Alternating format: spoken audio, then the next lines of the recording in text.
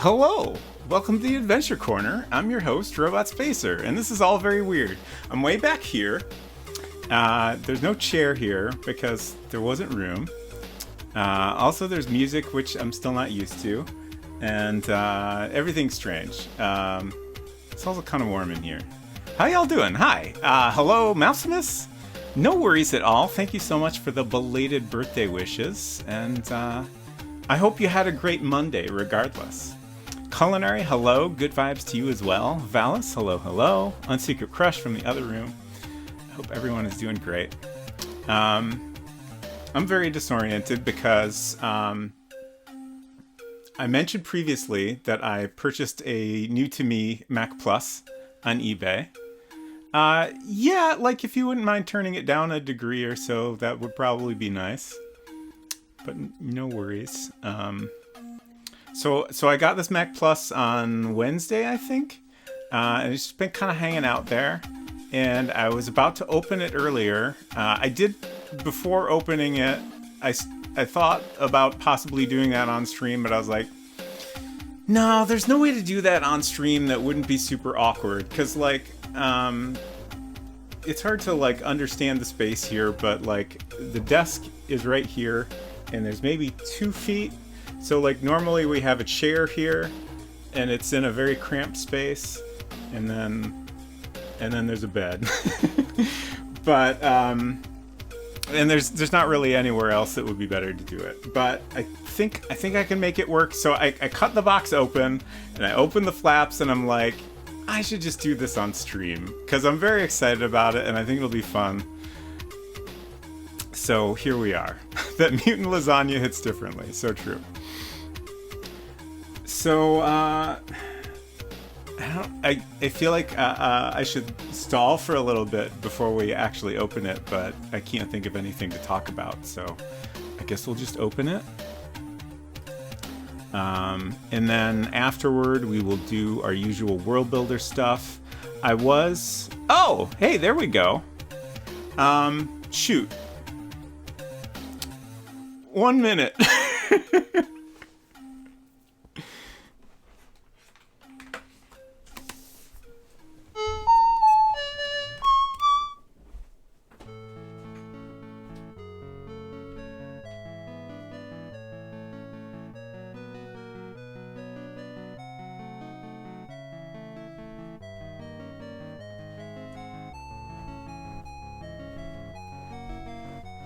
Hi, I'm here. Yes, so we do have some Garfs here. These are not the things I found in the basement. I actually found these in the living room. Probably my mom found them in the basement and then gave them to me. I meant to have them on stream Monday, but I completely forgot. Also, the microphone is kind of behind me. I hope y'all could hear that okay. I'm just gonna kneel down, I guess. This is all so awkward. But yeah, this is a great little Garf. I love it. It was just a little bonus. Let's see. Okay, it's got a copyright, but I think that's just like a Garfield copyright. 1979. And there's a date after that I can't read, but it's a very old Garf.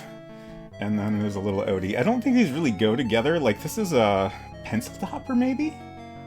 It's got a hole in it, and this one's squishy, whereas this is very hard plastic. But I did find these in the basement, and they're nice books.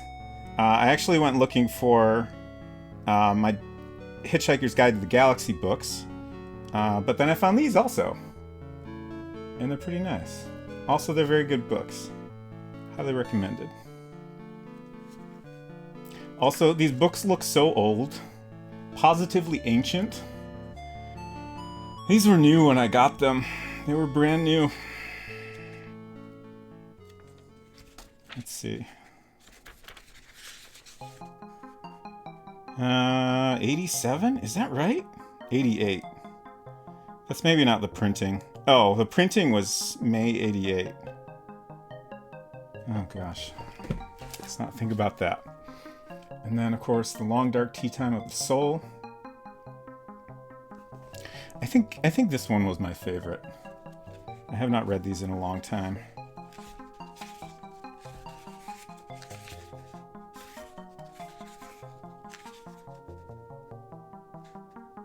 This also says 88. First pocketbooks printing January 1990. And apparently I folded over a... Oh, huh. Oh, there's a receipt in here. Interesting. I guess that's the page I was on last. But yeah, those are some things I found in the basement. Thank you so much for sponsoring this episode of Things I Found in the Basement 6-7. No, that's the wrong one, but that's okay. I had to make chat very big so I could see it from back there, and now it's too big because I'm up here. Give us a soap opera update. Ooh,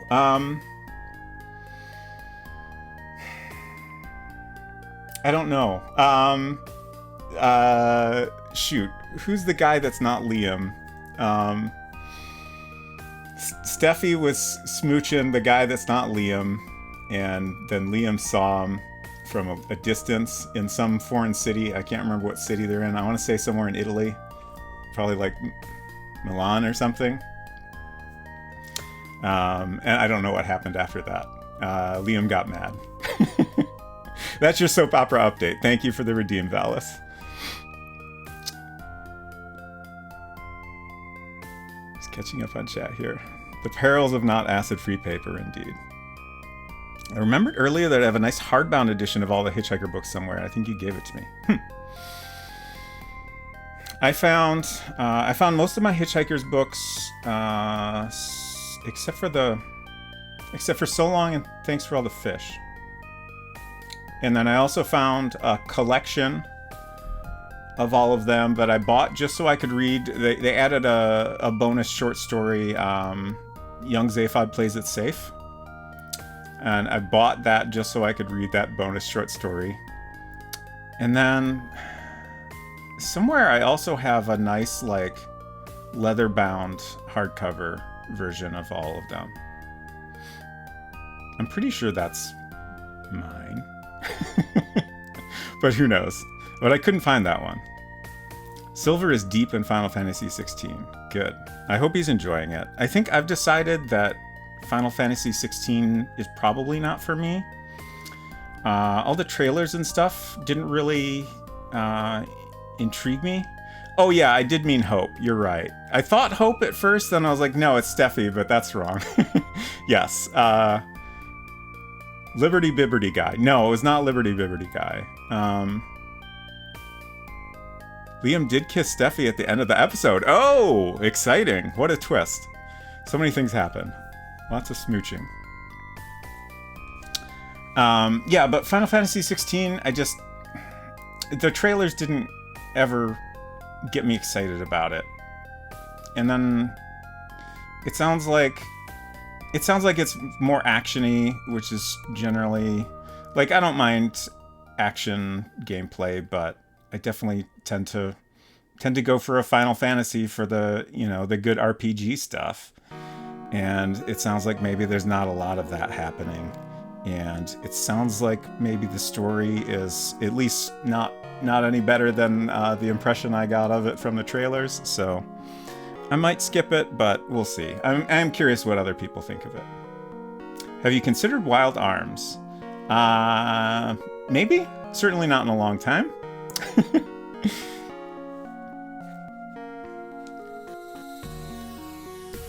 Okay. I think I'll get back in my box opening position. You should consider it. Okay, I will. Let's see.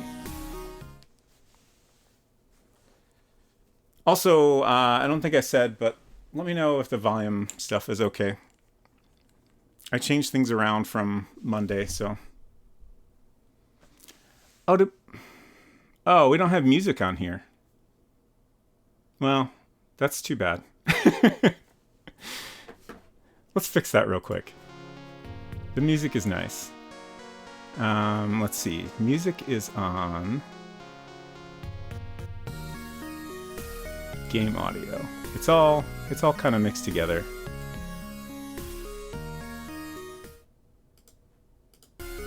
There we go. Yeah, that was not on purpose, but now it's all better. Okay, so I got a box here. It's big and heavy. It says it's for a mattress topper. I hope that's not correct.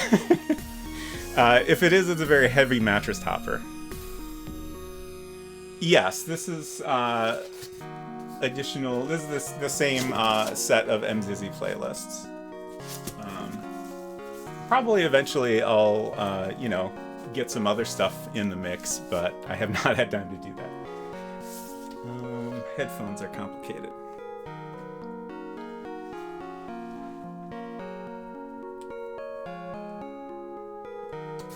So there's, I should have grabbed something to put all these packing peanuts in. Let me do that real quick.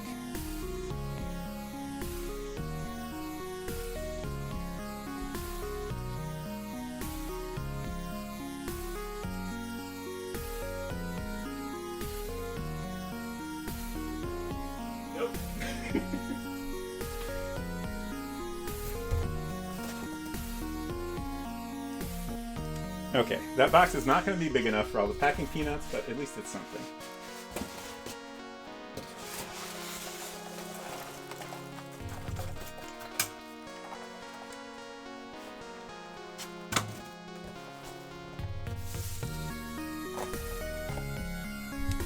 Hopefully this is packed well and is not broken in any way.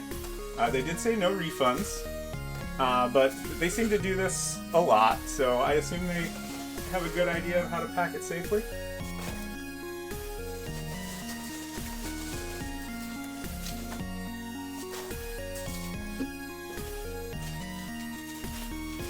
A mouse!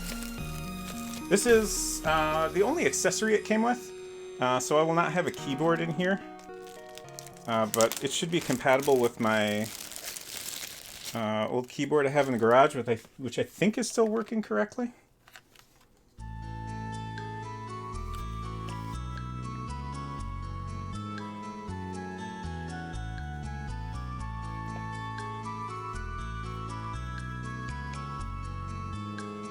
I forget what this kind of connector is called. And it does have a power cord, which I was wondering about, because I don't think they specified. So I'm not planning on using this today, but since we have a power cord, I'm thinking I might as well plug it in and boot it up, and maybe I can even, like, I got a bunch of discs over there, including like Dark Castle, so we could fire that up and just, kind of watch the title screen and then turn it off. Hello, Efton. Welcome. We did buy an old computer. This is a Mac Plus. Or possibly a mattress topper. I'm optimistic since it had a mouse in the box.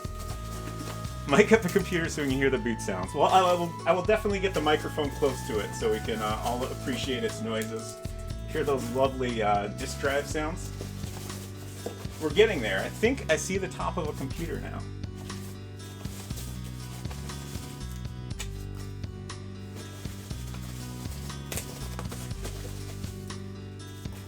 It's surrounded by these little bits of foam.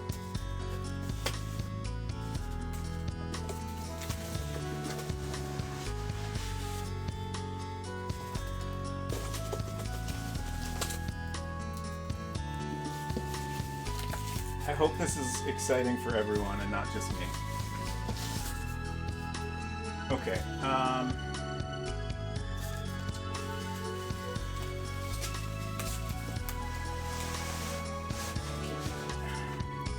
this is a little scary. Oh. Okay, let's try this. I think this will be safer.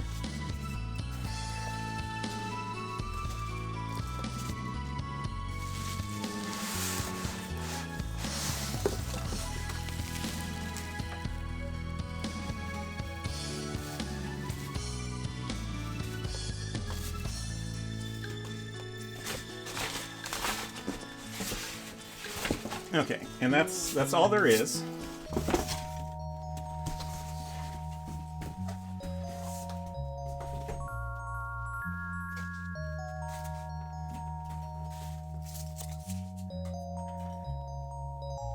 Yes, no keyboard. Are those cut up pool noodles? I think you're right. definitely what they look like.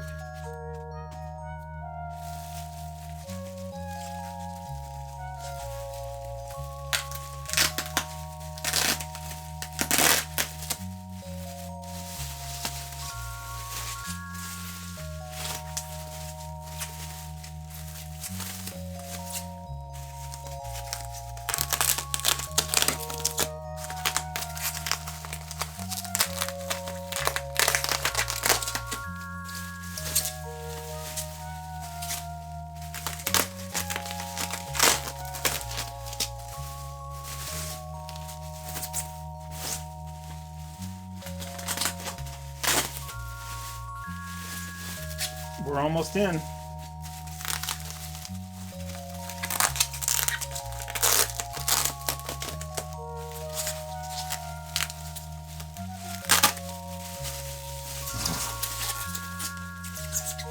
I wish y'all could see it a little bit better. I got the camera down as far as it could go. So I'm very excited because eventually they started making these in a color they called platinum, which is like a much more neutral gray color, whereas the original was this beige color. And I wasn't 100% positive from the listing which color it was, but this is definitely my preferred. Plus it'll match the keyboard I have.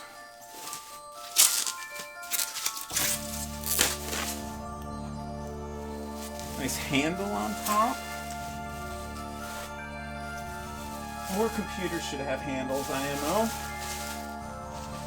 It's a mess now.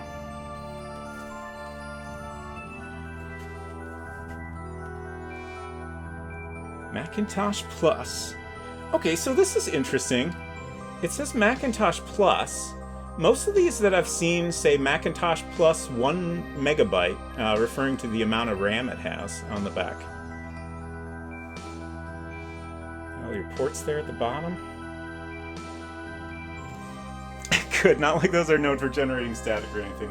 Yeah, I mean, hopefully it's okay.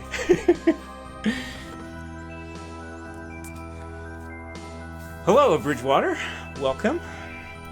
Has that been preventatively maintained? Yes.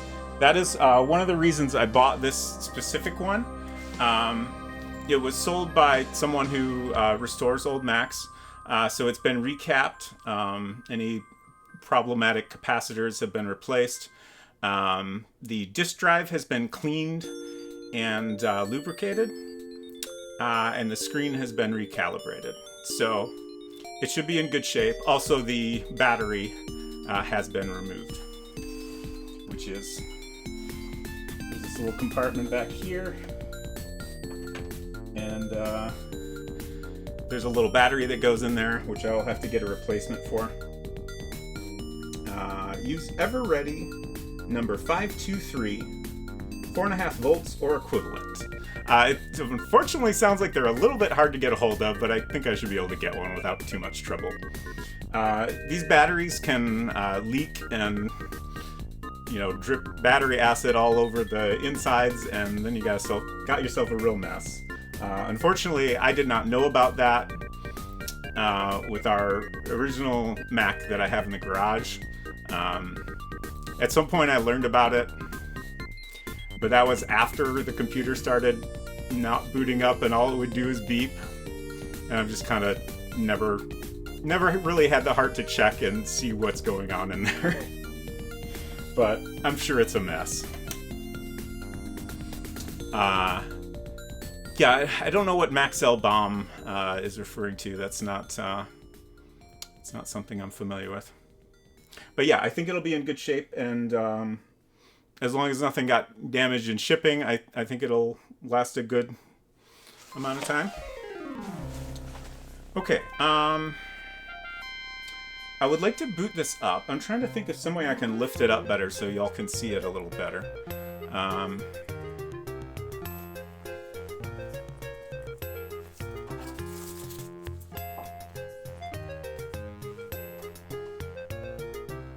Maybe we'll just go with that. I mean, it'd be nice if it was closer, but at least you can see the whole thing. So again, I'm not going to do anything other than like boot up Dark Castle and watch the title screen, but I think that'll be fun. I just want to show. I like the little icons on here. We got mouse port over on the side there.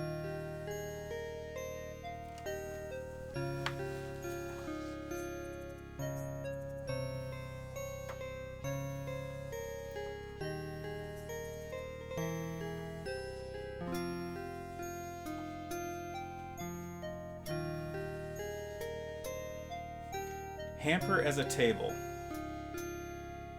It's not really any taller. And that would make it much closer, so I think it would be harder to see. Bridgewater says the 3.6 volt half AA used starting soon after this model tended to spew their contents everywhere when they fail. Ah, okay. Be more stable at least. Sure. I think this will be okay.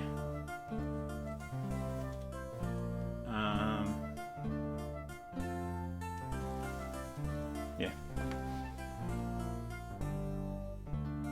Oh, my headphones came out. Let's see. Power.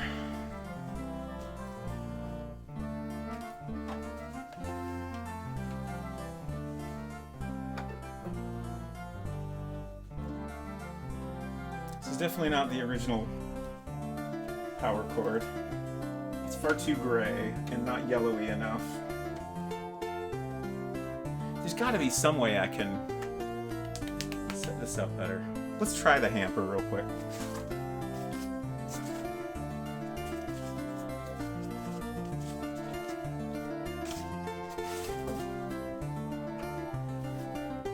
Hello, Krillin.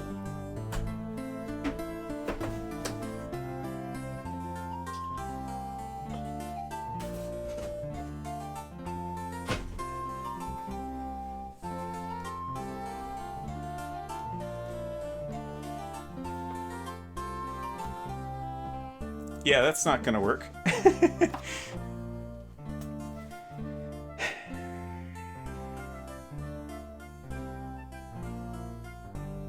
I'm just taking a moment to think here.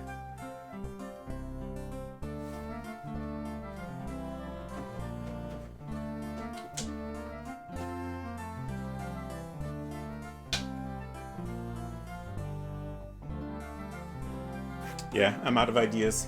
We'll just go with back here.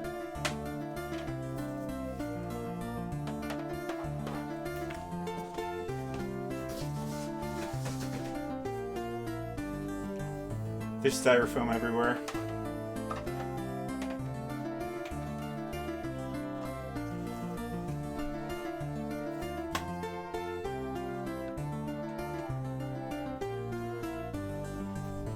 All right, let's stop the music here so we can fully appreciate the sounds. Hopefully it will actually boot up. There's always the possibility it won't, and then I'll be very sad.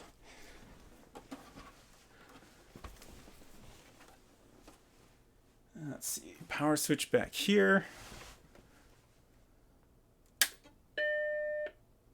Sounds good.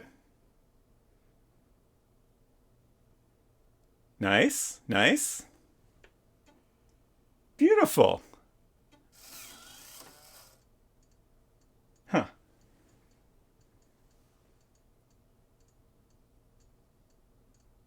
That was interesting. It made an eject sound, and then the... you probably can't see the screen very well, but normally it's flashing a question mark because it's not finding a disk to boot from. After it did the eject sound, it changed to an X, as though it was ejecting a disk that was not valid, but there shouldn't... Like, there's definitely nothing in it, so that was a little odd. Yes, I do have disks that we can try out. No capacitors exploded, yay. Yes, very, very good. Hello, Arabello, good to see you. So I'm going to go over here and grab some disks, and we'll see what we can do.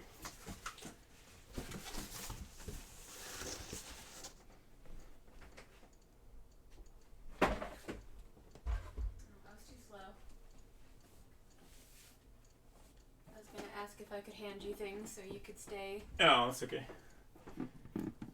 So here's my bin of floppy disks. Okay, what do we got here? I think Dark Castle's gonna be the most entertaining for something we can't really, play since we just have a mouse. That'll give us a nice title screen with some music and stuff. And it should be in here somewhere. Ford Simulator 2. Mac Golf.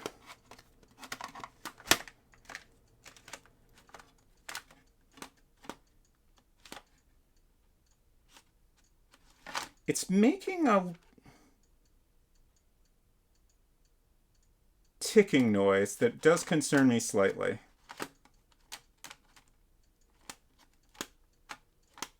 It's been a while since I've used one of these, so I don't know if that's like a normal thing it's doing or something weird. Okay, so there's no Dark Castle here, but I think it might be over on the shelf there.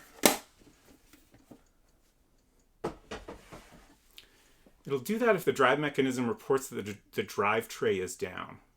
Interesting.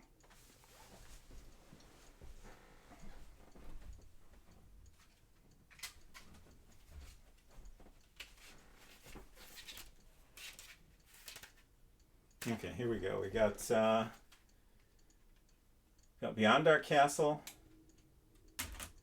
We got Zork. We got Airborne. And I think this is like a backup copy of, I think, original Dark Castle. We'll try that first.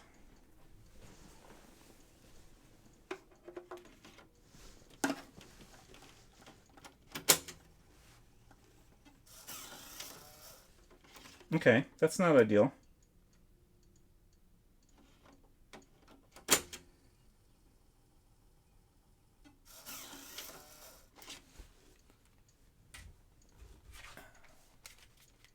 I hope it doesn't explode. That would be bad.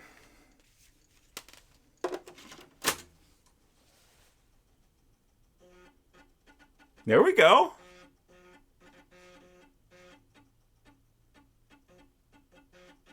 Silicon Beach Software presents.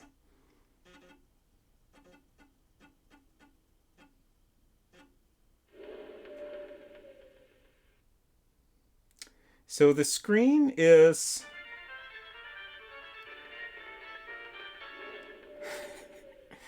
the screen is doing something I'm not super excited about.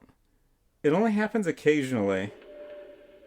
And y'all probably can't see the screen well enough to see what's going on.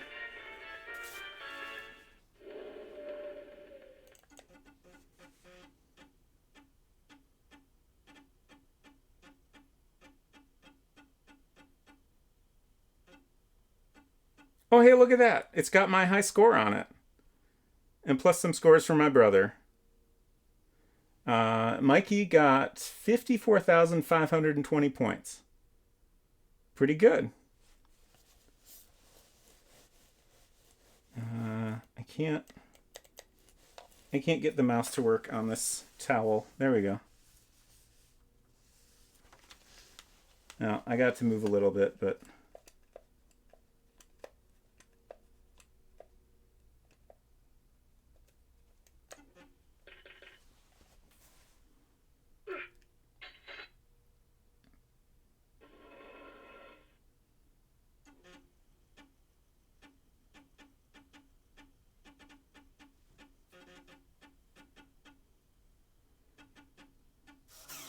oh no, please insert disc 2. Well, I think we'll stop it there because we weren't going to be able to do much beyond that anyway. It's still making that noise.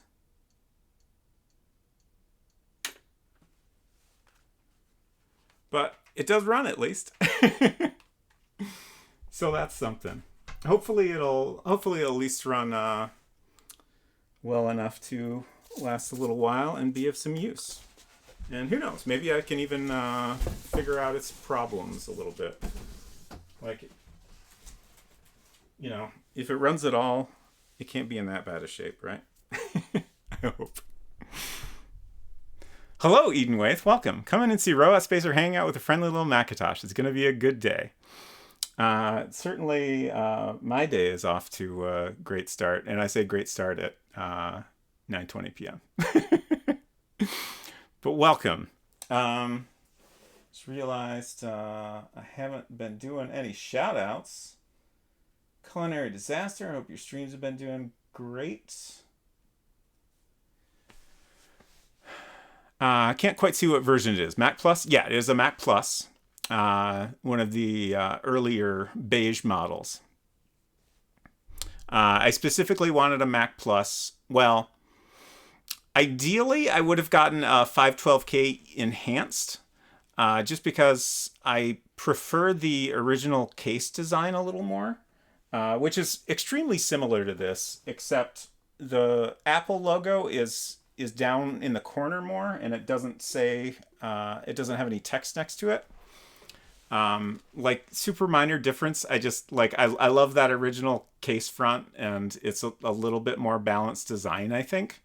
But that the 512KE would run System 6 and have that original design. This is a little bit nicer computer. But it can run System 6 and looks very similar to the original, so that's everything I wanted. Yeah, the SE is a much different look overall. Culinary says, thanks, started Vagrant Story yesterday. I forgot how cool that game is. Yeah, that always interested me. I like the art style a lot, but I never had a chance to play it. I never had a PS1, so I missed out on a lot of PS1 games. I think the floppy drive on the SE is on the right as well. Yeah, this is on the right. I guess, yeah, things are mirrored, right? Or wait. Yeah. It looks normal to me because it is mirrored. If I would have thought about that sooner, I would have flipped it. But yeah, that's my new Mac Plus. Hopefully, at some point, we can get the World Builder game running on it and try it out and see how it runs. I also got a floppy emu, which is a little device that takes an SD card, and you can load a bunch of different DSK files on it. And choose from those, and it'll present that disk image as though it's an actual floppy disk to the computer. So that'll make things much easier for transferring back and forth. Otherwise, I wouldn't really have any way to do that at all.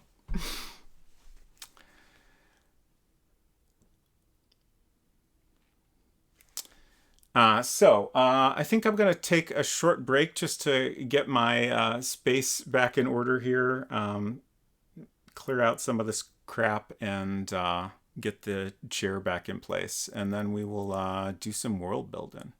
Actually, I might show the floppy emu first, just to... I haven't checked it out myself yet, and it should be mildly interesting at least. So let me get situated, and I'll be back in a couple of minutes.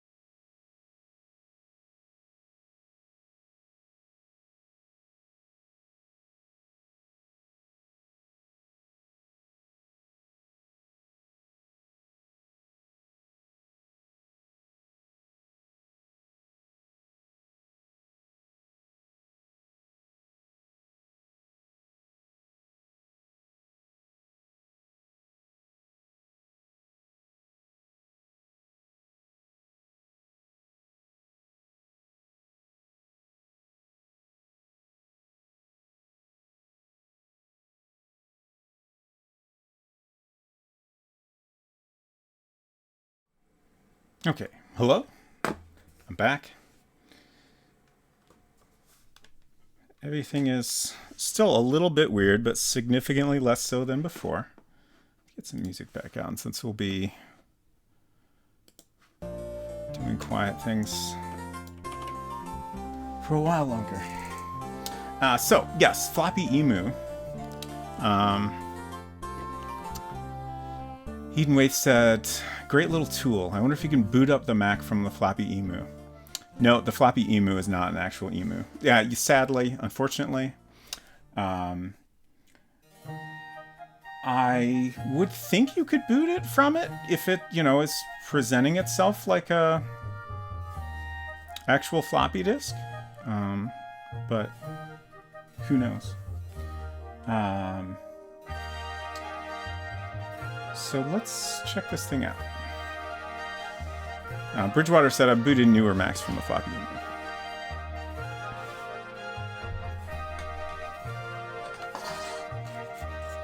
I don't know how interesting this will be, but there's some amount of assembly required. Got a setup guide here.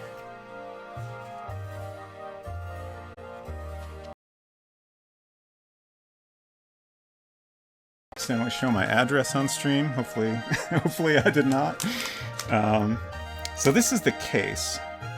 Frosted ice acrylic case. Joey's Bites, hello. I just have a Floppy Emu ordered. I'm going to Kansas Fest this year. I don't know what Kansas Fest is, but I would be very curious to hear about it. If it is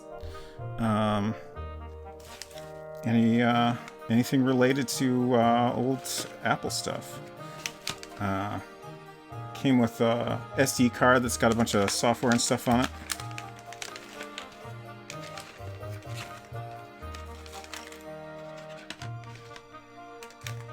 So this is the case. It's just a nice little... it's got paper over it, but it's got a nice little logo etched on it with a Happy Mac there. Let's see if we can peel this back. Kansas Fest is an annual Apple II week-long conference party. Nice. That sounds very cool. I can't figure out how to get this paper off. I don't want to goof anything up, so we won't do that. But it will be a nice frosted acrylic appearance rather than brown paper appearance. And then here's the actual device.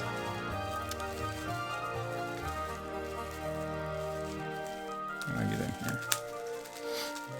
Was lazy and just kept the paper stuff on the acrylic. Fascinating.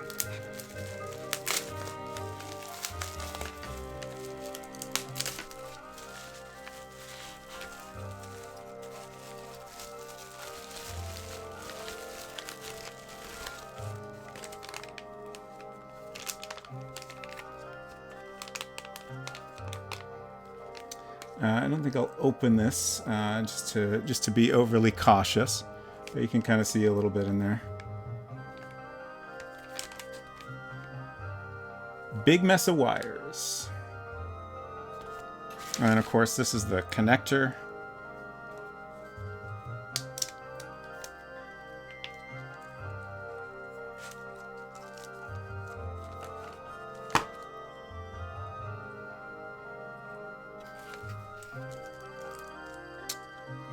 So that should be pretty handy. And, oh yeah, this Mac has a SD card slot, so that'll be great. So I can just stick this in and copy the files over and then go straight to the old Mac.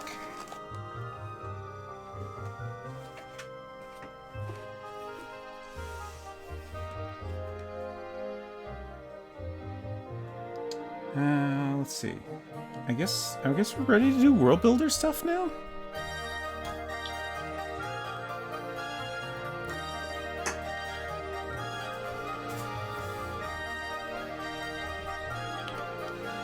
I wish I had a better idea of how the relative volume of the music is. But again, let me know if you have any feedback on that. It's fun playing with old tech, but fighting with SCSI drives is not one of them. Yeah. Seems okay. Okay, good. Thank you. Thank you also, Val. All right. So what are we doing? I have not had any time to think about this stuff since last week. Especially since I was planning to do a Playdate stream today. I got all the Playdate stuff set up, so like I think I have a setup that'll work well for it. I did not have the like emotional energy required to do something drastically different from what I've been doing. And it's also, you know, I'm still learning Playdate development, so like I feel like I need to be like fully prepared to do a stream of it. So we'll get to that eventually, but I decided I wasn't feeling ready for it today.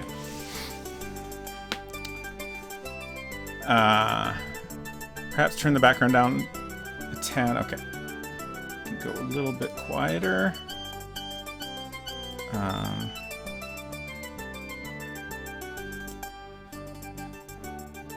And how that is. So not something completely different. I'm confused what you're asking. But yeah, eventually I'm going to do a Playdate dev stream or two, just to show how I am porting the World Builder game to the Playdate. And if anyone... Where did my Playdate go? I have it somewhere. Silver, good evening. Hope your stream went well. Here's my Playdate. Okay. Figure I'll share this again. So what do you think of Final Fantasy 16 so far, Silver? I would love to hear.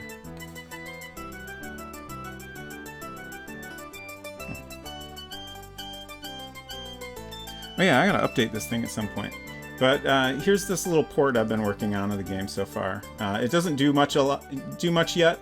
I just wanted to kind of start experimenting with how I could translate this to Playdate at all. So you know, in the World Builder game we have text input, so there's lots of things that require that are a little bit trickier to translate.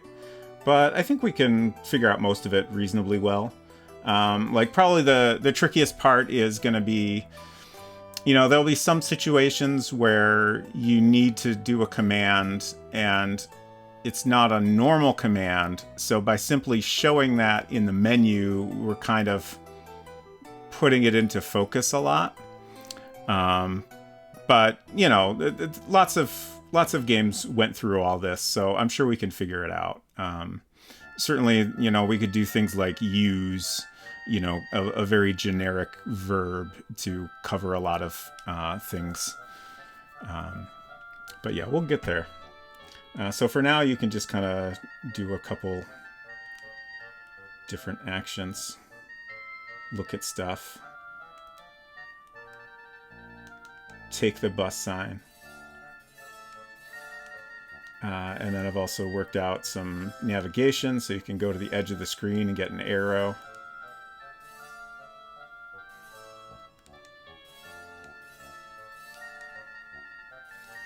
But one of the biggest things I haven't figured out yet is inventory. In this build, I have an inventory option up here, but it doesn't actually do anything. But I think when I do get around to a Playdate dev stream, we'll work on figuring out how to make that work. I think using the crank to, like if you start cranking, it'll open up the inventory, and then you can also use that to scroll through the inventory. That's at least something that seems worth trying out to see if it feels like it works well or not. Silver said, already making me upset at people in the story and making me have feels and large kaiju battles. I'm still amazed at how well you've migrated it and how well the art renders. Thank you. Yeah, like it's weird to see, like, you know, this is basically the same art. I just made it wider, and like the height of it was pretty good. I think it's like not quite as tall, but yeah, it's interesting. Like I am surprised how good it looks, just because everything is so much smaller. But since we don't have a ton of detail that's, you know, super important, I think that helps. Are there built-in functions to bring up the context menu? No, that was all, I wrote that all custom. At least I'm not aware of anything like that. So yeah, I wrote some code to like add, different hit targets to the scenes, and then, I had to write code to change the cursor and draw a little menu and, handle scrolling through it and stuff like that.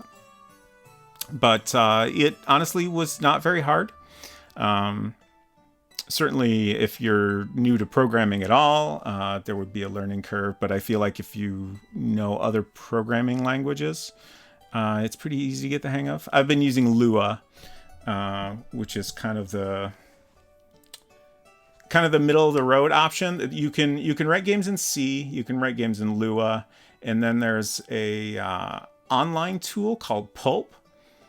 That's like a great option if you like have no programming experience. It's designed to be super simple to create stuff with that, and then you can I forget exactly how it works, but you can download it or somehow load it onto your Playdate when you're done with it. Okay, world building. What are we going to work on today? Oh, right. So a cool thing I learned about. I learned about this because of Donkey Island, which is a game that Mzizi and Sonneveld. It's a Czech game that they translated. Mzizi did the translation, and Sonneveld did various tooling and stuff. And when they released it, Sonneveld figured out a way to make it playable directly on the website. It's a DOS game, so normally you would play it in DOSBox or something like that. But you can do it right on the website. And I was looking at that, and I was like, this looks exactly like what the Internet Archive uses. So I asked about it, and it turns out it's a thing called emularity. And it is, as far as I can tell, exactly what the Internet Archive uses, which means it also supports Mini VMAC, which means it might be possible for me to make a website where people can load up our World Builder game and play it directly. I had previously talked about, getting it uploaded to the Internet Archive so it would be playable there, which I would still like to do. But, this gives me another option to check out. All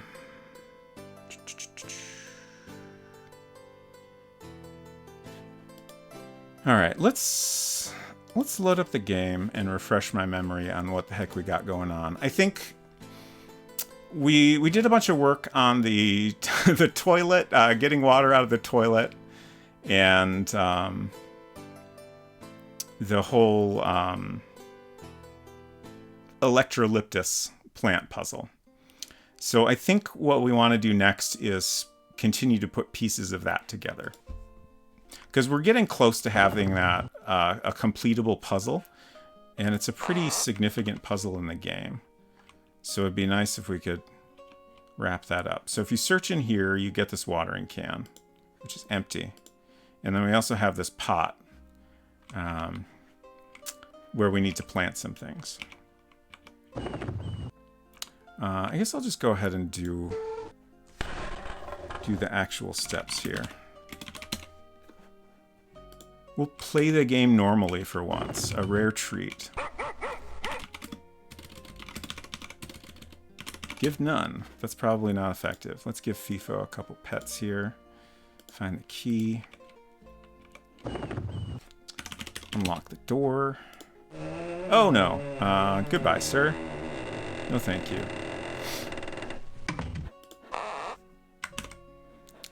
Okay. So in here, we can flush the toilet. And now we can get some water. It's a bit difficult to get the watering can into the toilet, but somehow you manage. The watering can is now full of toilet water. Great. And it is worth noting, we maybe made the watering can a little too big. Like, I did point out that it was a difficult process to get water into the can, but it might be a little bit too big. I'm a little torn on whether to not worry about it or try shrinking it a little. It would be I would basically have to redraw it to shrink it. Like, the watering can we modeled this after is quite small and would totally fit in a toilet. At least enough to get some water out of it. But this one is it's not quite believable.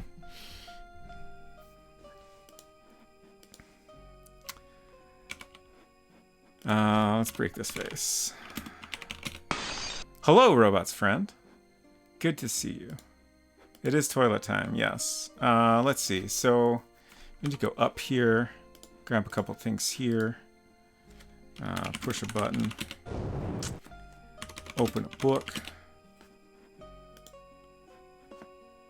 Thanks. Grab a potato. Thank you for the thanks, Culinary. Okay, so here's our pal Brisket enjoying a book. This scene is far from complete, but we can get the light bulb we need.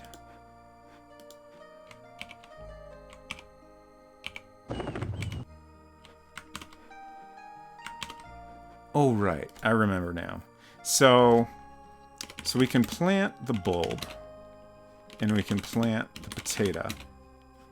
And it does fill up, which actually I kind of forgot that we had done that. So it's a good thing I'm going through all this. But now we need to be able to water it. So we have water in the watering can, but I don't think we can do anything with it yet. Yeah. Water pot. Yeah. You're not sure that's a good idea. That's really interesting. Why did it say that?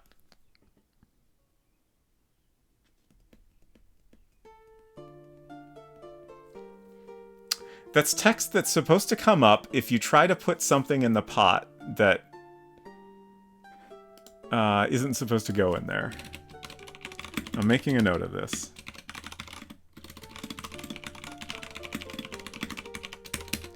We'll fix it. I do...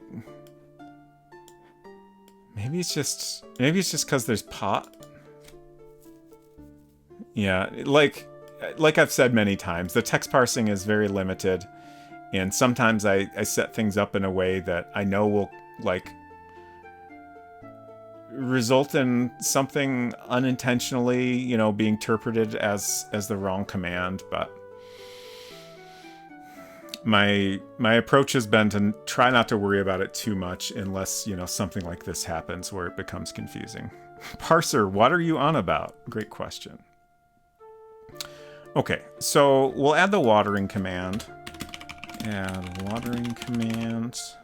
And in order to do that, we'll need to make sure that the player has the watering can and also that it's full of water. I think we made a variable to check for that. Yeah.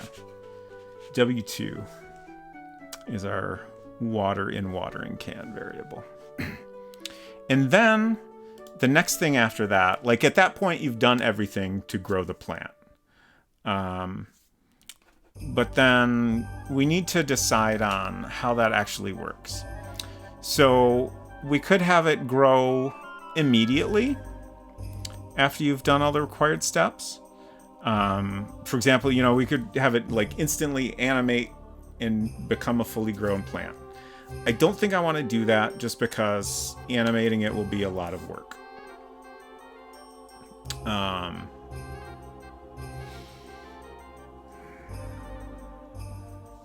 I'm pausing to think about it because, like, I hate to not do something simply because it's a lot of work. And ultimately, like, maybe it's not going to be that much work. It just sounds like it'd be a little tricky. And actually, yeah, a big part of my hesitation is I still don't know how well animation is going to work on an actual computer. I did send someone a disc the other day of the game so far, and they're gonna hopefully test that on a early Macintosh. I can't remember what model they have. And of course, now that I have my Mac Plus, I should be able to test on that. So I think once I've done that, I'll be a little more comfortable considering additional animation. But for now, let's keep it simple. What if you leave and come back a couple times? First time it's a little sprout, then full grown. Yeah, I had this thought also. We could even require the player to water it more than once. But I don't know if that's necessarily interesting or useful. I maybe like the idea of seeing it grow.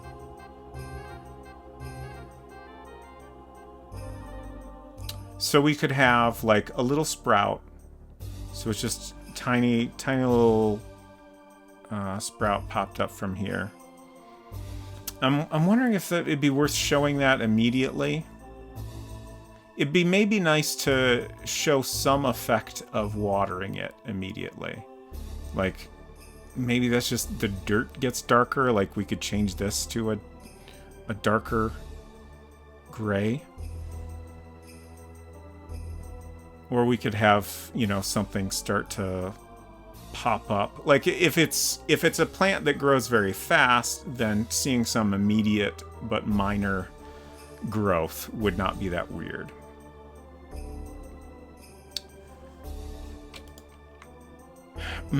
Here's another tricky thing. If we have it grow in stages, then we need each stage in 2 different forms, since you can go close. I guess we could potentially have it so you can't go back to the close-up, but I don't think I want to do that. Because I think it'd be nice if you can get close up and then see the battery that's growing on it and grab that from the close-up.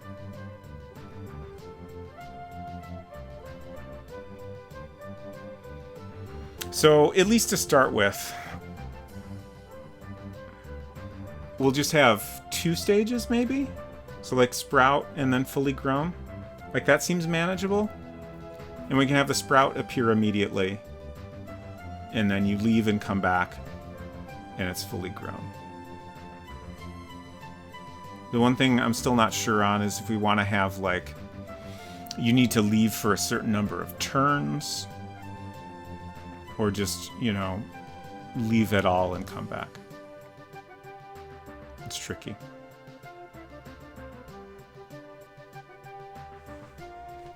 But that's something we can play around with if it feels weird. So let's start with the code for watering it, and then we'll start making art for the plant. We do have the fully grown plant drawn already in the smaller view. We still need to do a close-up. So there's our plant with the battery grown right there. I think that looks pretty good. I don't know that I'm entirely happy with it, but it looks okay.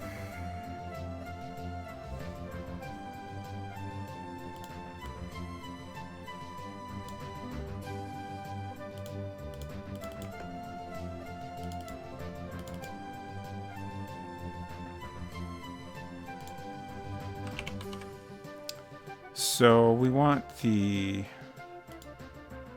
flower pot. I guess since we've required you to go to the close-up for any other interaction, we'll continue to do that.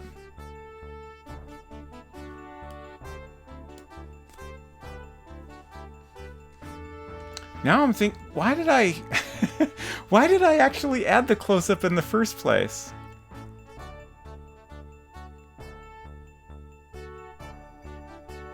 I think what happened was I had a reason, but then at some point, and this has happened more than once, at some point that reason was no longer a concern, but I just kept going with my original plan, assuming there was still a valid reason. Like, we had the close-up because it's a little bit similar to, like, the little sweetie or the book interaction, where we need you to go to a separate place to interact with it. But that's not really true of the pot, now that I think about it. So I just kind of overcomplicated all of it for no reason. But I guess we'll stick with it since we've done it. Like, it keeps all this code contained in this close-up room, but I think our other room, the greenhouse in general, yeah, there's like nothing in here, so it honestly doesn't matter. Like, we could totally do the interaction right there. And like, I know one thing I was thinking was that you'd want to be able to drop items in order to put them in the pot, but that was all handled through code, and it could be done from either scene without any issue. Oh well.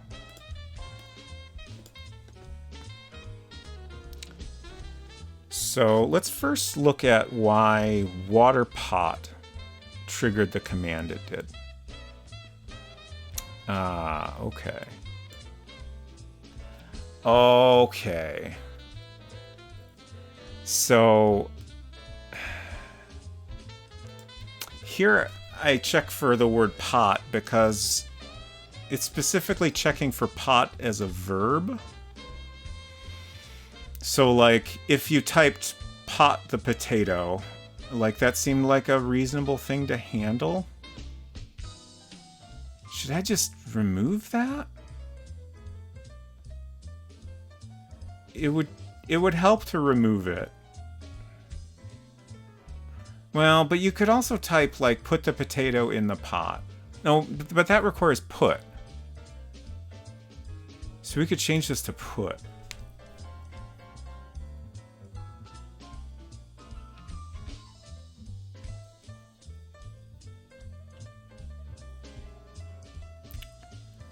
This is the kind of thing where like I would love to get some playtesting feedback from ideally a large number of people to know, how important certain verbs are, but that'll probably never happen. Certainly we can get some people to playtest it, especially if we're able to set it up on a website so people can play it without having to, download and install things. But I think for now I'm going to change pot to put. So you won't be able to type pot potato. But to me at least that feels a little unnatural to type. Like put potato in pot or plant potato. Sure. Yeah, at least in the Playdate version we won't have to worry about synonyms. We'll just have different problems to deal with. But we can also maybe, potentially do more advanced things. Like in the Playdate version, you'll be able to select an item from the inventory and then, while like holding that object, click on a thing to interact with. So that'll help a lot. Like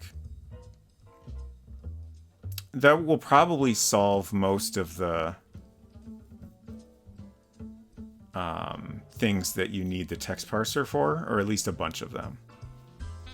So I think that'll work out great. Have you seen the Sega Master version of King's Quest 1 and how it changed the interface to select verbs and nouns instead of typing in commands?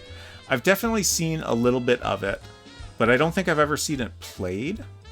So, I can certainly imagine from what you've said how it works, but that would be interesting to see at some point. I'm also reminded a little bit of Stories Untold, which in its original version used, well, at least in parts of the game. I've never seen the whole game in its original form, but it used a text parser for at least some segments of it that they, for console versions, had like, it's almost like a keyboard interface that, has verbs all over it. And then it has both verbs and nouns. And as you play the game, like you interact with an object that kind of gets added to the keyboard. So you have additional commands. It was an interesting approach and I thought it worked pretty well. But certainly not the sort of thing we'll be doing. What I initially saw of your Playdate version looks like a good idea. Thank you. I think Saturday Edition had an interesting way to interact with items.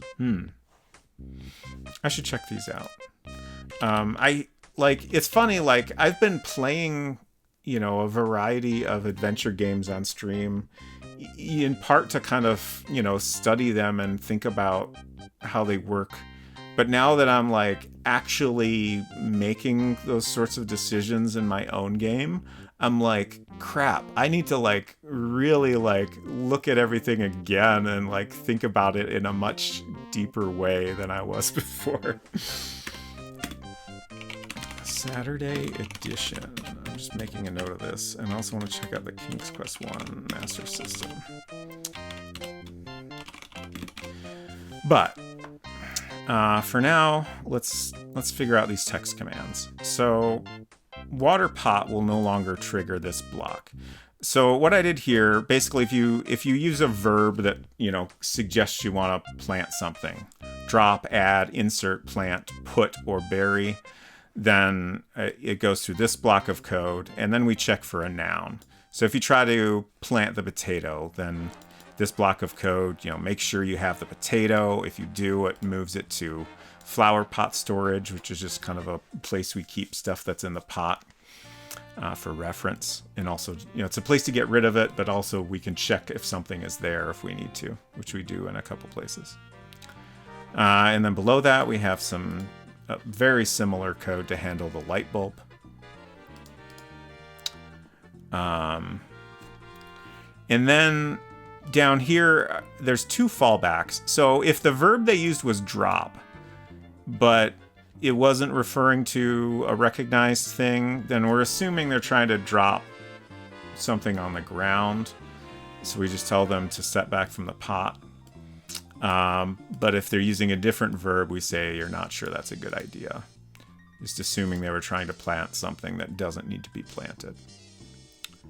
Okay, so let's figure out our code for watering it. We're going to do something pretty similar where we check for verbs and then nouns. Well,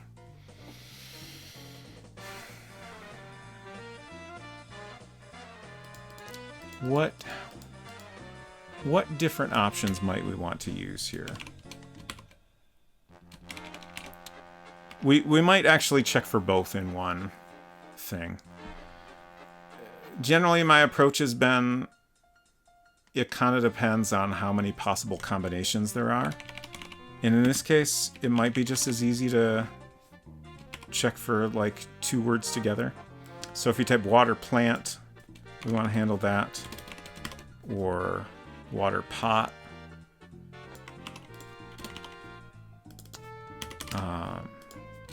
Or use watering can would be a reasonable thing to type.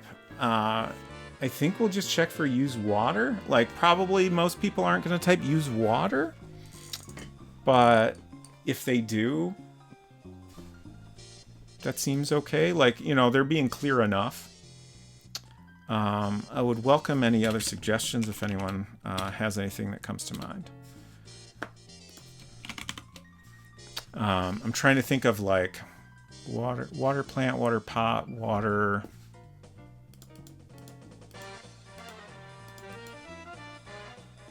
Dirt.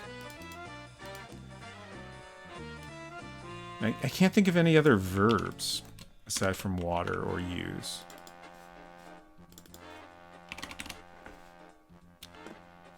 But we'll go with that for now. And then we need to check if they have the watering can. So this kind of check here. Pour. Ah, that is a good one. Thank you.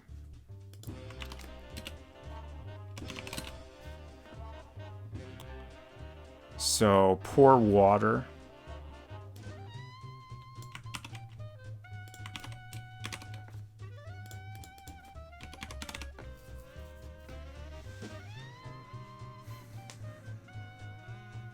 I guess if they type pour toilet water, our game won't recognize that, but I think that's probably okay. Hopefully. Okay, so let's make sure they have the watering can. And we also want to make sure that W2 is our variable where we keep track of whether they have water. Oops, it's not correct. W2 number sign equals 1. Use water? What water? The water in the can. What can? The can with the water. What water? That's great. I love it. I think this is going to be an exit here. So, as long as they have both those things.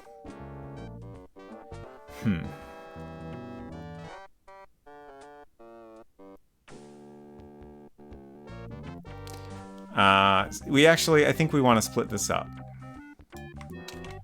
Just because we want to respond to things in a different way if they only have one of these conditions met. Okay, so if they have the watering can and it's full of water, then we can water the plant. So for now, let's just print.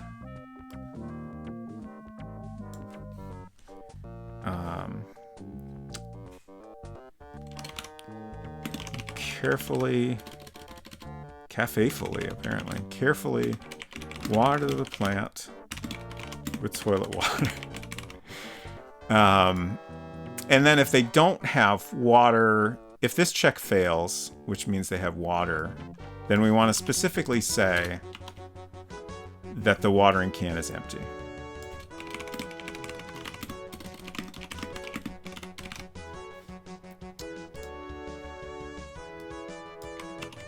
And then if they don't have the watering can, we want to say you don't have it.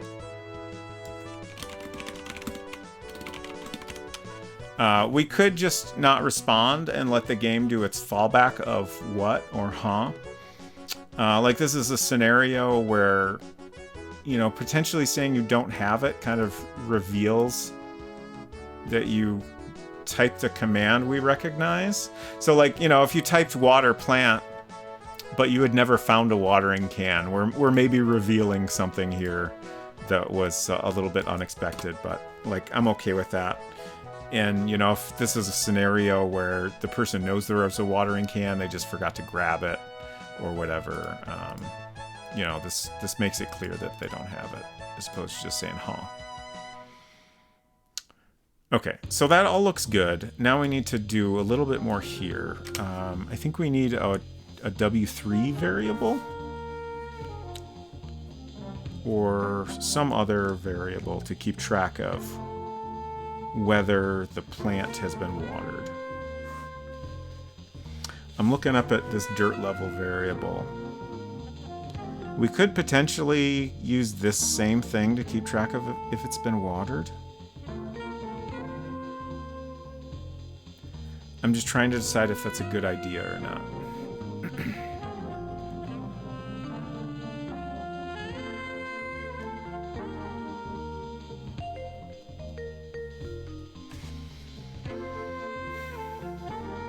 I'll just do a different one. Like, we have so many variables, it's fine. I assume since I used D3 there, we don't have anything for D4, but I'm gonna flip through and make sure.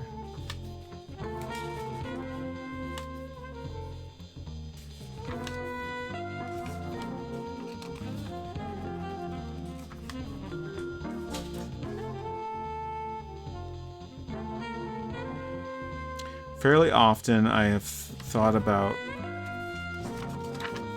putting all my variables in a file. I probably will never actually get around to it. Okay, D4 it is. Dirt watered. And it'll be our usual less than 1 equals nope. 1 equals yep.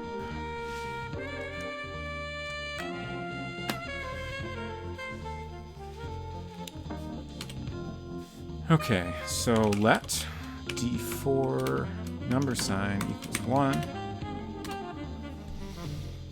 And then I guess if we're gonna change the appearance in some way, we'll need to do that here as well. But we don't have an object ready for that yet.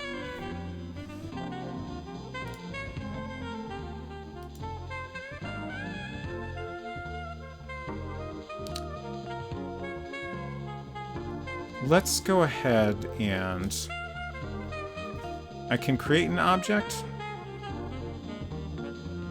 that's just like a darkened dirt appearance. So we'll just duplicate this and change the color just so we can better see what's happening for now.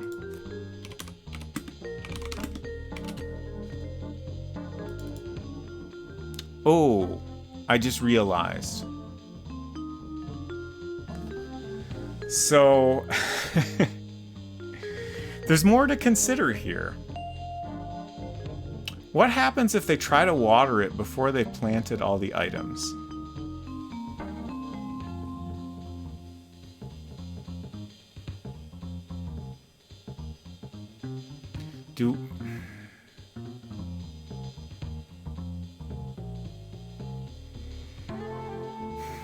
There's a few different possibilities I can think of. We can let them do it and then just, you know, say they've done it, but it doesn't actually accomplish anything until they've planted all the items. We can, you know, let them do it early and just not worry about it and, you know, actually count it.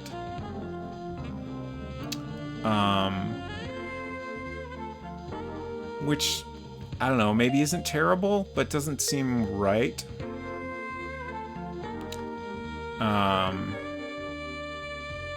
Was there another? I swear I had at least 3 options, but I forgot the other one. Oh, right. The other option is we don't let them do it. We, you know, pop up some message that says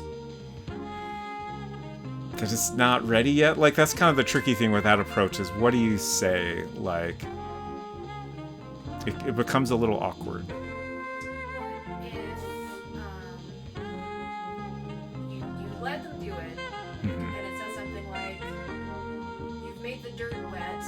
But nothing else seems to happen. Mm-hmm. So that would maybe kind of like suggest that there's something that the player needs to do first without giving away too much. Mm-hmm, mm-hmm. And then also maybe they have to go back to the toilet, which would maybe be funny. Right. Oh, yeah, that's another thing, is once they do this, we should change the W2 variable so they no longer have water. Okay. So, I'm not sure if the mic picked her up, but the suggestion was we let them do it. We, you know, respond in a way that's like, you know, the dirt is wet now, but it doesn't seem to do anything. So, you know, that kind of hints that you've done it at the wrong time. I like that approach. The only tricky thing is I like the idea of having the dirt become darker once it's been watered. Like, that's realistic, and also, like, you know, it lets us change the appearance in a useful way. But if they can water it early, then, and we acknowledge that the dirt is becoming wet, then we don't change the appearance of it, that's going to be weird. But I don't want to have, like, 3 different watered dirt phases. If this was the Playdate version, I might be okay with it. Just because modern programming would make that all more manageable. But in this, it's just going to be a nightmare to deal with. So maybe I just won't worry about it. Maybe we won't have the dirt get darker. That seems like maybe the best approach. So what we'll do is we'll have the little sprout pop up when you do everything in the correct order. But the dirt won't get dark. So this is extremely temporary art to suggest a little sprout. Okay. If you have another variable in your budget, you could have an is watered. I forget if you just said that. Yes, I do have that.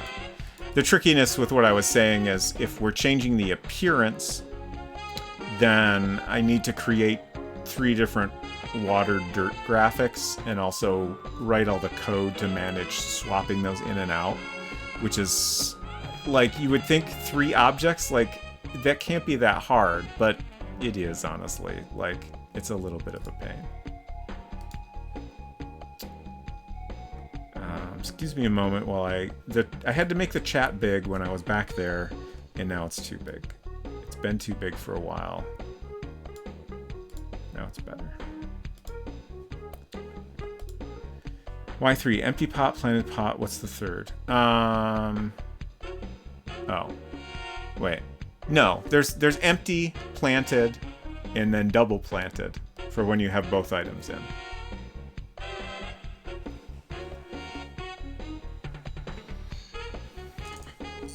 Yes. There's the variable notes. Dirt watered. It kind of looks like dint watered, but it says dirt, I promise. All right. So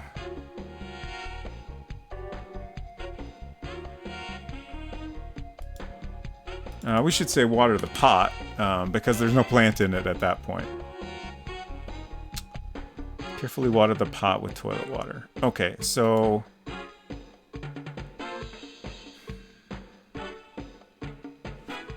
yeah, this is where we'll put our next check. So we want to make sure the dirt level, D3, is at 2, which means they've done it all in the correct order. D3 number sign equals 2. Then.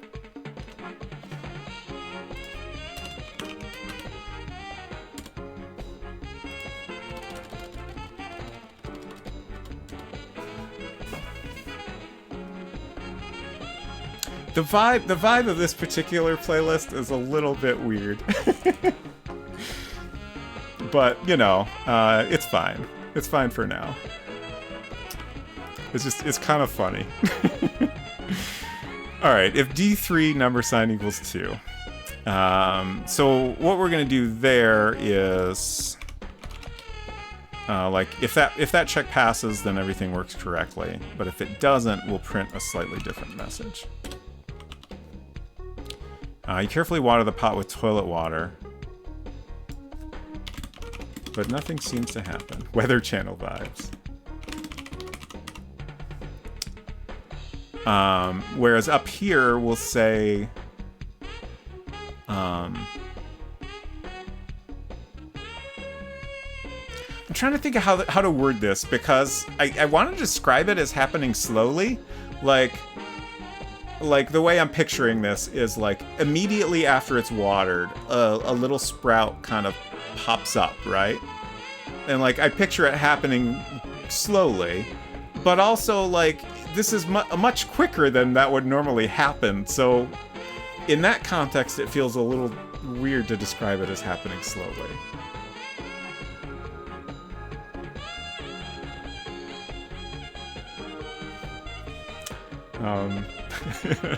All I could think of is like instantly but slowly. Like, that's so awkward though.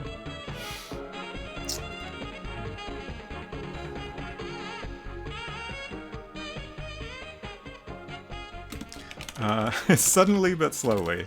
That's still kind of awkward, but I also kind of like it a little bit. Suddenly but slowly. A tiny sprout.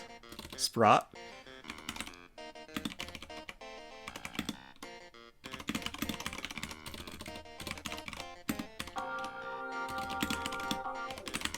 Suddenly but slowly, a tiny sprout appears in the center of the pot. One Secret Crush says, sometimes when I am starting seeds, it seems like you turn your back and suddenly there's another leaf. Okay. So maybe this is not so unusual. Okay, and then the other thing we need to do here is, at this point in the code, they're definitely watering the pot. It's just a question of whether or not it's successful. So at this point, we need to remove the water from the pot, which means we let W2 number sign equal 0. So then the pot will be empty. And then you know, if it failed, they will have to go back and get more toilet water. A seedling is like a watched pot, basically. But in this case, you are watching it, and it appears instantly. So, obviously a little bit different than normal. But good to know we're not completely far off. I'm hesitating because I feel like there was something else related to this we needed to deal with.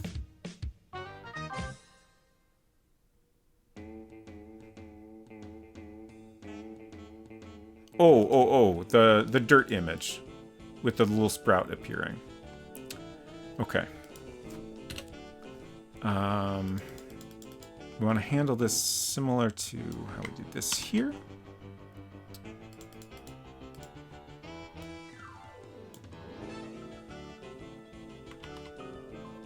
So we move dirt 3 to the scene, and we move dirt 2 to storage. Okay, that should be correct. Yeah, a real seedling experience would be nothing, nothing, nothing. Did I kill it? Suddenly leaf.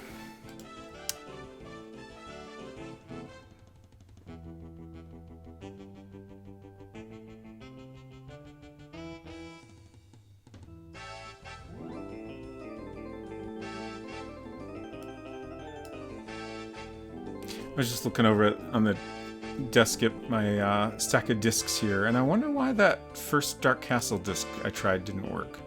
It's interesting. Maybe it doesn't have what I thought it had on it or something. Or maybe it just is not readable anymore. It's certainly possible. I'm very, very curious how many of the discs I have will be readable. Especially, I have some that...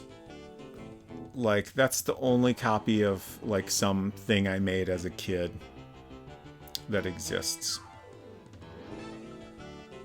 Or at least my best shot at recovering that data. Somewhere I have a damaged SciQuest drive that I think has backups of a lot of stuff that I don't have anywhere else. But it's damaged, so I don't have any hope of ever recovering it. When that disc started having problems, I like begged my parents to buy me some data recovery software so I could try to rescue the stuff on it.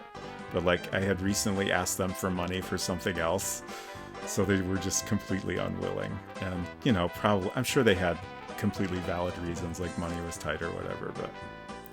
I still think about that occasionally, and at this point I have no idea what I lost, but certainly some stuff. Okay, so let's cheat. Get in the house. Let's cheat and get all the items. So there's our watering can. We're going to open this to get the potato.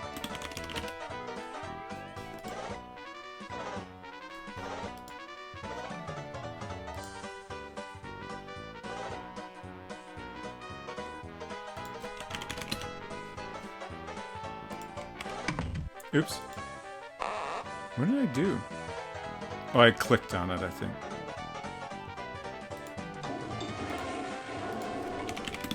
Can I take water? Okay.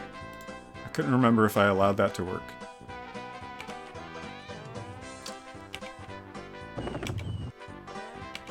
Oops, too far.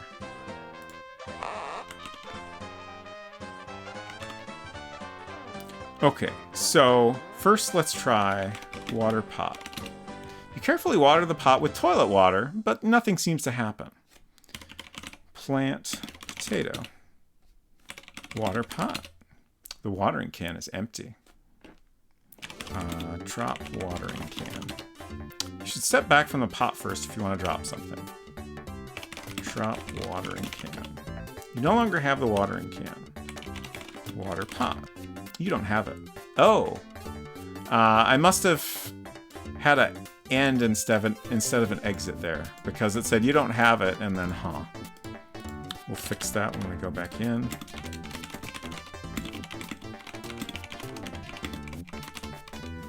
Just making a note. Okay. So let's take this and go back, sheet house again. Take water.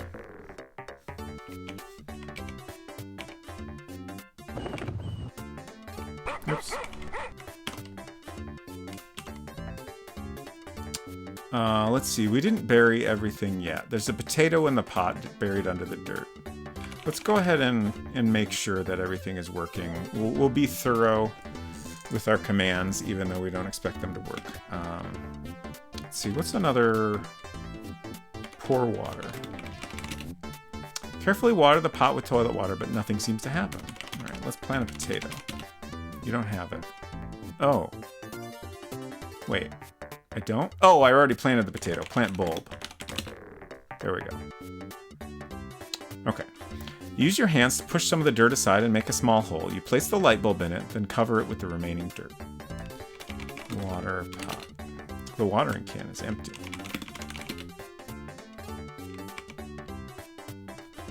Get water.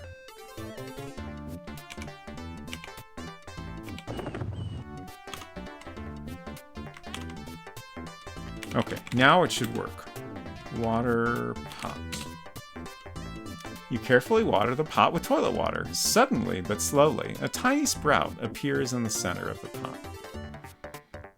Definitely the wording could use some improvement, but at least it all worked. Baltimore, hello there! Good to see you. I hope you're doing well.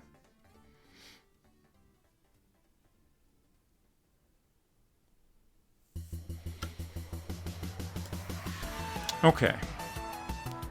So that more or less worked. We just need to improve this image. And then, like, they've done everything, so at some point this needs to become a full plant. Can something happen sudden yet slowly? Yeah, I had a little discussion about this. What I'm trying to say is that it happened immediately, but very gradually, like slowly. Like, normally if you plant something and then water it, it's not going to pop up immediately, right? So, you know, it does pop up immediately, but it happens very slowly. Like, it doesn't, like, you know, quickly spring out. Like, I'm trying to describe that it's happening, you know, over a period of at least several seconds. So yeah, like, definitely I'll improve the wording later, but I'm okay with it for now. Surprisingly, a little sprout slowly emerges from the dirt. That's pretty good. How do you know it doesn't sprout immediately? I mean, because I'm deciding what happens.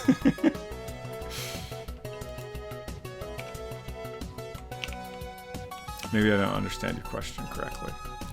Alright.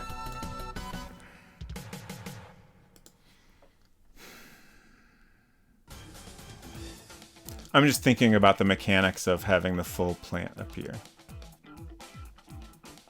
So let's check the manual. It's his world he's building. Exactly. I know there is within a room a counter, a loop counter, but I don't think there's an overall move counter in the game. But I do want to check on that real quick. And by in the game, I mean in World Builder in general.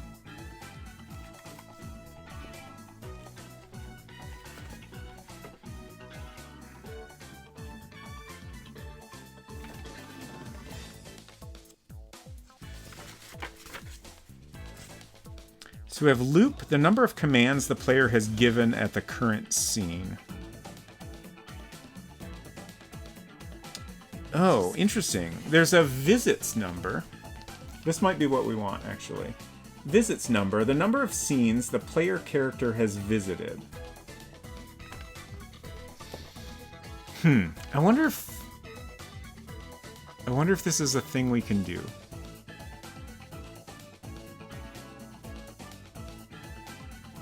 So my thought is, if we can, when they water the plant, if this is what I think it is, like, it's kind of hard to tell from the description. Like, is it the total number of rooms they've been to? Or, like, is this a number that gets incremented every time they go to a different room? Meaning, if you go back and forth between, like, a couple of rooms, is it going to keep going up? Or is it going to stay at 2 because you've been to both rooms you're going back and forth between? I would assume it keeps going up, but we should test to make sure. So, ideally, what we could do here is, once they water the plant in the correct state, we set a variable equal to visits number. That's the first thing I'm not sure if we can do. But since it's a number, I would think it would work. And then later... Ooh, actually... Shit. I don't know that we can do any math. I don't think there's math in this.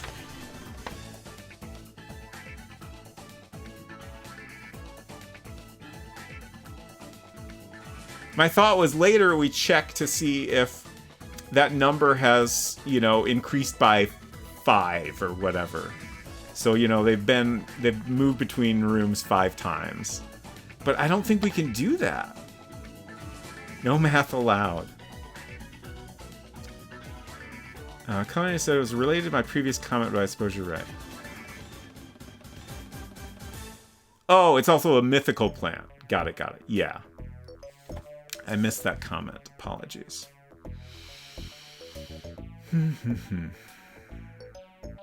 Yeah, we don't have math. I've never seen any mention of it anywhere. I'm just kind of looking through the appendix to see if there's any, like... There's nothing about math or add. It's kind of wild. But I respect it. They were just like, nah, you don't need that.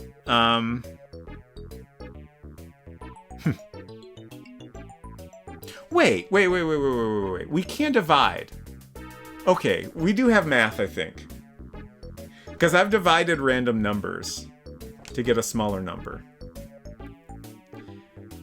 Bolt says, what math do you need? Specifically, I'm wanting to check if they've made a certain number of moves since a certain point in the game. So I'm just going to try it. Visits number seems to be the thing we want. And we'll write some code and we'll see if it, you know, gives us a syntax error. We'll see if it works, etc. Some math allowed. I'm just imagining the puzzle. Water the plant, then go somewhere you haven't been before, then come back. Yeah, that would be bad. That's not how we want it to work. It would be funny, maybe, but probably just make people very angry. Oops, that's not what I wanted. This music sounds so much like Washu's theme from Tenchi Muyo. Fascinating. I don't actually have a good way to check what this actually is right now.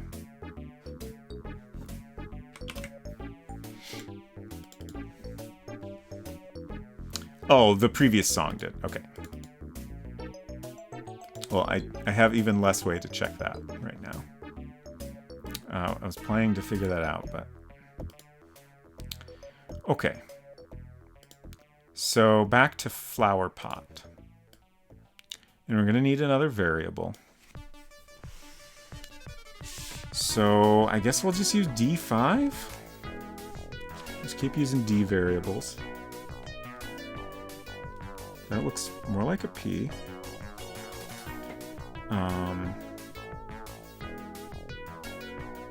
This is going to be visits number when plant was watered.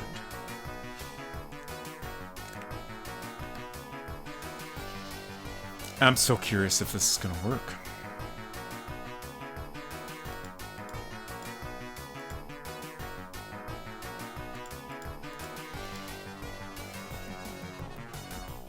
Okay. So, this is when they water it successfully. So, D5 # equals visits. Is it visit or visits? One moment. I'm just checking my PDF copy of the manual. Visits number sign. Okay. Whoops. I'm very concerned it's going to give me a syntax error on that.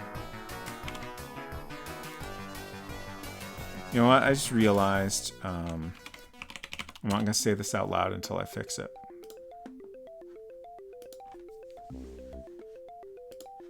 Nobody figure out what I'm talking about until I fix it.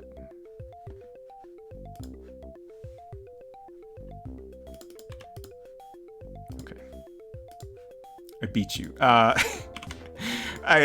I realized that I left things I found in the basement 2 redemptions per stream, but I do not have a second thing I found in the basement prepared. I barely had the first one prepared. Okay. So then the next thing we need to do is when they come back in the greenhouse, we need to check if the current visits number is equal to that plus, we'll say 5. I also just realized, like, I don't think we have any way to print this number. I don't know if you can print a variable. Let's try it. It's probably just going to print the text visits number.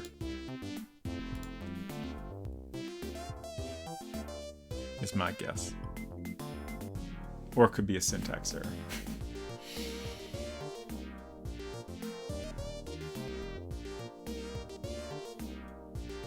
No, it worked.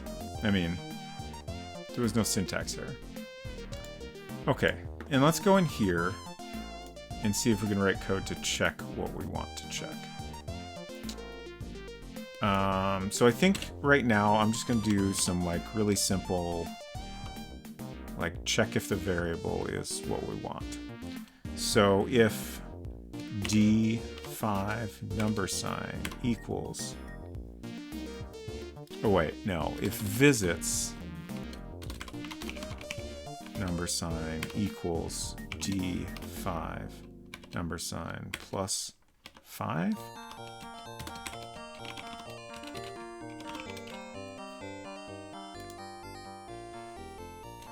Then we'll print, you took 5 turns since watering the plants.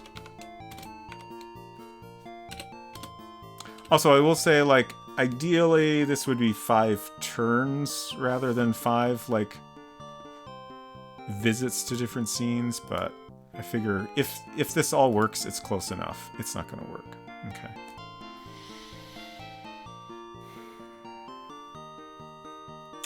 So it won't let me do this comparison, but maybe I can set this to the number we want in the other bit of code. Yes, this one's Bubble Bobble. That one I just know.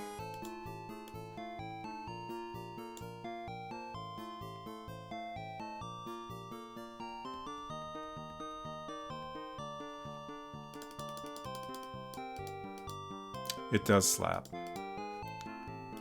This is a certified banger. Okay. So what we're going to try to do here is set this to visits number plus 5. And since the other thing didn't work, I'm kind of skeptical this is going to work, but we'll see.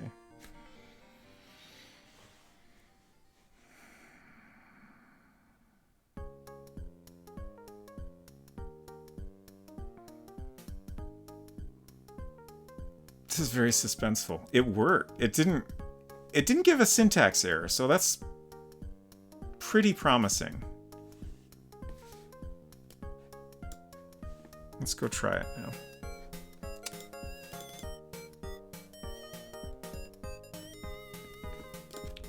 Sheet items, bulb, watering can, use the book. It's one of those, I don't believe that compiled, I still don't trust it. Yeah, for sure. I'm trying to think of...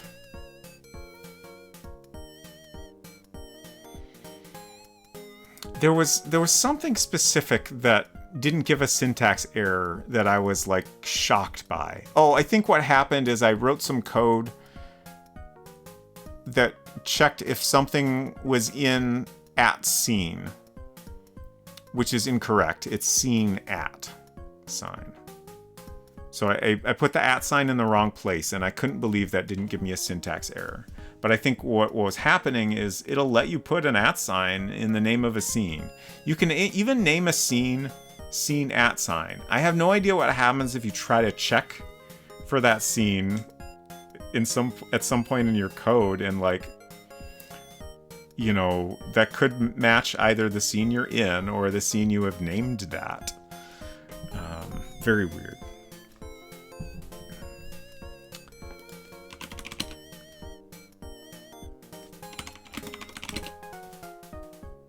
Probably use some additional cheats here, but currently we don't have them, so fluish.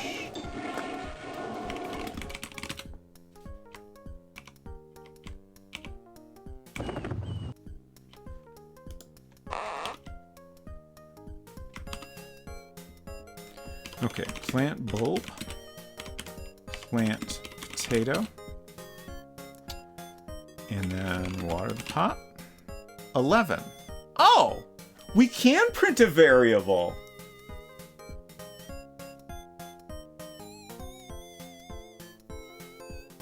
We're learning new things all the time. Fascinating. Okay, so now what we want to do... Oh, I just thought of an interesting wrinkle here, which is that if you use the sweetie or open the book, that technically takes you to a new scene. So that would increase this variable. But that's fine, actually. You know, like I said, I would prefer if it counted number of actions anyways. So it should be 12 now. And we're counting up to 16. Okay.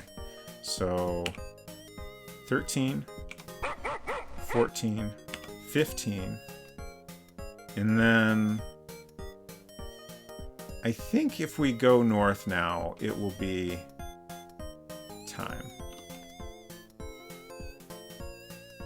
You took 5 turns since watering the plant. Nice. One thing I didn't think to check is coming back here too early. So we should do a quick check of that just to make sure nothing weird happened.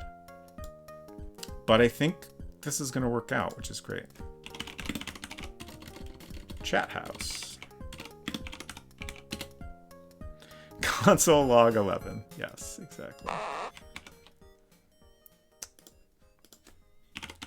Oh, I didn't get the items.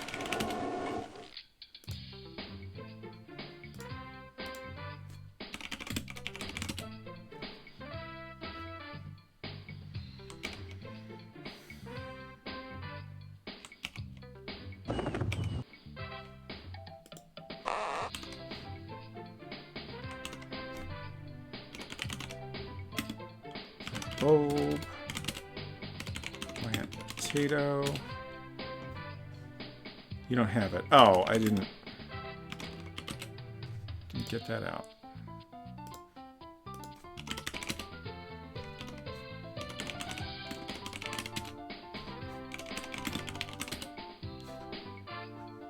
I keep wanting to type water plant. We didn't write code for that because, you know, there is no plant to water yet. But I wonder if maybe we should allow that. What do y'all think? Like, to me, like, you know you've planted something in here, so... Like... I feel like, conceptually, like, if you know you've planted something in a pot, like, I think of that as, like, the beginnings of a plant, even though it isn't one yet. Bolt says, I reckon you should. Yeah. The fact that you've written it by accident. Yeah. I think that makes sense. Okay.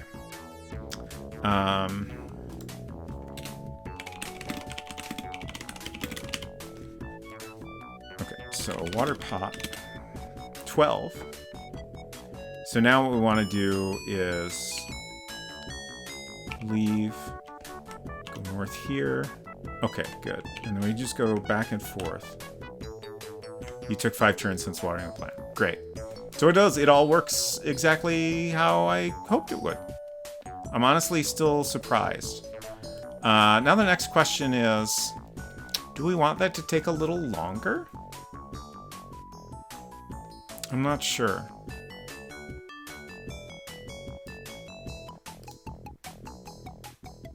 I think the max I would possibly go is 10. But maybe something like, I don't know, 7, 8. I think I'll bump it up to 7.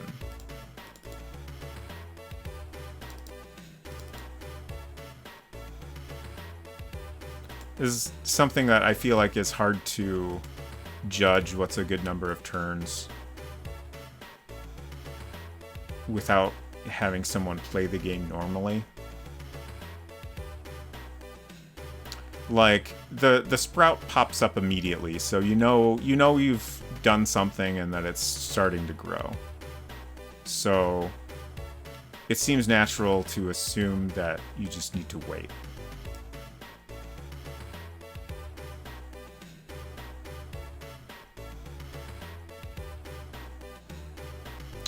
Okay, so we had a print statement in here. It's printing our number of turns. We want to get rid of that.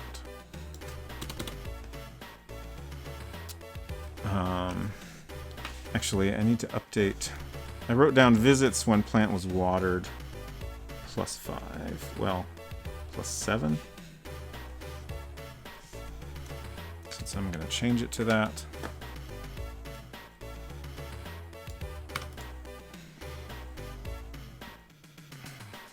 Okay. And then we want to allow... Oh. Oh. Dang it. I did account for someone typing water plant. The problem is that up here we check for the verb plant.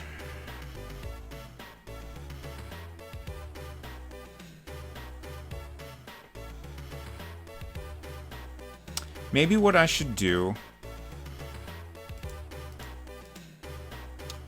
So what I did here is, if they type a verb that suggests they're trying to plant something in the pot, then we check for the noun they're using.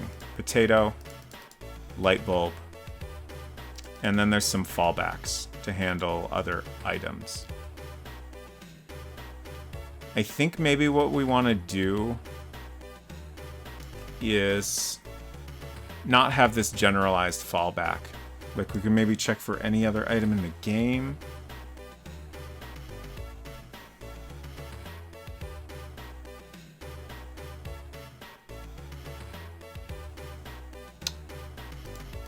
I'm just going to make a note. Like, I don't think this is going to be interesting at all to fix on stream, so I'm just going to make a note to deal with this off stream at some point.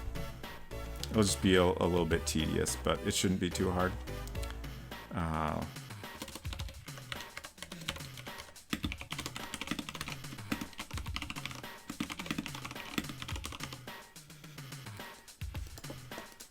Okay. And then I also have a note, you don't have it should exit. So I think that was down here. Yeah, so this should exit here.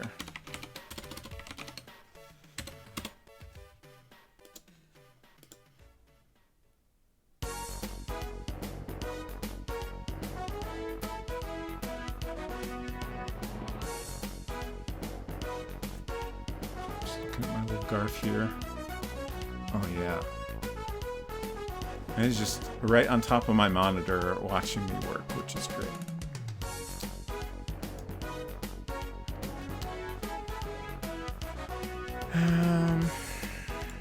What are we doing now?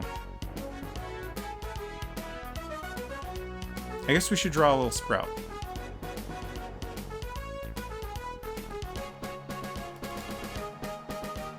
much we need some reference for, just to help me figure out how big it should be.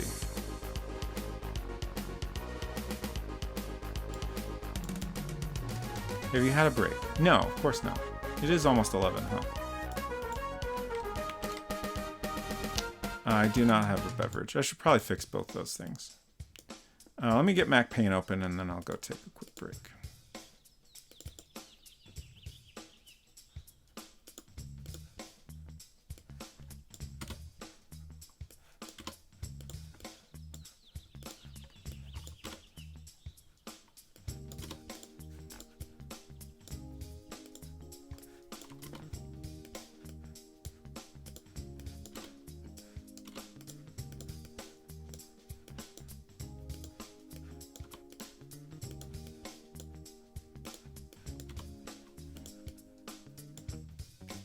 Okay, so there's where our little sprout will go. And I will be back in a few minutes.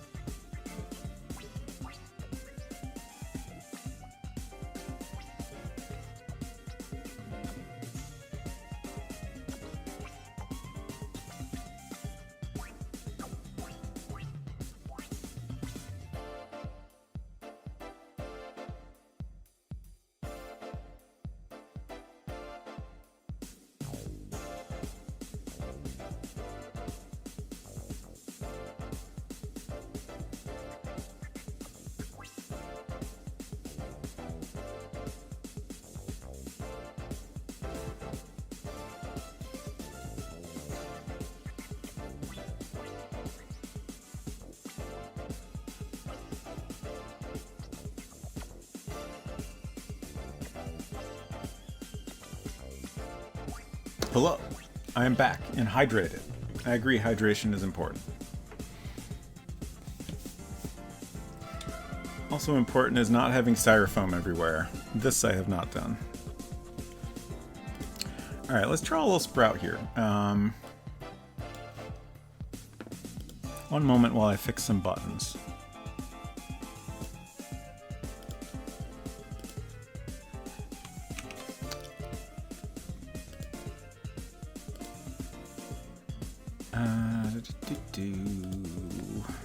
Sprout. Okay, I'm still fixing things. I'm almost done.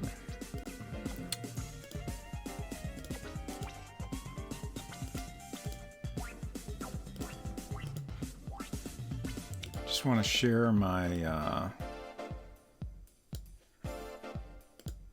reference material here. Okay, here's some sprouts. Let's find a good one.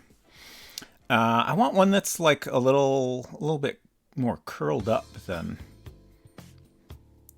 like here. This is the kind of thing I'm picturing. It's not quite it. This one's a little better. I guess this is also kind of cute. Like it's standing up straight, but it's just a couple of leaves. It's tricky.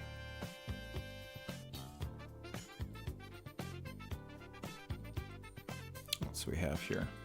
It's kind of nice.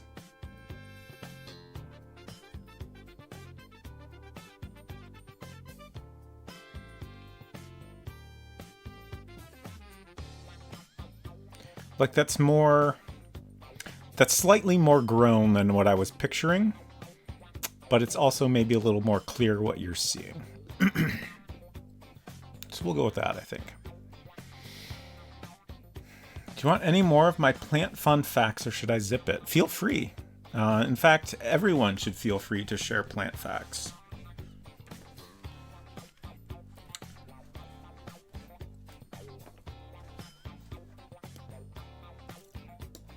Everyone, what's your favorite plant fact? I would love to know. Okay, so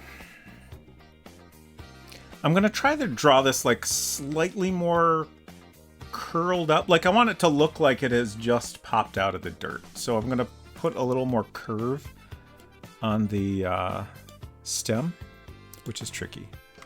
All right, now remember we can use this tool and get a nice smooth curve. Plant facts, plant facts. So when a seed germinates, it first puts out cotyledons, which are the leaves that emerge from the seed itself. They're often round and cute.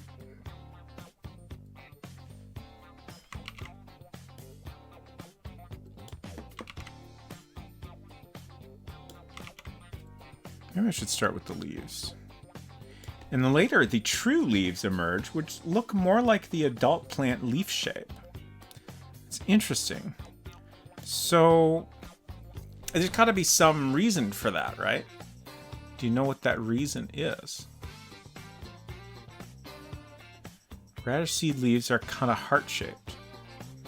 Also, Eden Waith is dropping the plant fact. Whole wheat flour contains all three parts of the wheat berry. Interesting. Thank you for the plant fact.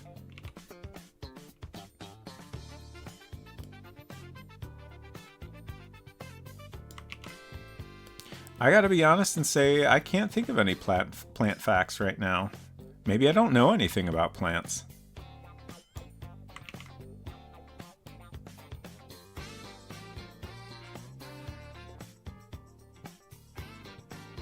I'm worried this is too big, but I kind of like how it's turning out, so I think I'm just going to go with it.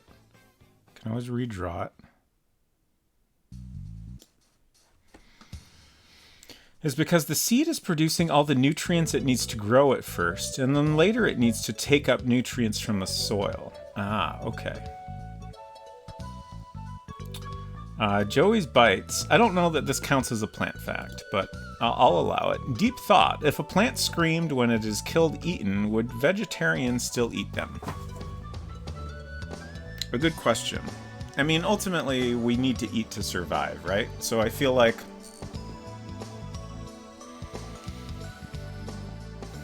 I mean, I guess some people might refuse to eat, but I'm sure most people would just live with it. I would think.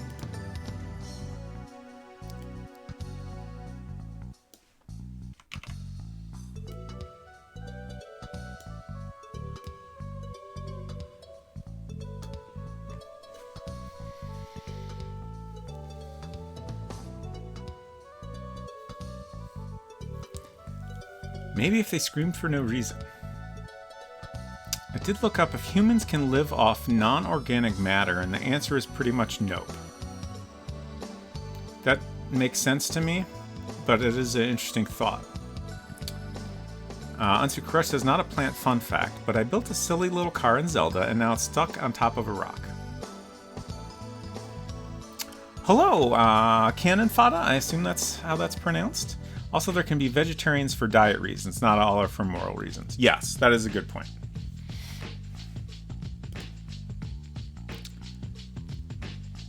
Culinary says, I would probably just take the L and die if plants screamed. That's interesting. I mean, I certainly wouldn't enjoy it, but I feel like I would probably just figure out how to cope with it.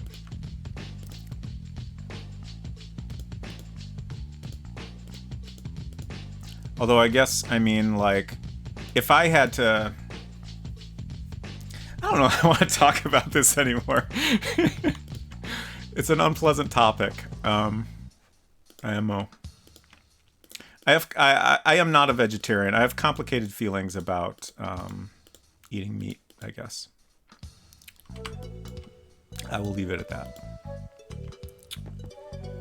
If I felt I could... be healthy as a vegetarian, I would strongly consider that. And I probably should think about it more. But thus far, I have not done so.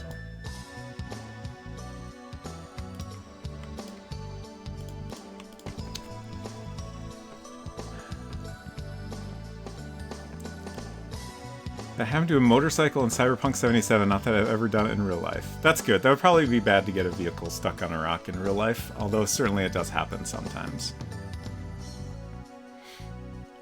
I can't simply get off the car and fix the problem because the ground where I am will hurt me. Oh no, that's a real dilemma there. Time to build a new car. Maybe if you can do so from the safety of your current car. I mean, I guess you could always just leave, right?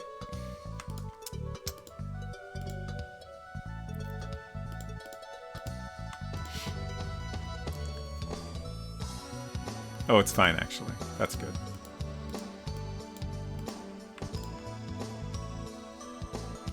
I'm just tweaking this until it starts to look a little nicer. I suppose I should probably kind of put it in place and see how the size is before I spend too much time on it. Because if I have to shrink it, then I'm going to have to do this work all over again.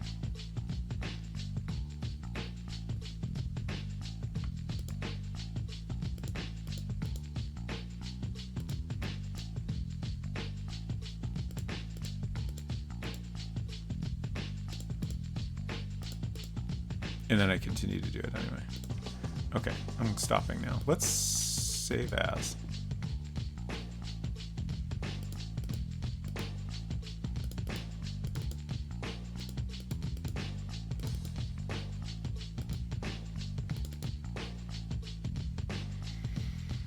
Artwork, and we'll call this Plant Sprout 1.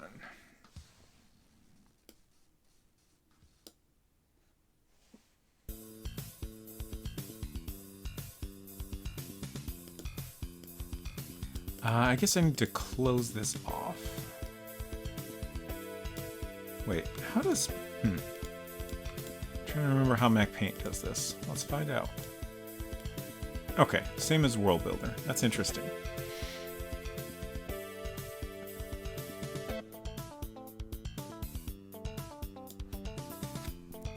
I feel like that's probably a decent size.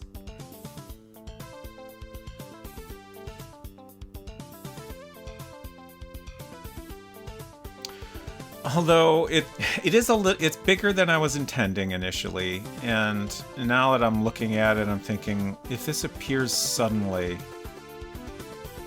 especially the way I described it, maybe it's too much too quickly. So complicated. But I guess we can describe it differently. Maybe just get rid of the mention of it happening slowly. I think I'll try shrinking it down a little bit.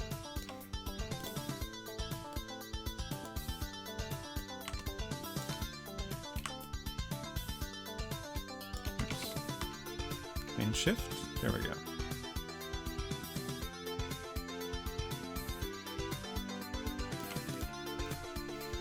It's kind of more the size I was thinking, and I think maybe I do prefer that.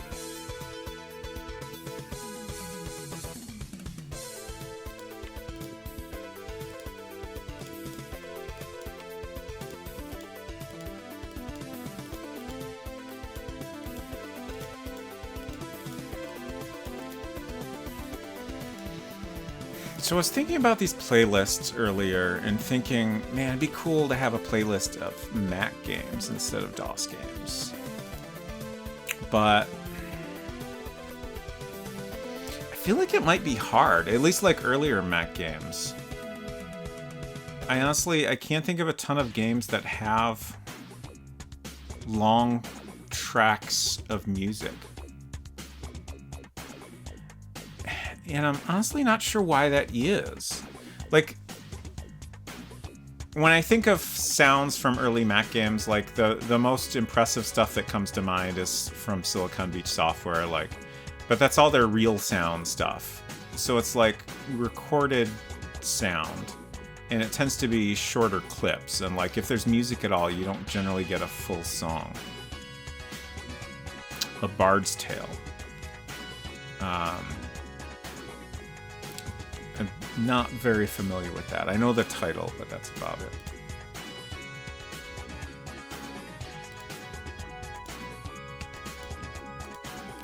I mean, I know there's some older Mac games with music, but most of the stuff I can think of is like a little bit later than like this era.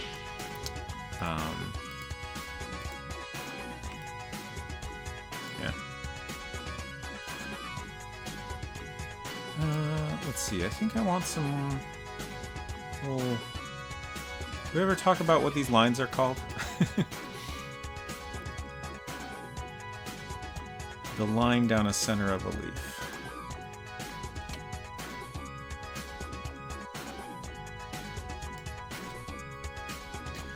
If you think about a game like Maniac Mansion, there was only a little music at the beginning, and that was about it. Limitations of disk space, most likely. Right.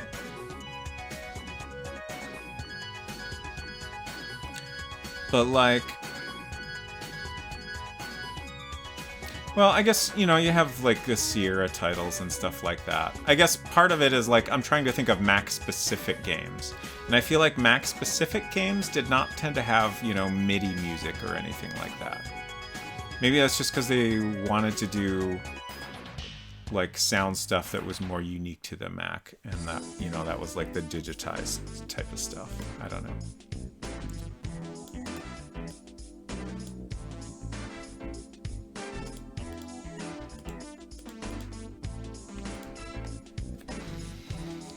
Bard's Tale was on the 2GS. Ah, okay.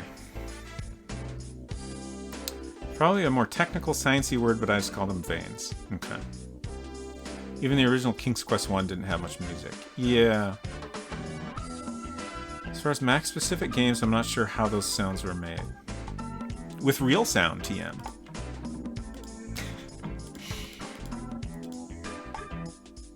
So we gotta write a letter to Eric Soker to find out.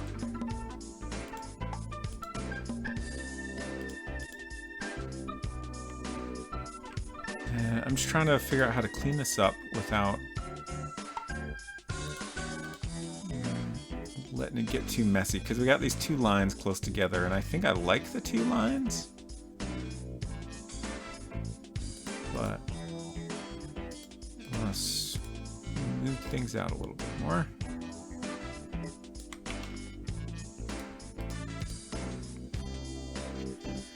It seems that the Mac speaker was more advanced than the one voice PC speaker. Yeah, that is certainly the impression that I got as well.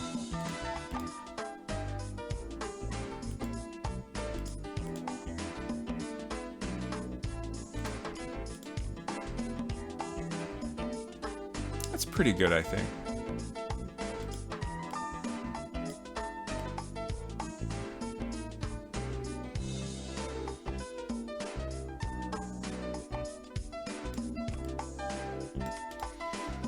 I'm going to try to give it a little shading. Let's see, let's close this and look at our full-grown plant. I think I made that mostly medium gray. So we might want to do something similar here. Yes. So it's medium gray with a little bit of white highlight. So let's try that. Let's see how it looks.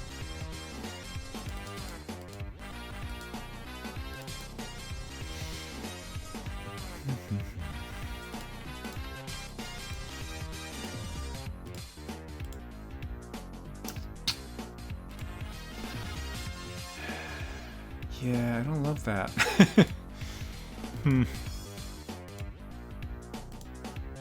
Heck. And we can fix this up a little bit with the highlights, but it's tricky.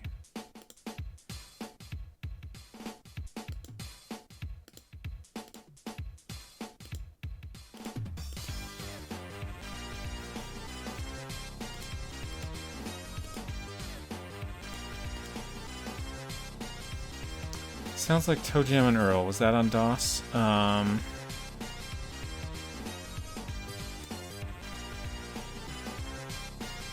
wish I had finished my music setup here. Let me see if I can check what this is.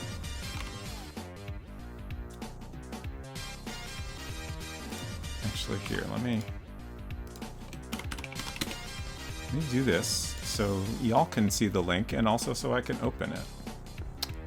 So this is, we're listening to the playlist, Funk Grooves to Make Love to Your Old Workstation to. A very good playlist name.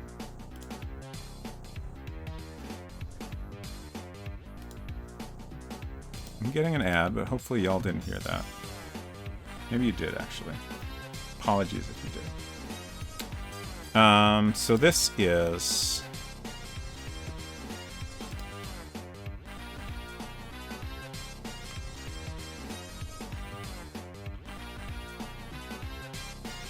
Spring from Legend of Carandia 3, apparently? Is that right? No, wait, I opened the wrong one. Dang it. Shh. Okay, Jazz Jackrabbit. That sounds more like it. The menu screen. You did hear it. Oh, you only heard jams? Okay. What a playlist name, indeed. My water's so far away.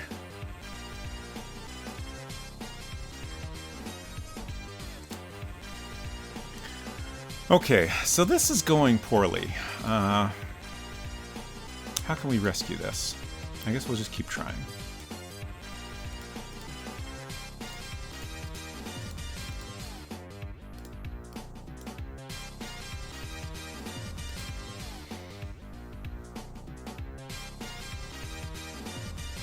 There's so many DOS games I've never played.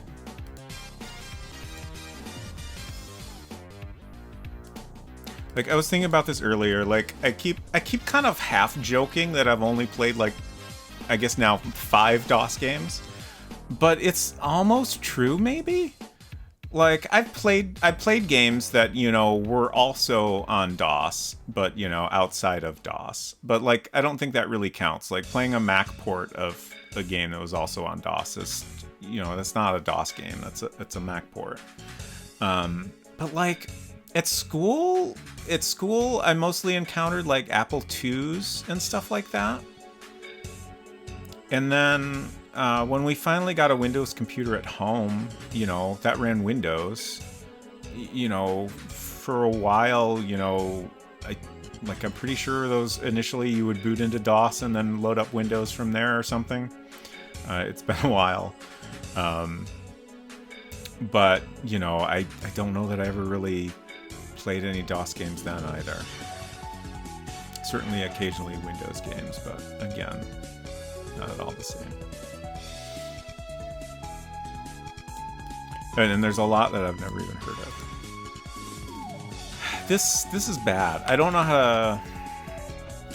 It's not terrible, but I'm not really liking it. And I don't know how to fix it. I could maybe get rid of this extra line we had down here, but I don't know that is going to help that much. It's all getting a little bit too messy, and it's kind of hard to clean up.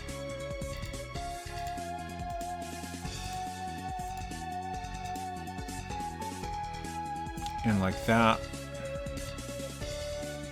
I don't know how to describe what I don't like about this, but it doesn't look good to me.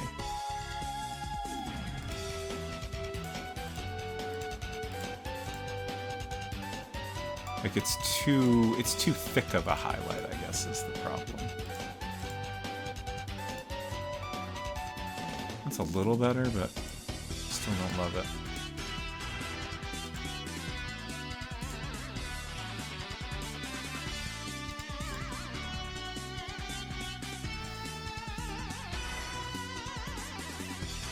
But then the question is, if we don't do that, then what can we do?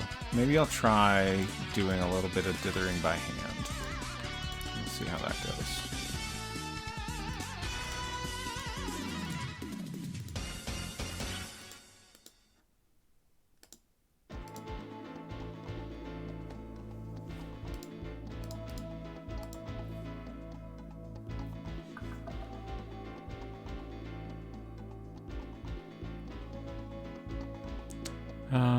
Let's see. Let's take out this line here. Or rather, let's change the line into a gray shaded area. Which apparently means a lot of the pixels stay as they are, which is interesting.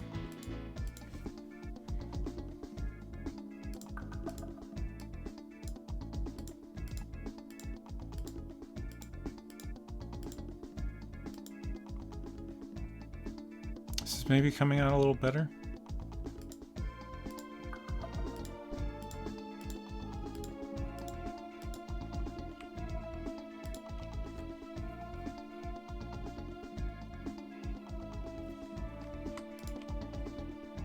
Let's try... Oh, the pattern doesn't line up the same. It's annoying.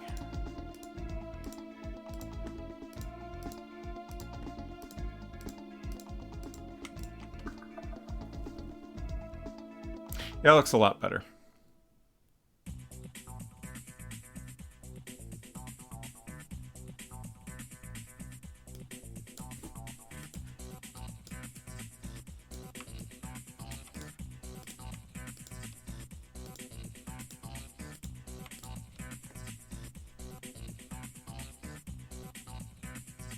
I think that's a little bit worse.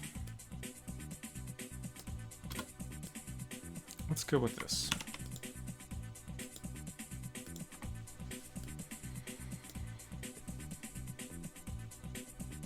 Don't need that anymore.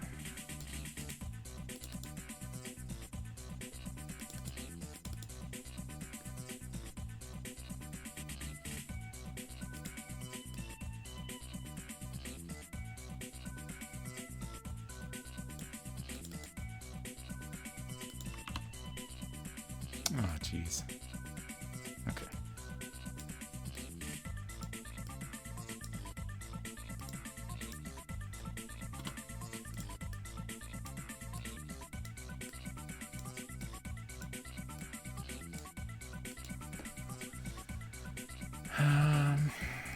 I think, even though we had that little chat about the dirt being wet, I think I'm gonna make it darker anyways.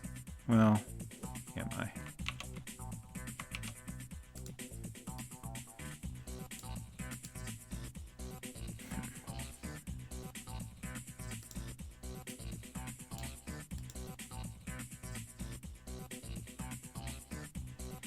Yeah, I think maybe I like that slightly better.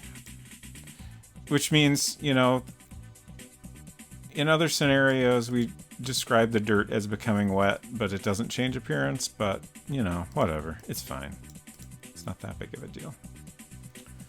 Okay, I think that looks pretty good.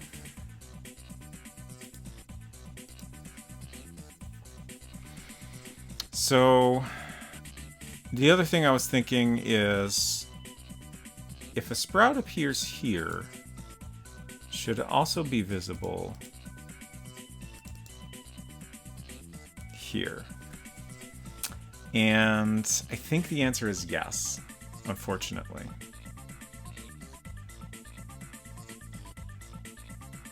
Because the dirt is very close to the top at that point, so you would 100% see it. It's a little annoying to code, but it's not that big of a deal, I don't think.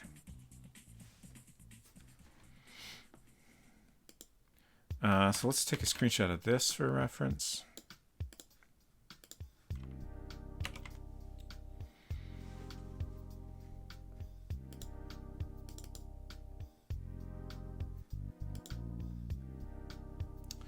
Let's see.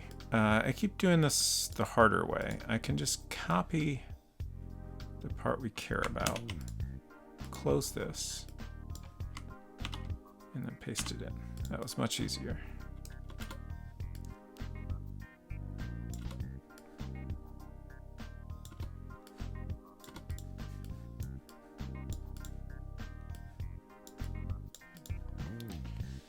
Okay.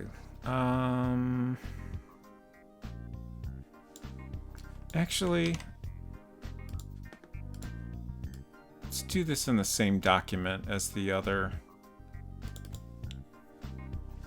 full-grown plant that we already did.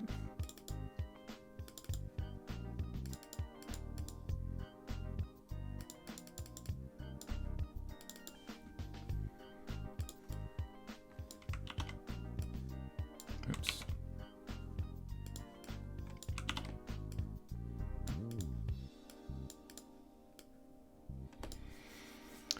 And then I'm going to go grab the sprout we just drew.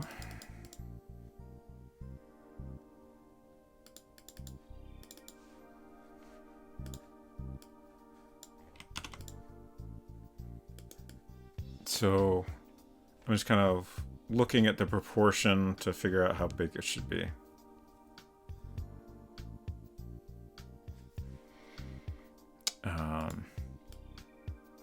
It is pretty tiny compared to the size of the opening.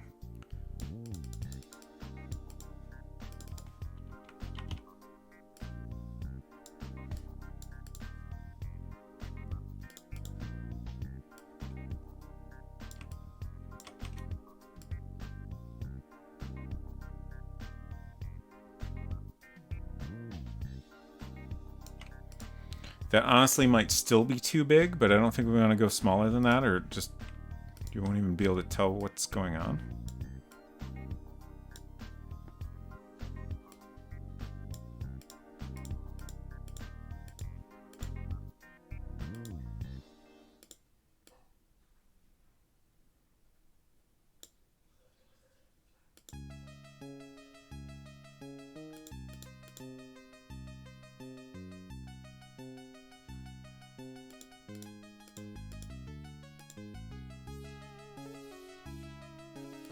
I think we hit the spooky playlist. That's not much, but maybe it's fine. I mean, I can't do much more than that.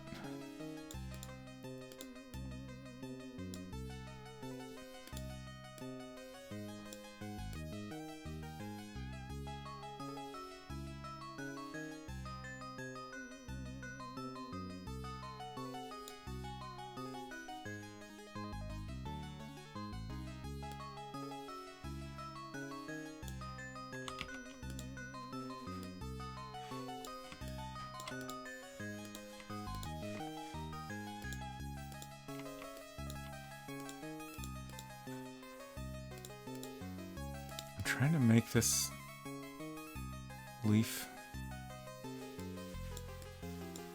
a little more That's not too bad. It's not quite the shape I want. But it's tricky.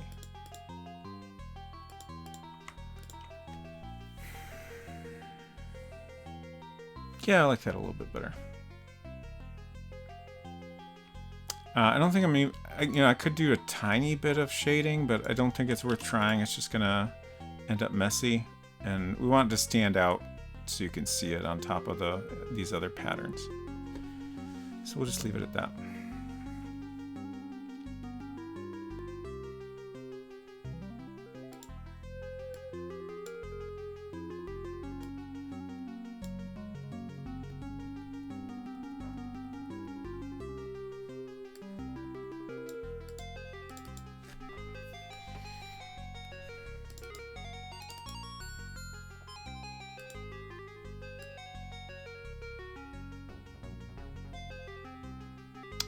So it increasingly bothers me that all these objects are almost in the same spot. Like pot dirt 1, pot dirt 2, and pot dirt 3 have a bunch of items separating them.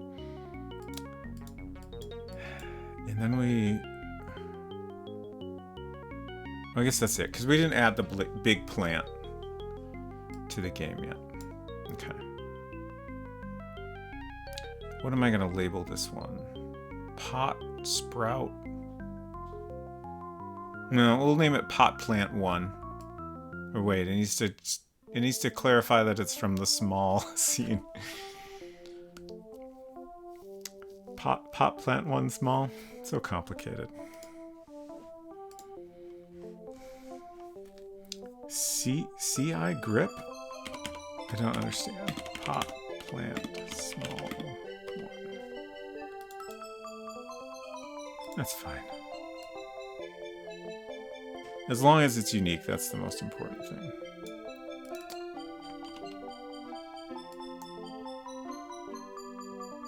Ah, BTTV global amount. Got it.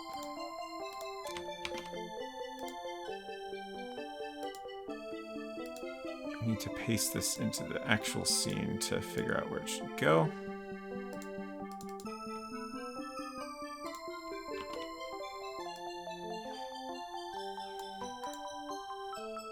So tiny. It's so hard to see. I'm doing my best. Like, it's okay that it's hard to see. I wish it was a little more clear what's going on. If I move it down more, it'll be... That's maybe slightly better.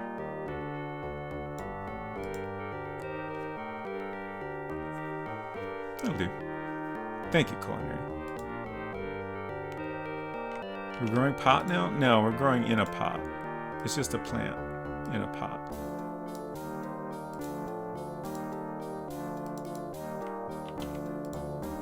I guess I don't really need pot in the name, huh?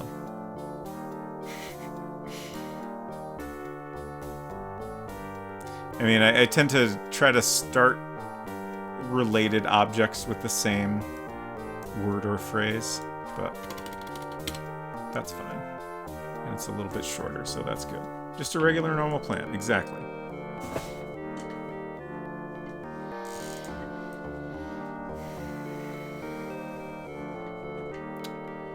Okay. So now we need to write... Oh, wait. Oh. That's slightly confusing. Just that these two objects are like different versions of the same thing, but have completely different names.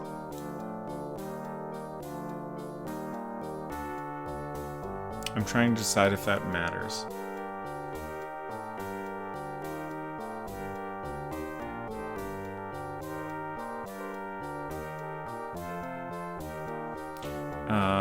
I do think it'll be mildly confusing for me, so I am actually going to keep pot in the name. Pot plant 1. And then this one is going to be pot plant 1 small. I think I prefer that slightly, just because I want these 3 objects to be obviously connected, but then I want these 2 objects to be connected, just to help me keep them straight. Okay, so we need to change a reference to pot dirt 3 should be renamed pot plant 1.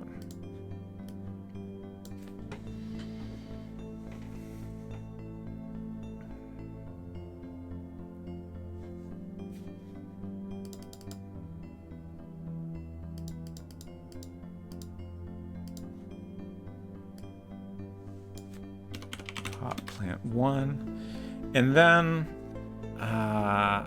I believe in this same part of the code is when we should move pot plant 1 small to the other scene.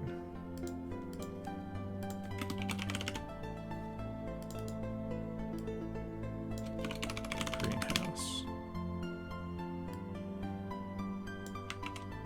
Let's keep these 2 together.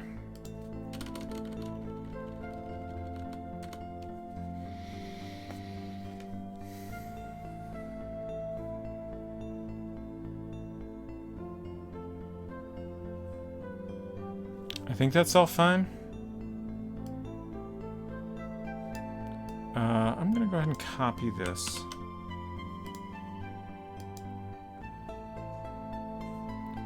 And also, before I forget, I need to change the properties of the object I just created.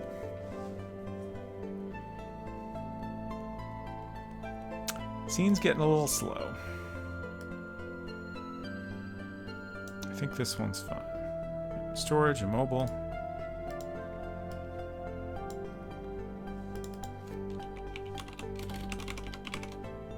Storage and mobile. Okay. And then we need to go in greenhouse and update the code here.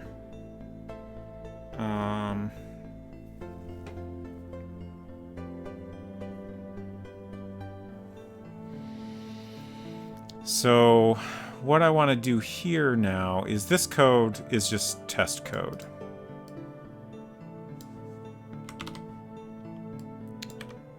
What we actually want to do is something like this.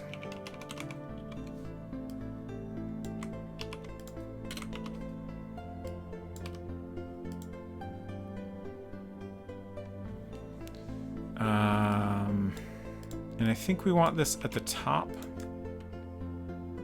Or do we? I'm trying to remember how I've done this in other code. I think ultimately it doesn't matter. Hello! Why is my alert not playing? Oh no! Oh no, my alerts! We have confetti at least. I'm so sorry my alerts are off. I think what happened is I turned off my regular alerts when I turned on the Garfield alerts, but the Garfield alerts are on a different collection of scenes, so you all did not get greeted properly, and I'm so sorry. I'm fixing that right now, but I hope y'all had a wonderful stream. And I'm glad you got some confetti at least. Welcome French Toast Please. Let me give you a shout out. Everyone should follow French Toast Please. Very good painter of buff Garfields in Mario Paint. One of the best, I would say. Maybe the best. And also a delightful streamer. I hope the rest of your stream was great if I didn't say that already. We do have a little Garfield joining us today, since we're on the subject. And also an Odie. Just try to put my heart into the drawings. It shows very much so. What is up, my Garf heads? We're doing great over here. We're just drawing some little plants in World Builder and also writing some code to make them do things. So if y'all are new here, my name is Robot Spacer. We've been making a game in World Builder, which is a program from 1986 for the original Macintosh. And it was designed for point-and-click adventure games. It also has a text parser, so you can kind of do a little bit of both, which often ends up being a little bit confusing for the player, but it's fun. So we're making our own game in that, and when we're all done, it should even run on original Macintoshes, which is very exciting for me personally, if not anyone else. So it's been a fun project, and we're starting to get close to the end. Were there any big Mac Apple games made with the program? So the biggest, I would say, at least in my mind, was the original, which was Enchanted Scepters, which was the first English language point-and-click game. And that was pretty well known, I think, at least among Mac owners. Because it was pretty new and unique. It came out the same year as the Mac. Later, there were a good number of third-party games made with it. There are a couple developers in particular, Ray Dunnikin and Louise Hope, that made a bunch of games, and it seems like they were pretty well known among like certain groups at least. I was actually never aware of those myself until recently. French Toast Please, what was your favorite game? French Toast Please was playing games specifically from 1989 today. I would love to know what was your favorite 1989 game that you played today.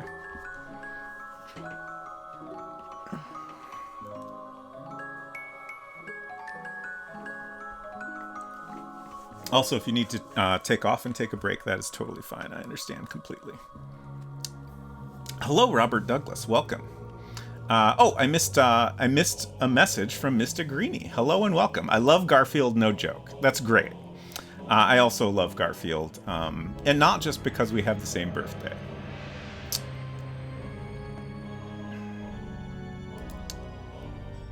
Okay. I kind of forgot what I was doing, but I'll figure it out. All right. I had some code here. I think I want to get my code back. Oh wait, maybe it's on the clipboard? There it is. Okay. I think this is all fine. Maybe? We'll find out. The one that really stands out is one of the Japanese NES game called Idle Hakenden? Idle Hakenden, which is a graphic adventure game for NES, which is like bursting with humor and personality and is very funny. Okay, I gotta write that down. That sounds very interesting. Idle Hakenden. I saw that title on your wheel of games and I was intrigued by it. Okay, so we want to create another object here. Mr. Greeny agrees. Great. Also, y'all missed it, but we actually opened up... I just bought an original Macintosh off eBay, and we opened it up on stream earlier. It was very exciting. We even booted it up and played a little of the title screen of Dark Castle. I don't have a keyboard for it currently, so we couldn't actually do much. But it mostly worked, which is great. I'm a little nervous about some minor issues it had, but it'll probably be okay. It ticks a little bit, which concerns me, but I don't know if it's actually a problem. And then the monitor would get a little wavy occasionally, which isn't a deal breaker as long as it's not a sign of a more serious issue. But hopefully we can eventually play our World Builder game on there. Tried to play Dark Castle. I'm bad at it, but best version is Mac version. So, you saying that reminds me of something, which I saw someone comment recently about using the number pad for Dark Castle for aiming, which is an upsetting thought. That sounds terrible. That's definitely not how it was meant to be played. You're meant to use the mouse to point where you want to shoot. That's the only way I've ever played it. I'm guessing the number pad thing is maybe from ports of it or something. I don't know. I guess maybe you could possibly do that in the Mac version, but I don't remember ever playing it that way. But yeah, it's a very hard game. I don't know that... I think I might have seen the ending, but I don't know that I ever got there myself. My older brother would often finish games where I was unable to. Okay, so now we're going in here. We have some other plant art we need to grab. Oh, I missed another message. Best discovery on the stream is Clash at Demon Head, which is like very quirky, exploratory Zelda 2 kind of game. A little janky, but also lots of personality and fun.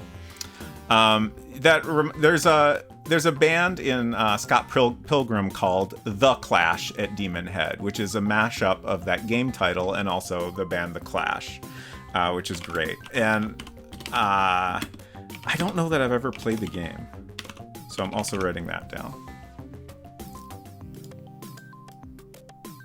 Okay, so we have this plant here, which is fully grown, and it's got a little battery that has grown on it.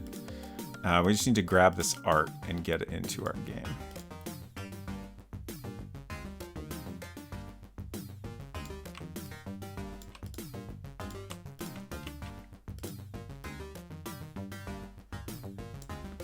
I think there's a console port that you obviously have to use a controller to play it. Interesting.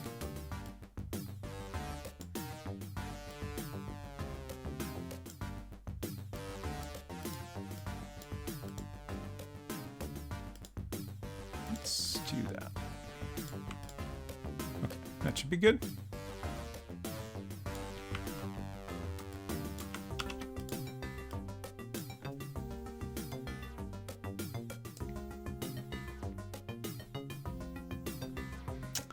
Salt Ranger. Brie Larson singing a metric song was definitely a high point in that movie. 100%. Very good song.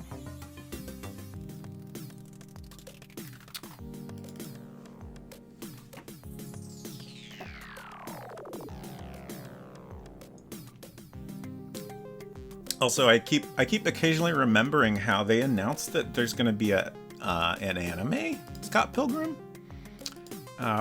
Including like the full cast of the movie is going to be doing voices, which is great.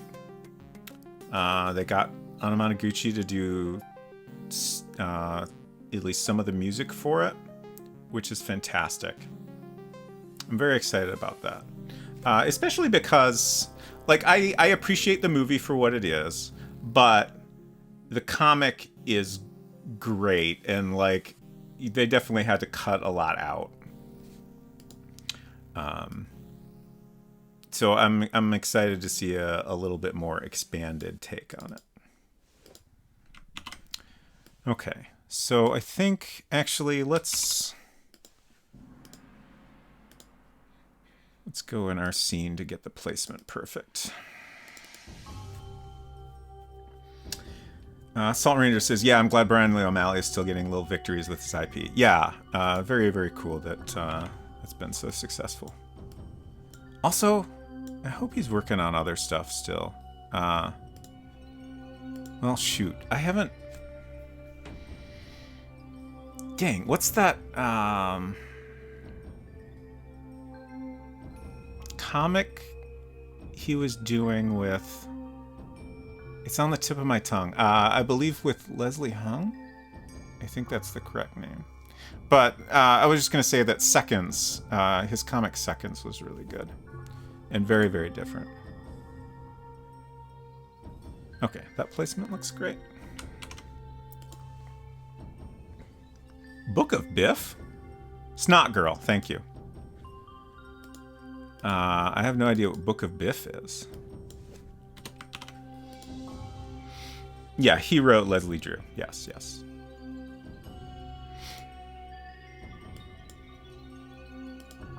I assume that's not still ongoing. Book of Biff was a great comic series back in the day. Like Fred Bassett on steroids. Interesting. Okay, so that's our plant graphic in place. And I think this will all work now. I'm just trying to remember if there's anything I missed. We don't have the close-up yet of the full-grown plant. But let's test Bookem Biff. Let's test if everything else works. So we're going to use some cheats here. This gives us all the items, and we're just going to grab the ones that we actually need.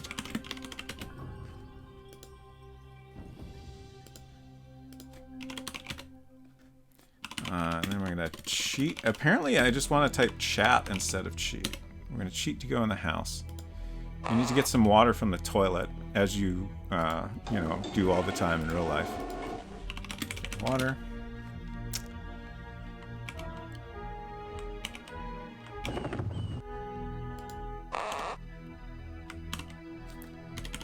Plant the light bulb. Plant the potato. It's a super normal plant. And then we need to water the dirt. Can we type that? Oh, it worked. Great. You carefully water the pot with toilet water. Suddenly, but slowly, a tiny sprout appears in the center of the pot. Great. And now when we back up, we should see the teeny tiny little sprout that we just added. Hopefully. Yes, there it is. Great. And now, if we walk around elsewhere enough and come back, then we should see the fully grown plant. Oh, no. I'm pretty sure that was enough moves, so I must have screwed something up. Yeah, okay. What did I do?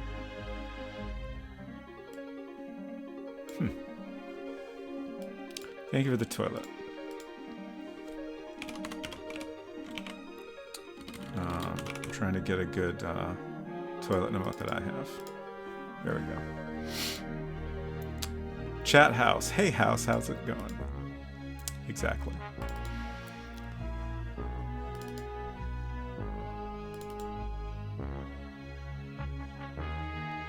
Okay, so greenhouse.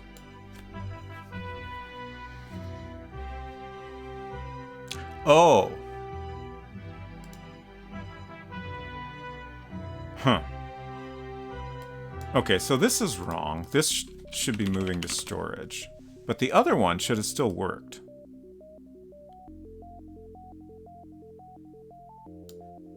Pot plant 2, small. Move pot plant 2, small, to scene. Let's add a print here.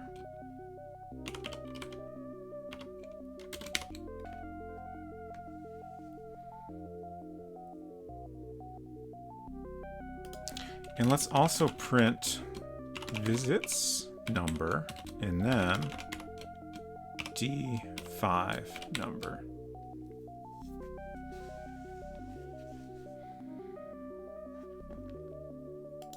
This is the best debugging we can do in here. Okay. So that's correct. And that's correct. I really don't understand why this didn't work. Storage and mobile, that's right. Move pot plant 2 small to scene.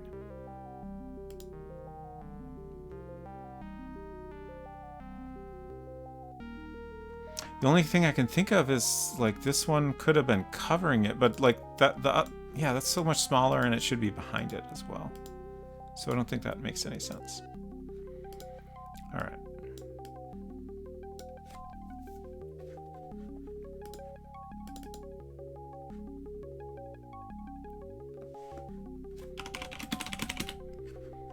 So gotta do all that again.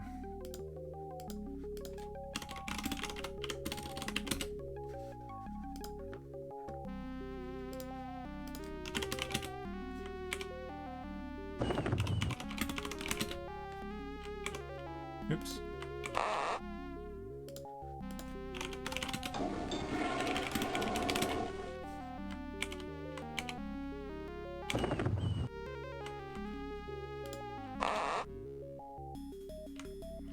Okay, so we're at 11 moves and our variable is 0, so that's correct and expected.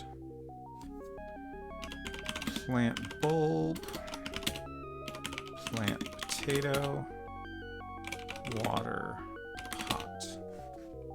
And that works correctly. Okay, so now we're at 13 and 19. So once 15 gets up to 19. Oh!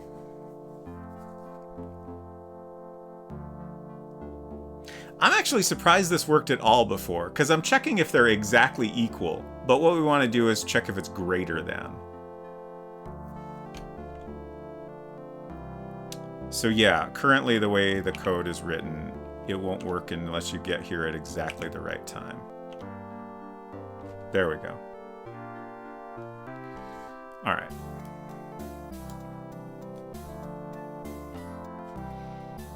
Easy fix now that we understand the problem. And then we just need to draw a big version of that plant for the close-up.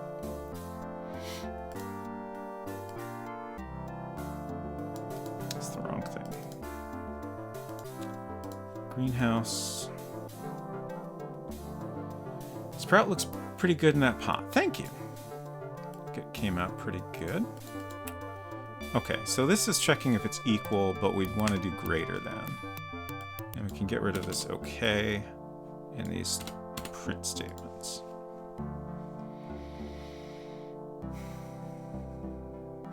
So that should all be good now.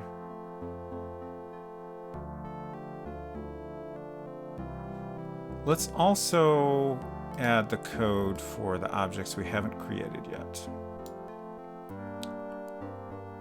So we will have a pot plant 2 non-small that needs to get moved in here. Thank you. Also French toast, please. So this is going to go to flower pot. I named it flower pot. Maybe it should be plant pot, and we're not growing any flowers in it. It just seemed like a reasonable name.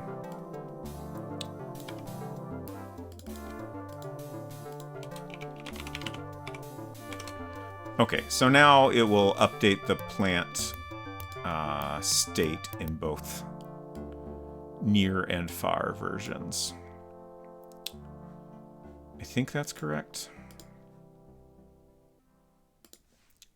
Copy this and name it pot plant 2. And then this is going to be a little bit tricky, but I'm sure we can do it. So we have, as we just saw, we have a version of the plant in this scene where it's fully grown. Let's for reference, no, maybe not. We have a file with that in it already. Okay. This we need for reference.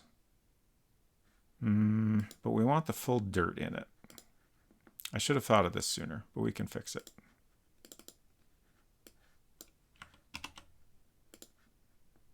Oh, do we run out of music? I think we ran out of music. It's okay, we can start over again.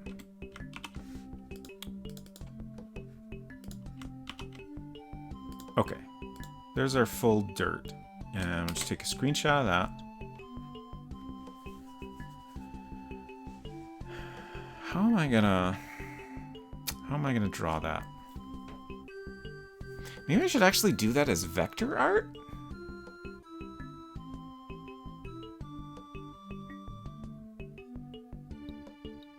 It's a little bit of a pain, but it might be for the best.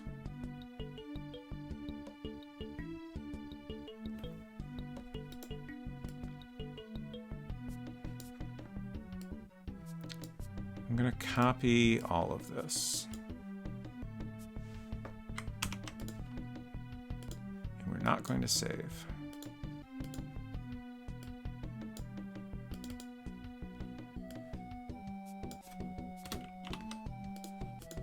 Don't need these background objects. Okay. Now I just need the little version for reference.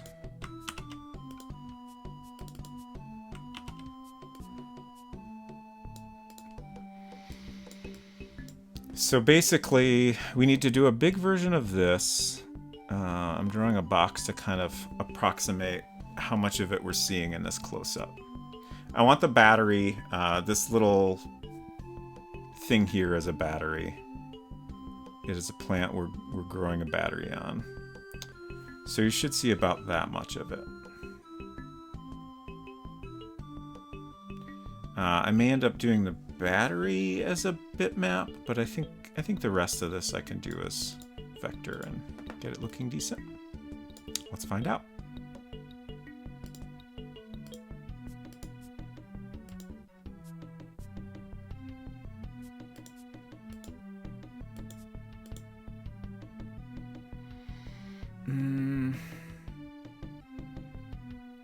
I'm trying to decide if I think I should draw the stems first and then add the leaves, instead of trying to do it all at once. I'm making this too small. That's way too small.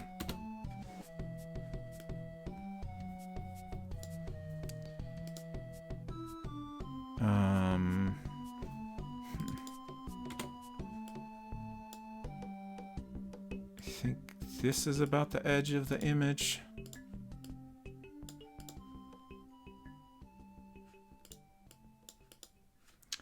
What's this song? I know this melody. Let me check real quick. This is the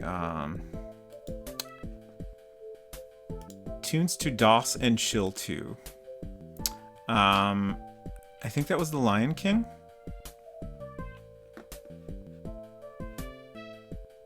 Yeah. And now we're listening to Alpha Wave's title screen. Specifically, that was This Land from The Lion King.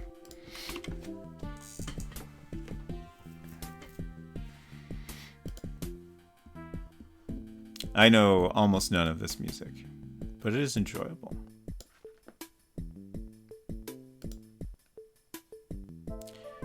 Alpha Waves is a familiar name,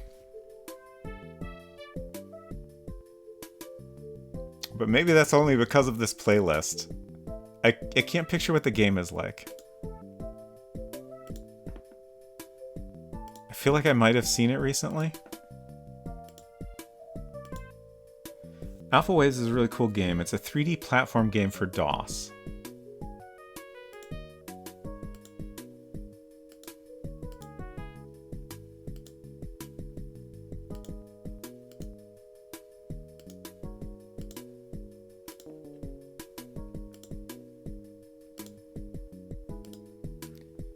If I wasn't in the middle of drawing a polygon, I would look it up real quick to refresh my memory. I hope this comes out decent. At least, since we're drawing something big here, it shouldn't be too terrible to adjust this if I need to. Smaller things are very tricky to adjust.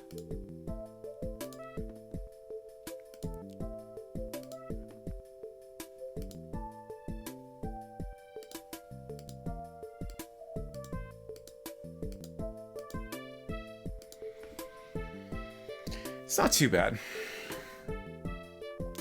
Ooh, Salt Ranger says, I think it was the first 3D platform game ever, if I'm remembering right. Alpha Waves. Alpha Waves game. Let's try that. 1990 3D game that combines labyrinthine exploration with platform gameplay. Combined for the first time, full screen, 6-axis, flat shaded 3D with 3D object interaction, like bouncing on a platform. Alpha Waves is an abstract game with a moody artistic presentation named for its supposed ability to simulate the different emotional centers of the brain with its use of color and music. The game was awarded the Guinness Book of Records title for first 3D platform game. Wonderful. Oh, it's from Wikipedia. Oh, okay. Interesting. Yeah, I don't know that I've ever really seen this. It looks neat, though. And I definitely love the music. Or the title screen, at least.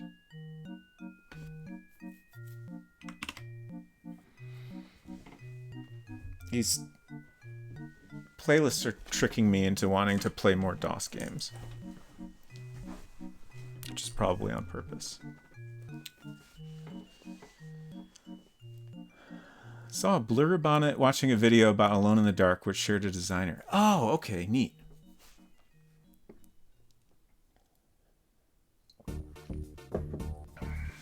All right, so that's That's pretty much what we want. We just need to put some leaves on it. It's a conspiracy, a DOS-spiracy even. Rich Toast Please says, yeah, don't fall into the MZZ cult.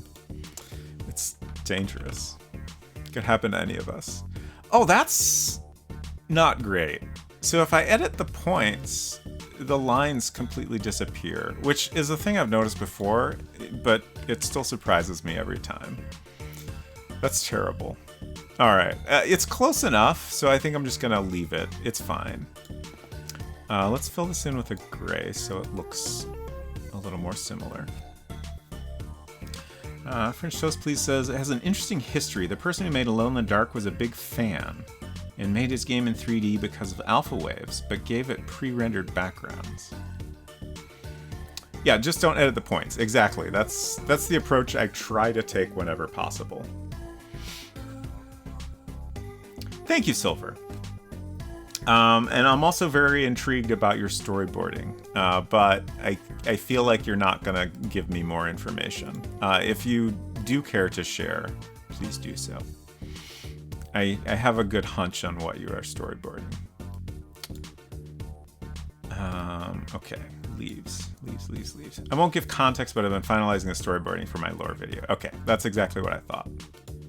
And I feel like that is context, but I get what you're saying. Thank you for the minimal amount of context you are willing to provide. I appreciate it. That's bad. We're going to start that over.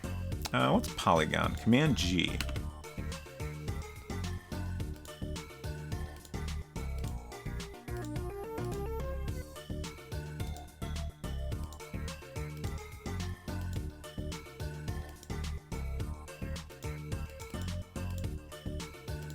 Move that up a little. I didn't like how close it was to the rim there.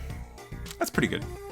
I maybe want a little hint of the big leaf over here. Maybe. And obviously we need the smaller leaf up here.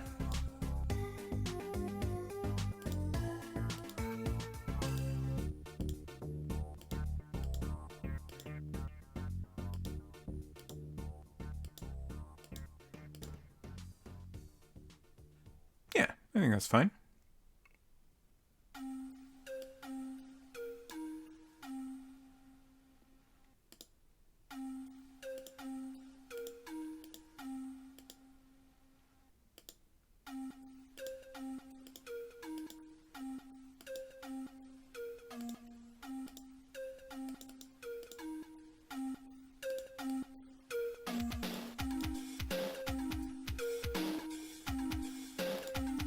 That in back. Oh, This didn't work out great. Maybe it's okay. Yeah, I don't like this line being darker, but I think it's okay. Then we have the battery. Let's draw just the tiniest bit of this big leaf.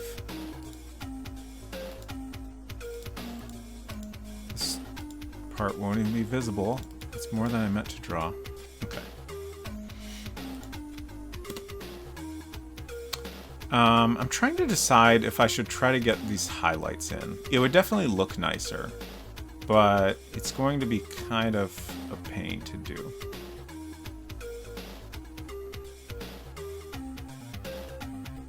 Let's close this to save it. Also, we can delete some more of this now.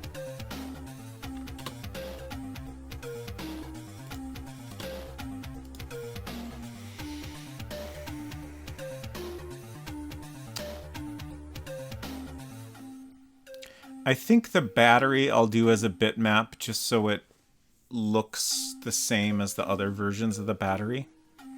I do like, I don't know why, but I'm attached to the idea that when the battery grows on the plant, it's like it's got a little bit of a curve to it. Like it's a little bit soft, and then when you pick it, it firms up. It just seems right to me, but please don't ask me to elaborate on why I feel that way.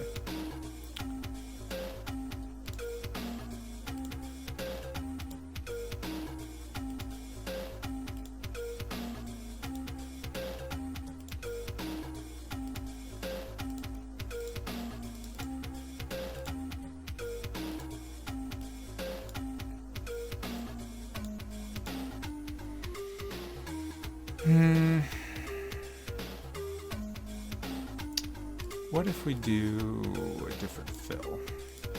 Yeah, that's better. Okay.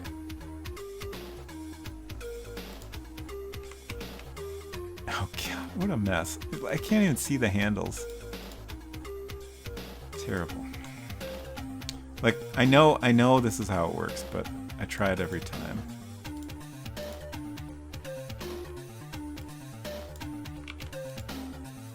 Okay, that's good enough, I guess. I'm going to try to put the highlights in the same spots as the small version. At least approximately.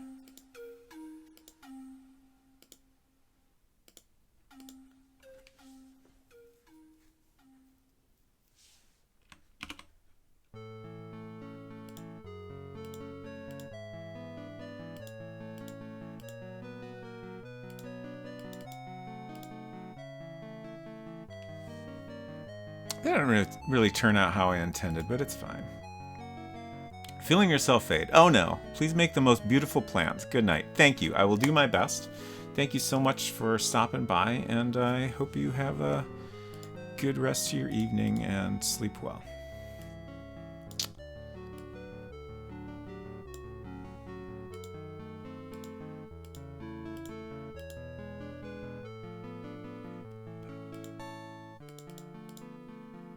Oh, that's not good enough. We can do better.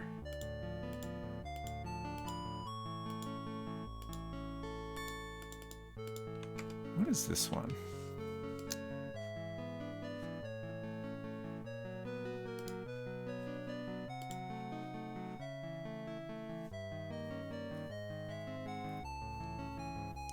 The Incredible Machine? Really? Romantic from The Incredible Machine.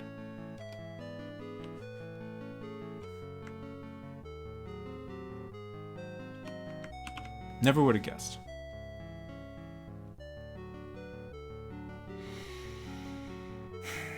I'm not entirely happy with this plant.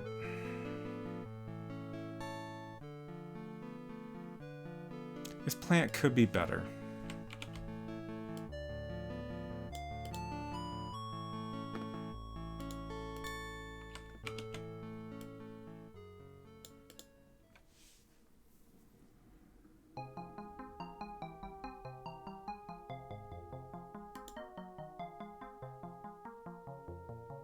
I'm also not sure what to do to fix it, really.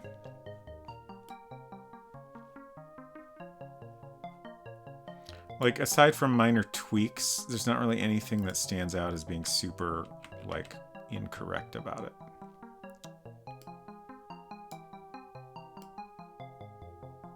Oh, jeez. I'm gonna regret this.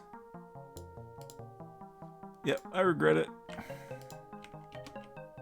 I'll do my best to fix it.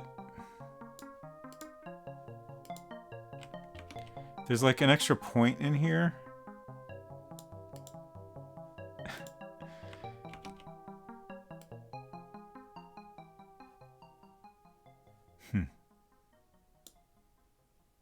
Weird.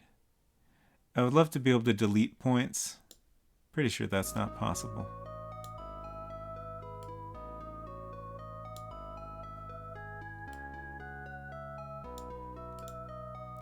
Okay, we got there. Whew. Alright, that should serve as a lesson to not mess with things. But let's try to add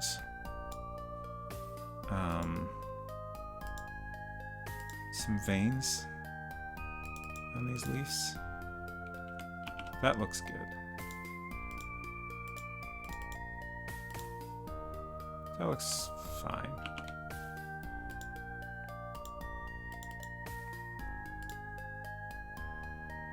This is also fine. Okay. I think that was worthwhile.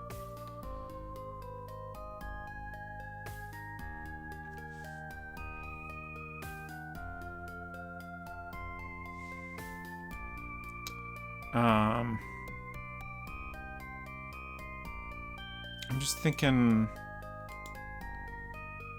What is the easiest way to test this? Actually, I guess we can just copy it all and then paste it into the scene. I just want to see how it will actually look.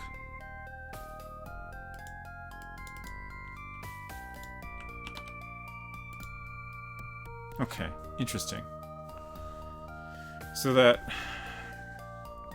bit of leaf I drew over here is like, you can maybe see a couple pixels of it, but I think I'll just delete that. And then there's plenty of room here for the battery, which is good. Okay, and this, honestly, it doesn't look that bad. Like, I think the thing that bugs me most is I wish some of these points on the polygon were a little bit smoother, but it's not too terrible.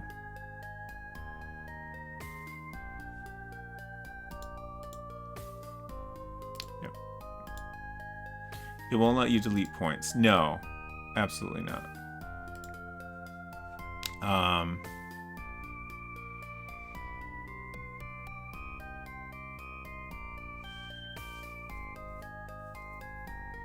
Yeah, let's experiment a little. So we can, there are some options that I generally haven't used, like round edges. Okay, that's kind of interesting. For the most part, that actually looks a lot better. But it also rounded this here, which I don't love. Let's see if I can fix that. What? Huh. Oh. Oh. I assumed that would actually change the points on the polygon, but I don't think it does. I think this is like choosing between two different ways to draw the polygon. Huh. That's wild. I still don't love this, but I maybe slightly prefer this to the sharp version.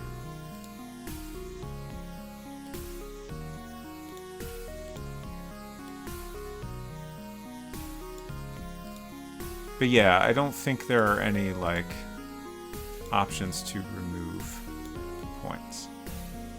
Like, pretty much all the editing options we have are in here. Send to back, bring to front, round edges, sharpen edges. Flip just flips it, rotate, and then reshape is what I generally use, which gives us the handles to reshape things. But, well, let's save this first. I just want to double check. I'm pretty sure I've tried this before. If we reshape and like select a point and then try to delete it, yeah, it just deletes the whole shape.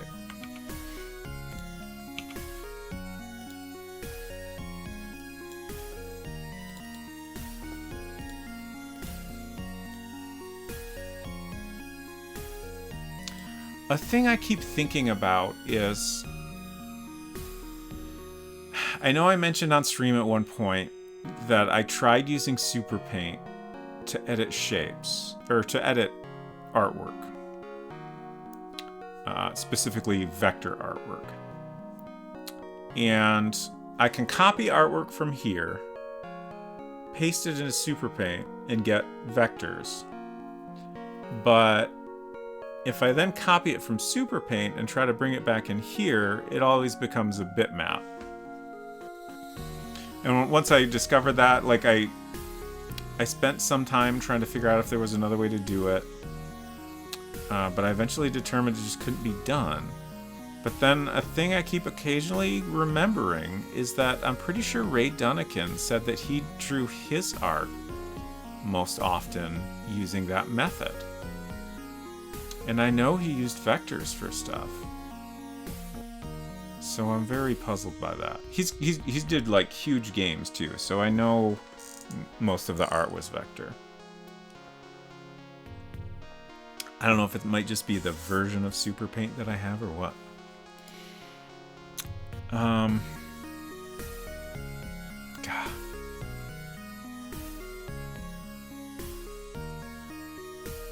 I kind of like the rounded look, but there's just lots of bits that are too rounded.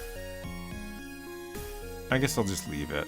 If it annoys me, I'll mess with it later. Okay, so let's try to get this battery in here. Take a screenshot.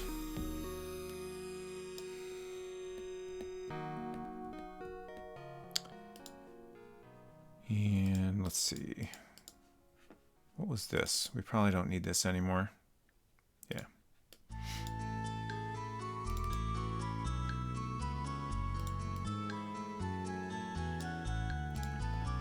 Okay, I'm just gonna grab this here. That in a new document. And then we need our other battery image, so we need to save this. Plant 2.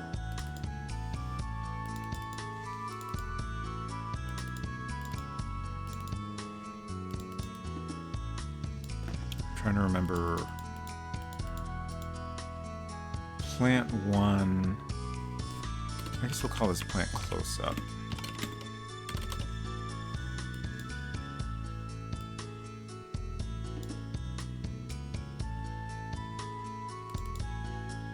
And there's our battery. So this is the battery we get from the plant.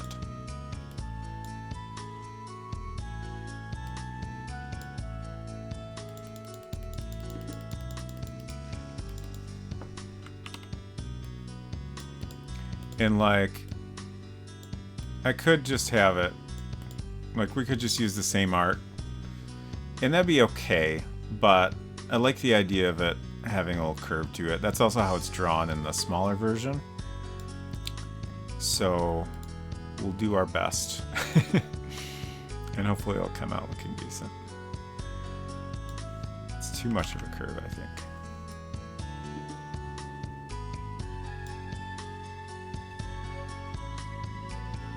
A little bit rough.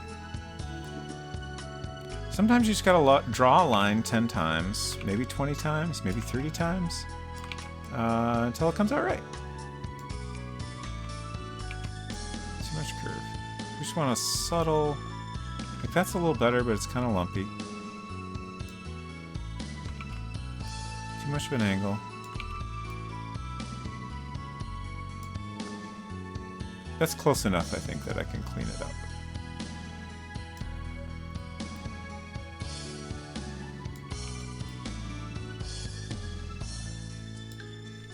It might be good to have, let's save this and get this smaller version in here so we can make sure it's matching up.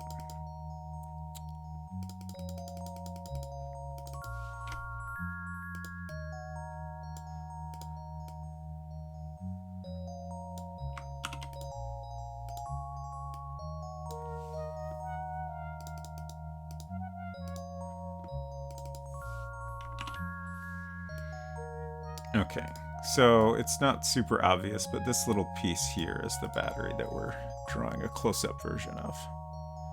So we want it to look roughly the same. It's okay if it's not perfect.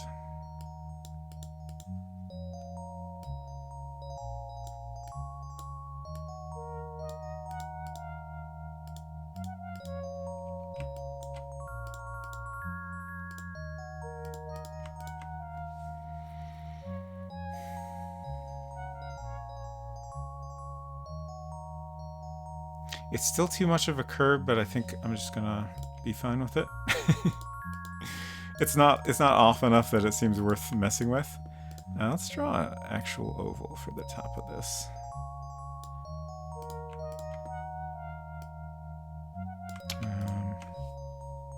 Yeah.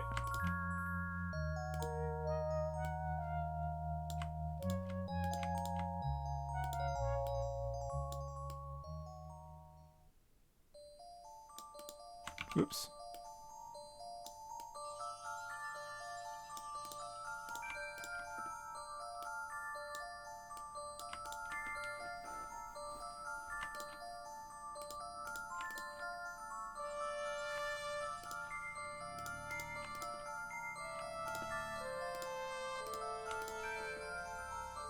Okay, let's get in there.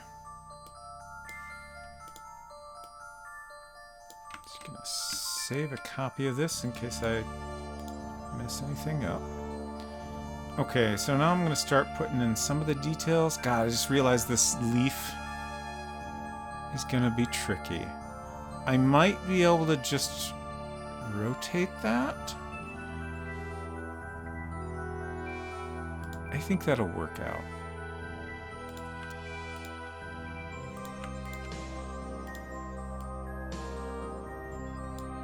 I'm so glad I eventually discovered there's a rotation tool.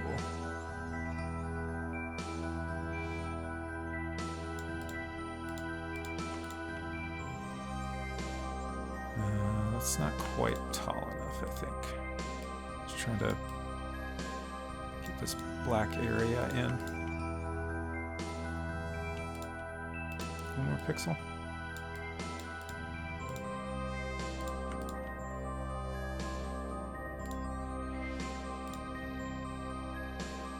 Okay.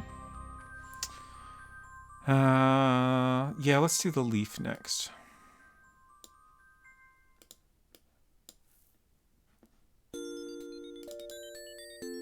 Okay, good.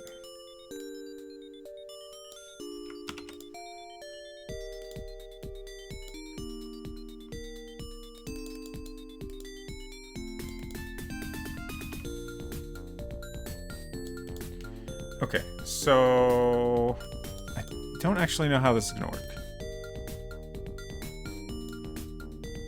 Like, I don't know if I'll be able to see the other stuff here when I'm rotating it. But if we go and click artifacts, oh, I can.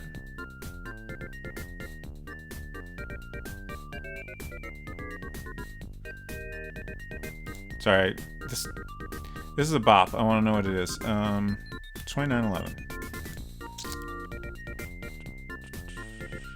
P and Giddy special ending.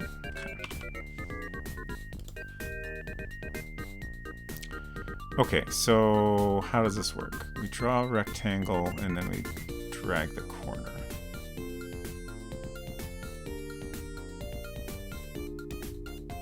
Okay. Yeah, it looks like a mess, but it's at the right angle and we can clean it up. Sorry, I just want to... I don't know that I ever looked in the About menu here. Click art effects from Teamaker Graphics, written by Bill Parkhurst. Interesting. So this is not... This is like a plugin to MacPaint or something. Which explains why I was not previously familiar with it.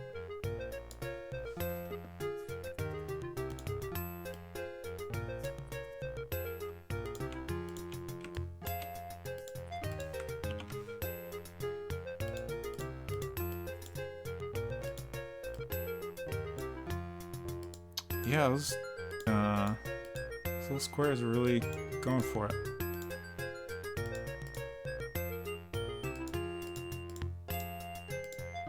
Just enjoying the tunes. Rhombuses, rectangular guys. Yeah, you know, whatever. It's fine. Shapes. Polygons?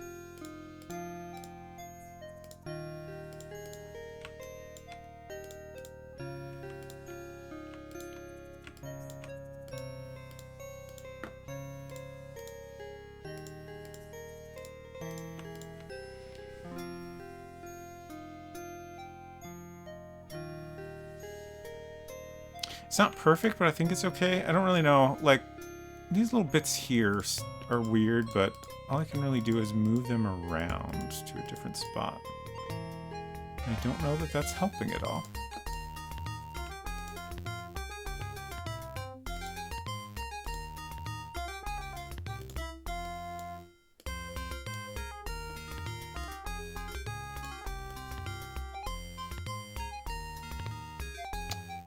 Let's see. I'm gonna put a hole in this so it'll be transparent.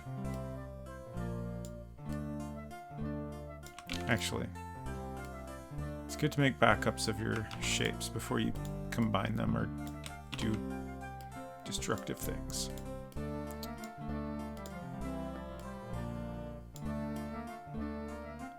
Okay. So... Alright, we need to show the bottom of this, I think. At least a little bit. So this should go... By bottom of this, I meant the bottom of the battery. Right around there. I think that's pretty good.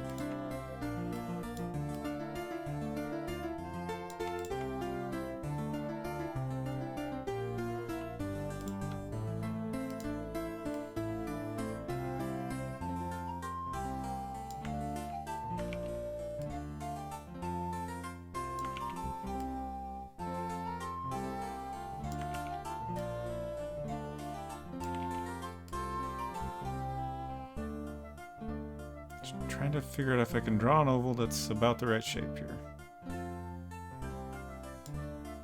It's not bad. Maybe it is bad. Yeah, we'll figure it out.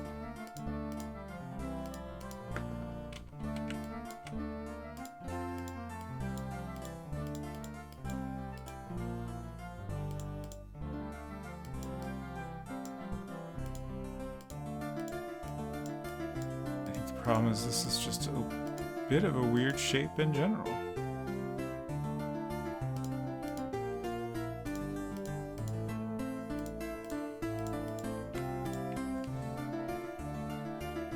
That's fine.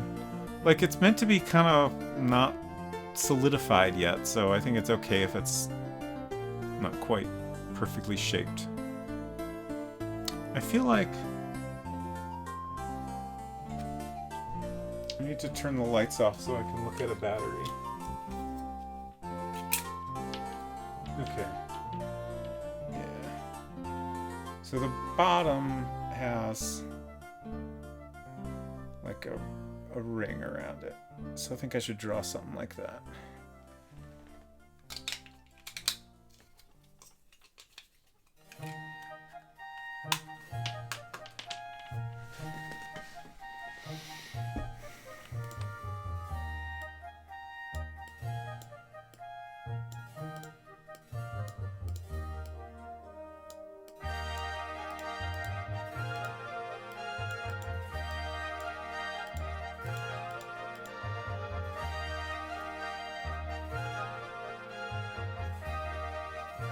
That looks terrible.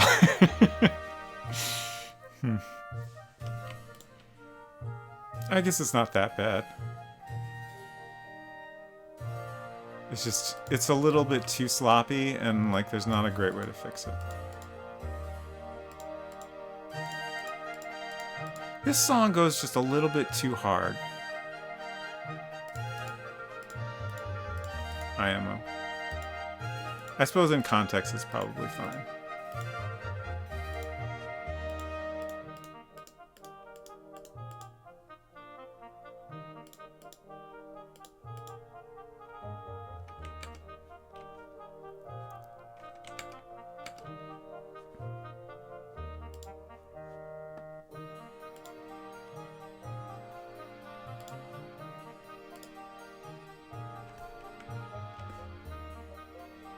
Heroes of Might and Magic, Night City. I think I got that right. Yeah. Night City. I guess this is suitable for something like that.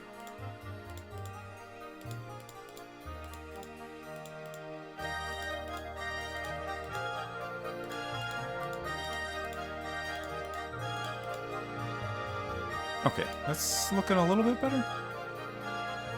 I still don't quite love it, but I think that's good enough. Very different from the Cyberpunk 2077 Night City. Yeah, this is Night with a K. It's a little bit of a different thing, I imagine. Although I have never experienced either.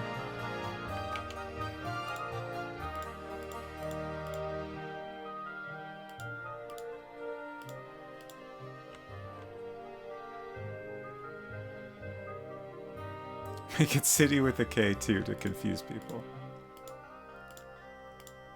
Keep everybody on their toes. Alright. It's not perfect, but I think I'm alright with it. We just need to do some shading. And I guess also we need a stem connecting it to the plant. So we'll start with that. Cassidy?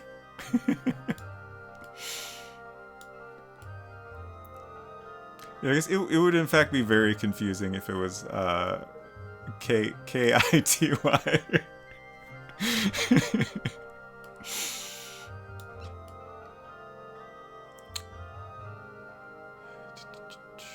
I'm trying to decide how. I guess in the bigger version we have a decent amount of stem coming off there. Actually, I think I'm going to do the stem as vector because it should match the rest of the plant.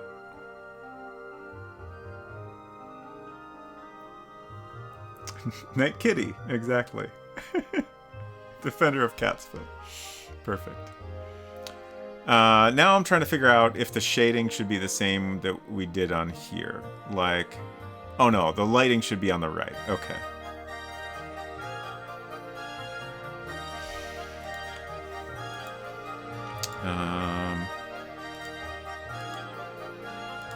Okay. Excuse me.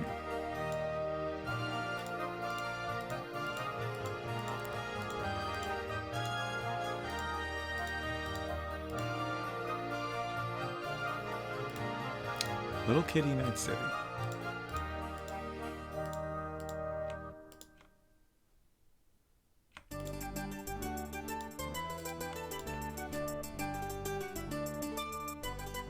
I feel like I'm at a Ren Fair or something.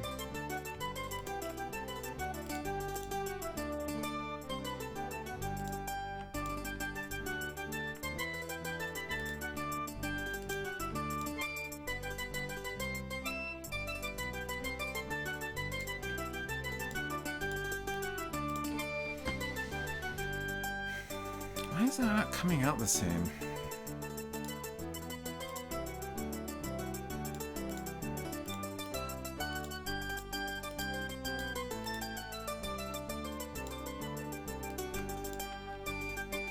That's better? That's fine.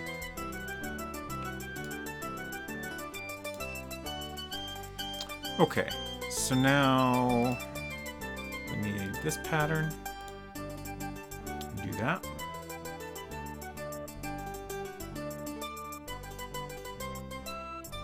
The more I work on this, the less sure I am that I'm happy with it, but I guess I'm gonna keep going. How did I do this?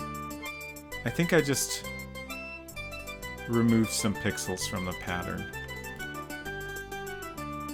to make it gradually lighten.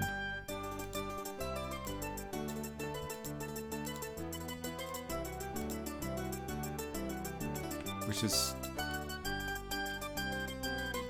very hard to do now that it's this like irregular shape, but I shall do my best.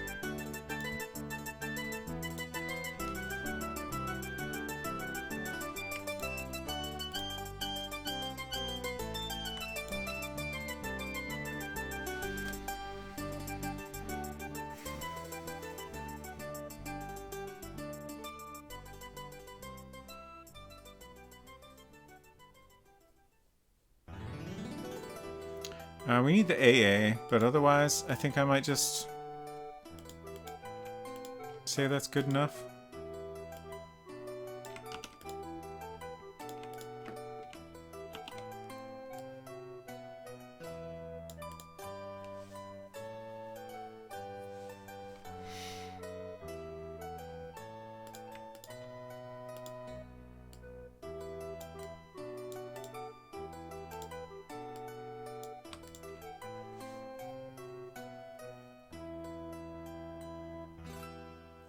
I can't help but think I'm gonna eventually redo this, probably off stream.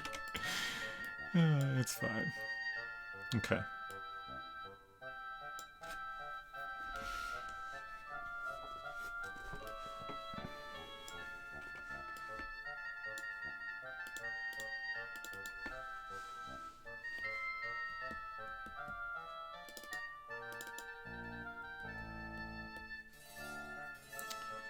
Oh, actually, that needs to be its own object. Oh, heck.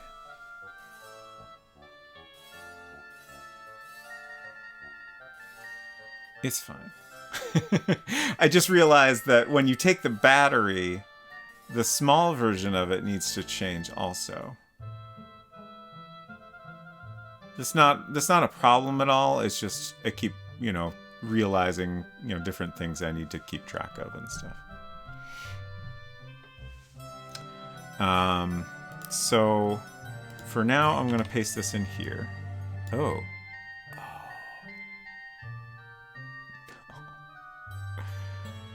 Oh no. I forgot about that. It's fine. We can fix it. Because this is so tall, it gets split up into 2 different bit boxes, which means it's no longer opaque. I think what I'll do is I'll make the cap section a different bit box. Just anywhere there's a line, we can split it up and make it 2 different shapes. Another possible solution is to draw a shape underneath it, which I think is what I did for the final version of the battery when it's perfectly straight. But with this curve, it's very hard to do that and get it right.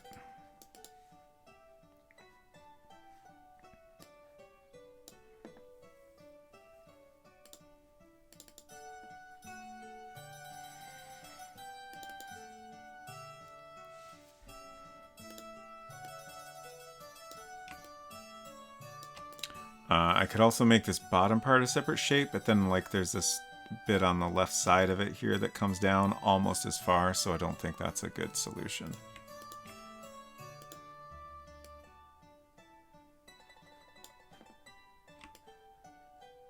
Oh, shoot. Okay.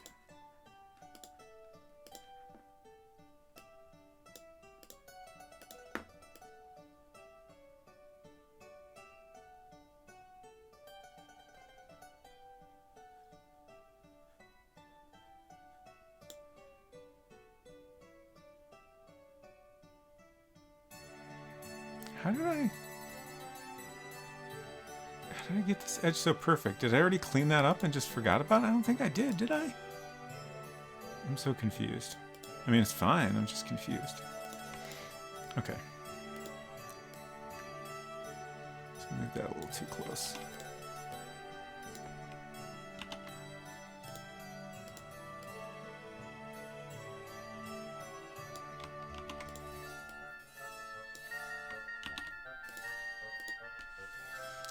Okay.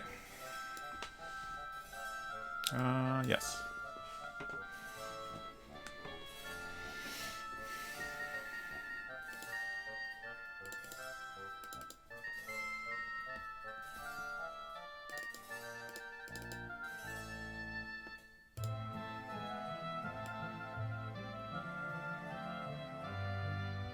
I wish I could get a count on how many objects we have here.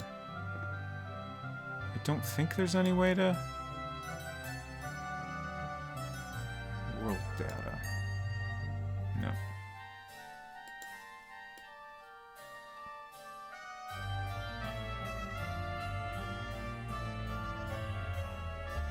Yeah. No way to do that. It doesn't matter, I'm just kind of curious. Okay, so here's our larger part of the battery, which is now opaque, which is great. I was a little concerned it would still not quite be small enough. And then we just gotta line up these 2 pieces.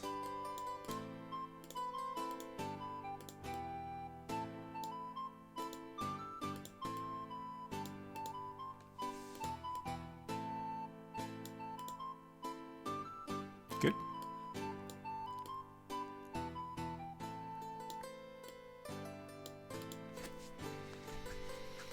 Okay, and now we need the stem that's hanging from.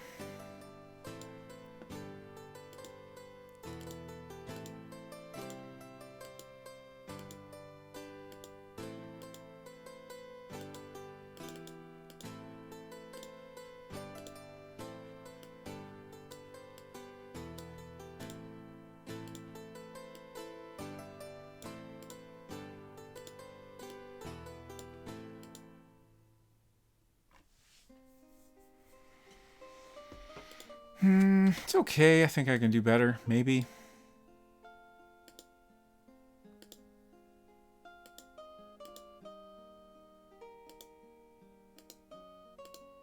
Not sure I am doing better, but we'll see.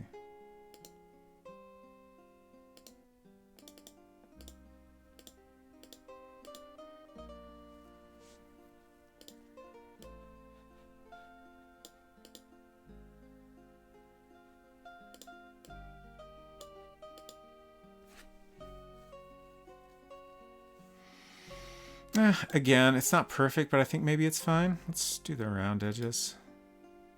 Oh, that's interesting. It drastically changed the bottom of the shape. That's so strange.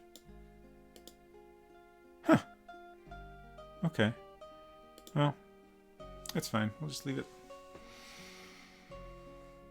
Okay, so now...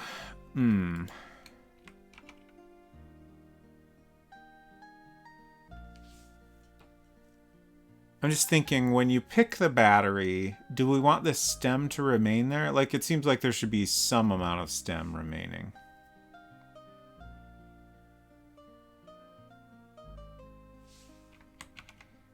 I think I'm going to redraw it again and keep that in mind. So I want it to be an enclosed shape at the bottom.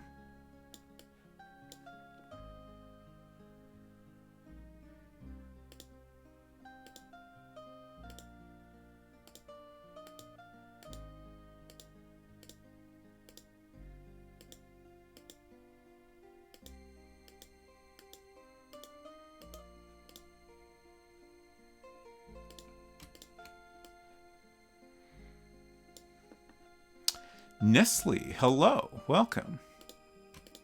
I am making, we are making, a game in World Builder, which is, in 1984, for the original Macintosh, there was a game called Enchanted Scepters by William C. Appleton, and it was the first English language point-and-click adventure game.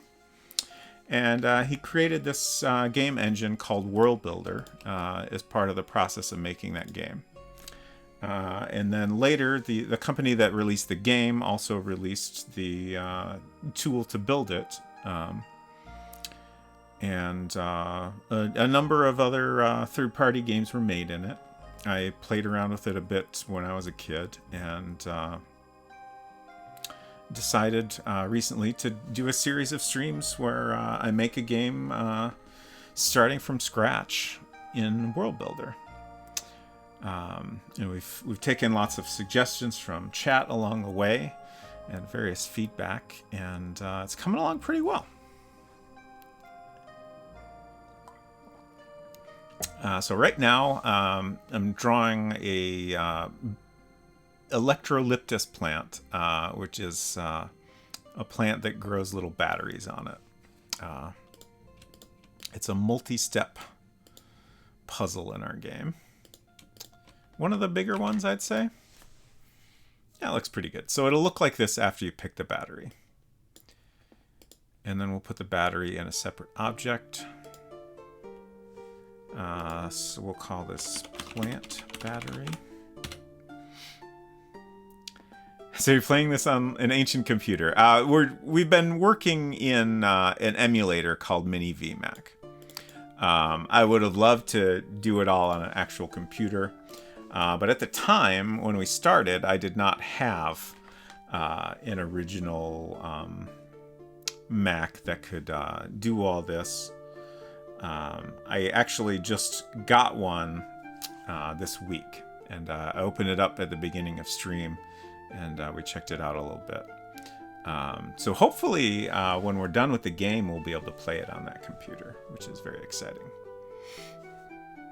But building it in Mini VMac does make some things a little bit easier while still being a reasonably authentic experience. Okay, so that's good. We need to make that start out in storage, and it's a mobile because this is not the object that goes into your inventory.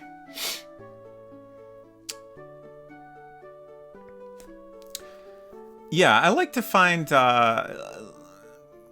stuff that's a little less streamed to share, and this is definitely the furthest I've gone into that direction. Like, I have Taco Adventure is another streamer that is actually like going through all point and click adventure games, or at least attempting to. That's the one place where I've seen anyone else stream a world builder game at all. But definitely haven't seen anyone else make a game. So hopefully it is interesting, even if it's a little bit niche. Okay, so we need to do a bunch of code to make this all work. So we already have some code in the greenhouse here.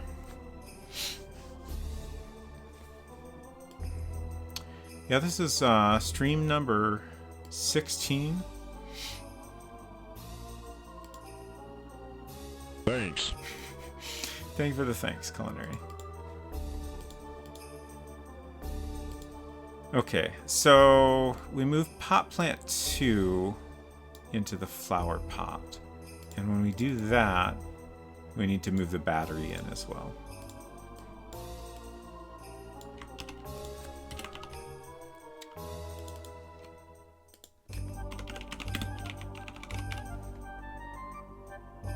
Okay. One thing I keep thinking about is the way we've written this code. You could actually go back and forth between the close-up and the greenhouse room in order to get the move counter to go up enough, which I don't love, since you're kind of staying in the same spot. But I guess it's fine. I don't know that there's anything I can do about it, so...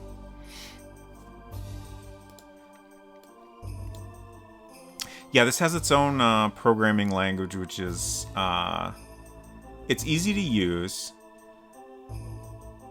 which is great, but it's a little too simplistic. It can get frustrating if you're trying to do more complex things. And I've definitely intentionally kind of pushed the limits of it and occasionally regretted it a bit.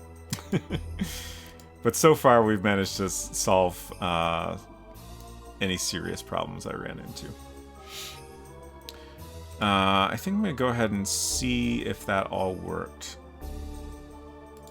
I think I got everything in place that I meant to.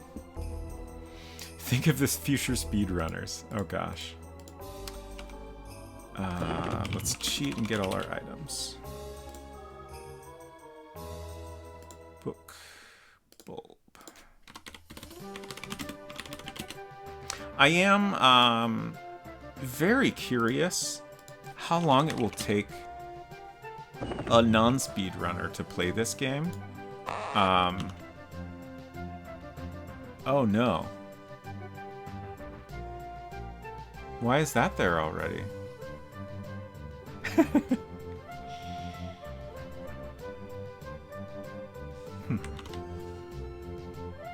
What? What? Oh no! Oh no!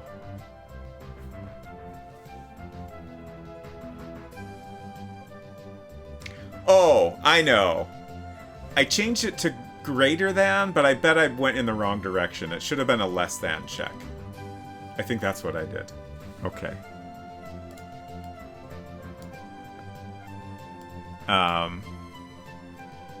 It shouldn't. The plant should not have been grown yet because I didn't do any of the steps to create it.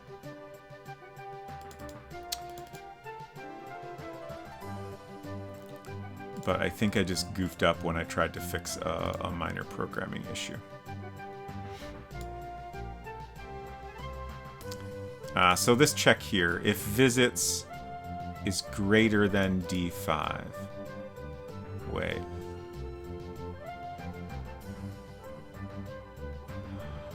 Oh, okay. That is correct, but the problem is that D5 initially is 0. So we need to check if D5 is greater than 0 and visits is greater than d5. Because this variable doesn't get set until you've done all the steps to grow the plant.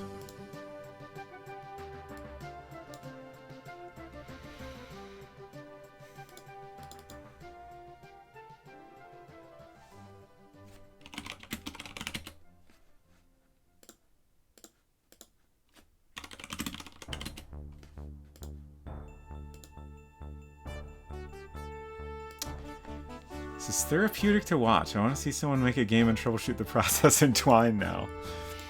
That does sound interesting. And I'm glad you're enjoying it.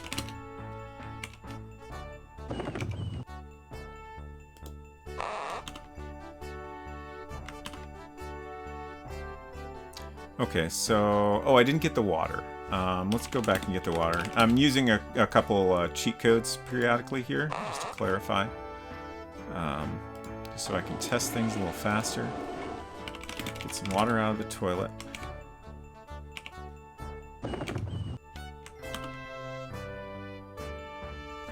Silver says, I will eventually stream me finishing my G-Develop templates. One day, possibly. I believe in you, Silver. You can do it. Okay, let's plant the bulb. Plant the potato. And then water the pot. Good. So that's all the steps. Then we just need to spend some turns. So let's walk around out here. And I want to go more turns than we need to, just to make sure that code fix I added is working correctly. Okay. So there we go. That's all good now. Our plant is fully grown. Great.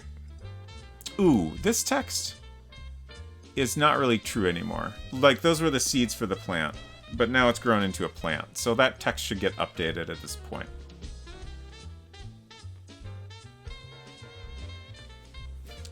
I'm just going to make a note about that.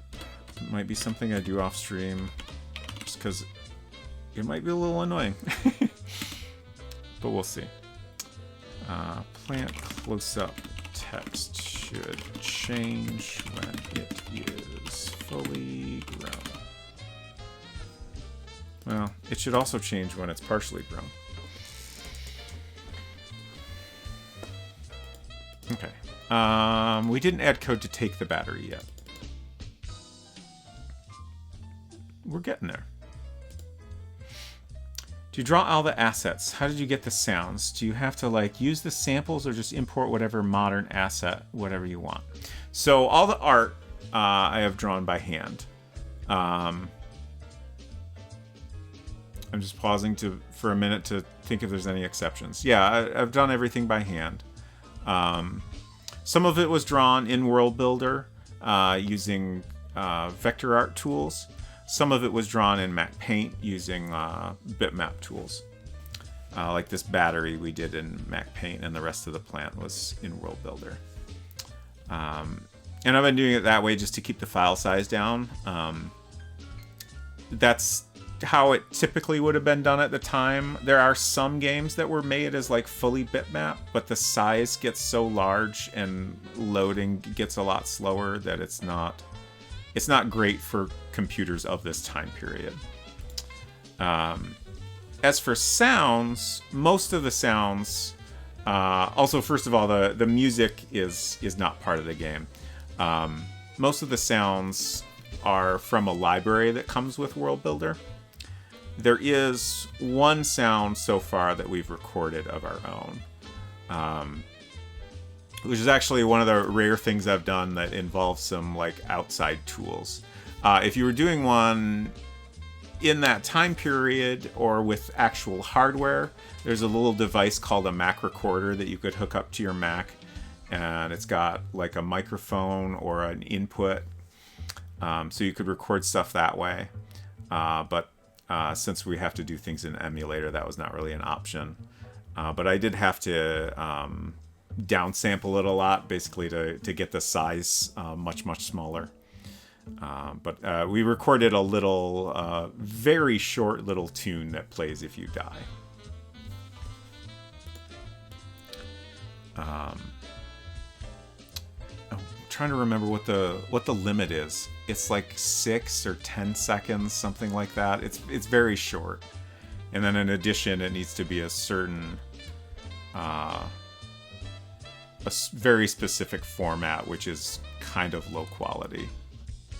It's a little tricky to get things sounding good.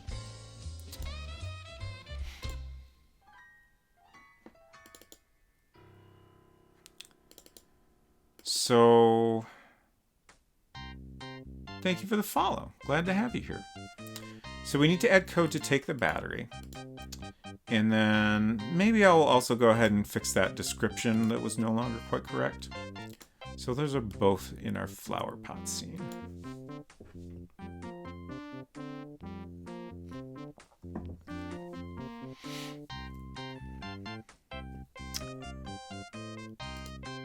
So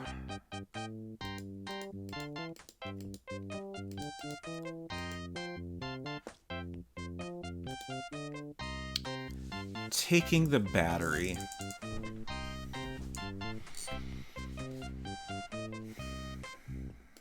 Let's add this down here. So if the text $sign refers to the input that the player has typed, so we want to allow take battery or get battery or pick battery, why not? I think I'll just leave it at that for now. So then we need to make sure that the battery is actually here. So, oh, right. We also need to allow them to click on it, which I almost forgot. Plant battery, I think, is what we call this object. So plant battery equals scene. That's just checking that it's in the scene currently.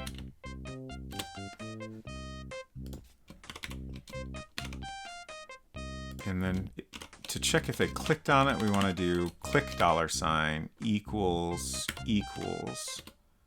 plant battery. If we just used a single equals sign, then it would check for any object with the phrase plant battery in it, which is not really what we want. Okay. I'm just trying to think if there's anything else I need to check for here before they can take the battery successfully. I think that should be fine. So we need to do a few different things here. We need to move plant battery to storage, which is just a temporary place where we can put objects the player can't access. And now I need to find the name of the object that is the actual inventory item. I don't remember what that is. Fresh battery. So then we move fresh battery to the player. So then they'll have it in their inventory. And then we want to print, you gently pluck battery from its stem. Should I describe it? Like, I've talked about how, like, I'm intentionally making the battery appear as though it's not quite ripe, I guess, when it's on the plant, but then it kind of ripens after you pick it. So maybe I should describe that happening. You gently pluck the battery from its stem.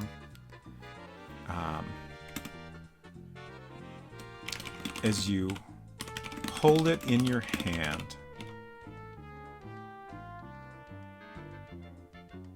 I'm just trying to think of the wording I want to use here. It gradually ripens and becomes solid. That's good enough for now. I can always tweak that later. Okay.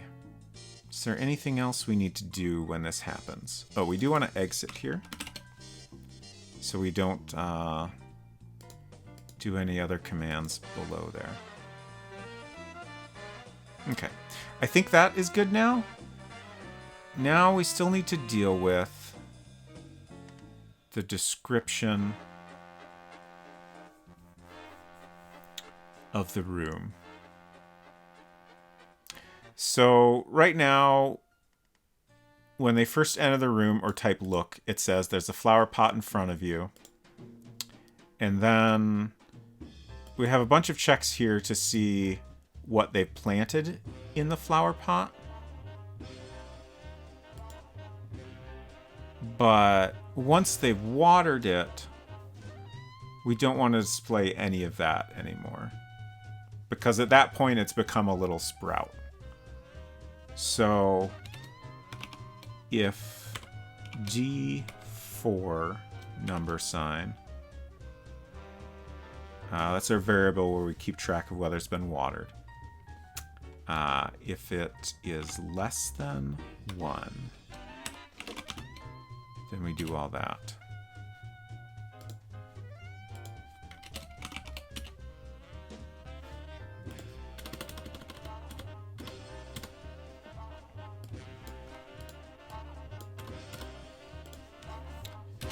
And if D4 number sign equals 1,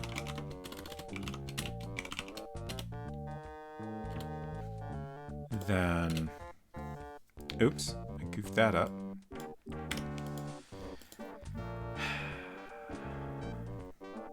I'm just thinking here. I guess I'll go ahead and put in the text. So we want to say something like there's a plant has started to sprout in the pot. Does that seem okay?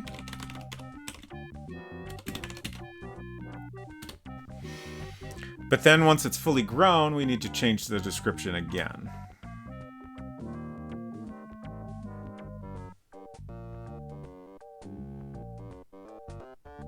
I really wish we could do if else, but that's not a thing in this language. So I think within here we need to check for if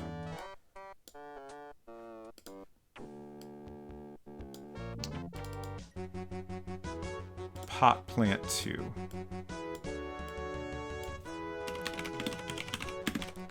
is in the scene, then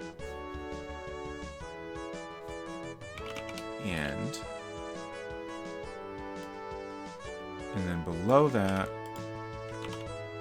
you can use either a less than or greater than as to check if something is not in the scene. Okay.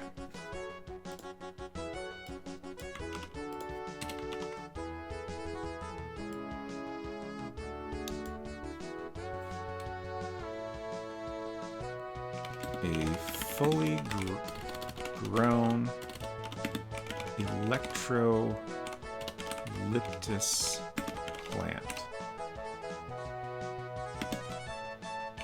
is in the pot. Fully grown electrolyptus plant is in the pot. Okay, the plant has started to sprout in the pot. That all seems good. And I'm trying to decide if we should also mention the battery when it is present. I think we should. So, if plant battery is in the scene, then otherwise end. And then the bit we just wrote happens if it's not in the scene.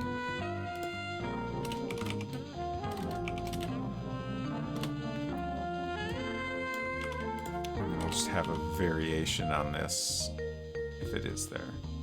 Fully grown electrolyptus plant is in the pot with a single battery hanging from a stem. Okay, I think that's all we need.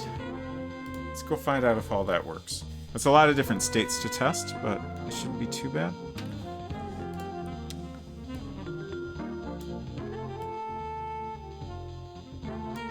I'm just looking at my notes here while we wait for this code to get checked over.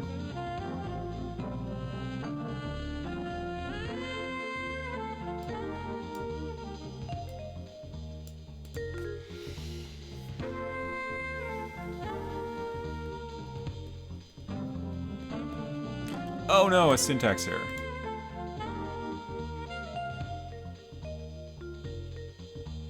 What did I do? Oh, heck.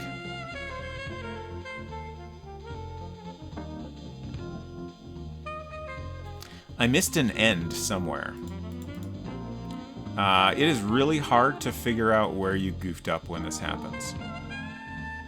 Because every time you press return, it will reformat the text as though everything was valid, even if it's not. So because of that, it gets very easy to lose track of how you were trying to nest all your if statements.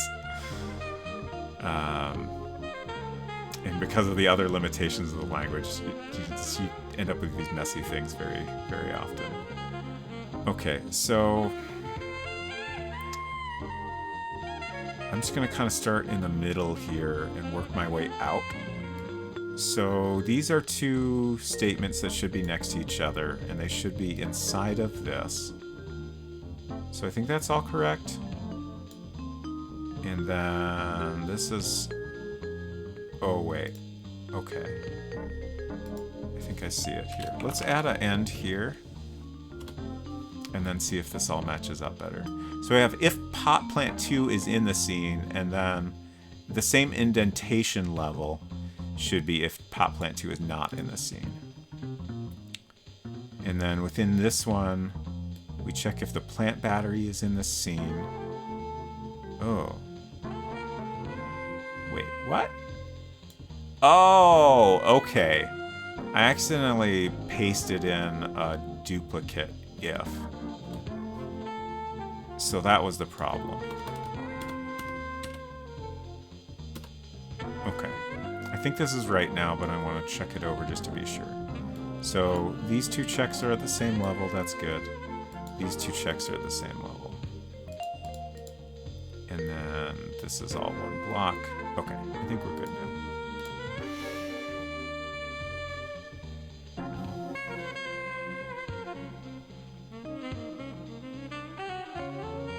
Jeez, 1 o'clock already?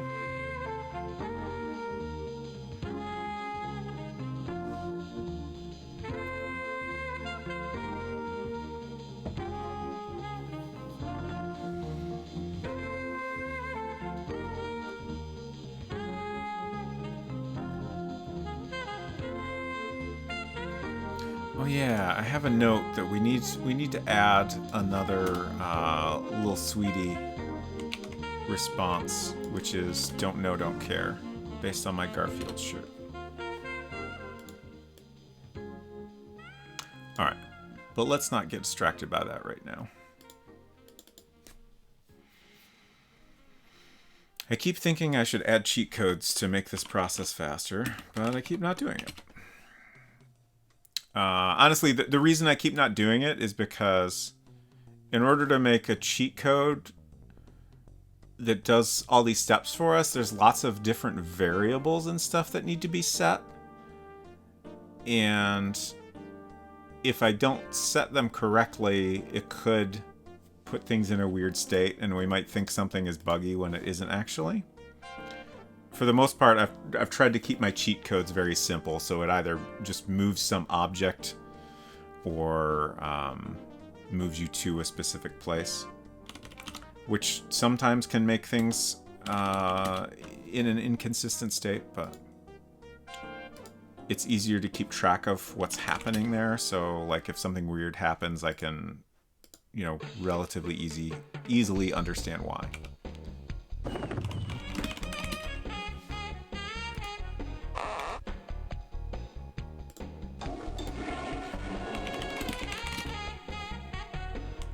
Okay, we got our water down south.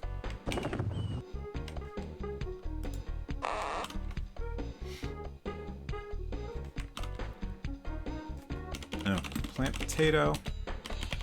Plant. Oh, right. So this is one of the rooms where this is the main room where we're checking things. So we want to make sure the description is always correct at the various processes, the various states in the process of creating this plant. And then we also need to make sure we can take the battery from the plant once it's fully grown. So let's go ahead and go south. We'll back up and go back in after each step. So right now it says there's a potato in the pot buried under the dirt. So now we want to plant the light bulb. I don't know what I was typing there. Plant light plant. There's a potato and a light bulb in the pot buried under the dirt. So now let's water the plant. You're not sure that's a good idea. Right, I didn't fix that bug yet. Water the pot. Okay. South, north. A plant has started to sprout in the pot. So at this point, we just want to go back and forth a bunch.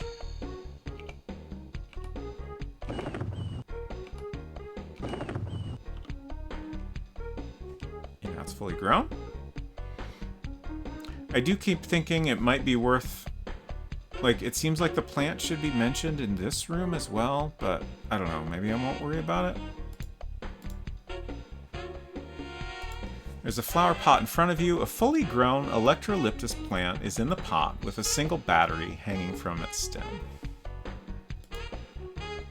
You gently pluck the battery from its stem. As you hold it in your hand, it gradually ripens and becomes solid.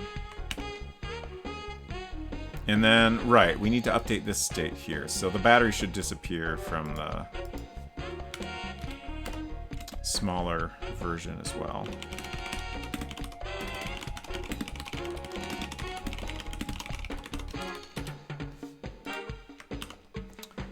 And if we go back... Oh, no! Oh, okay. Oh, it's so hard to program in this language. It's very easy to, because you have to do things in very specific ways, it's easy to forget that you need to be careful about certain things. So, what happened here is,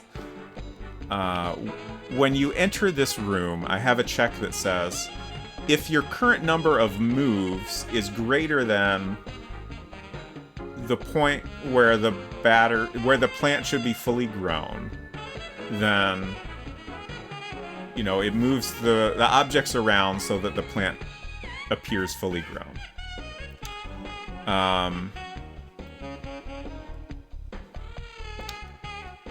So sorry, I got distracted because someone just followed. Thank you for the follow. For some reason, the alert's not appearing. We had an alert earlier, didn't we? I thought I fixed this. Anyways, thank you for the follow and welcome. What was I saying? So the code is running when it shouldn't. It should only happen the one time. So we need to add another check. And we might add another variable to ensure that the plant only becomes fully grown one time. Infinite battery exploit. That is great, but not quite what we want.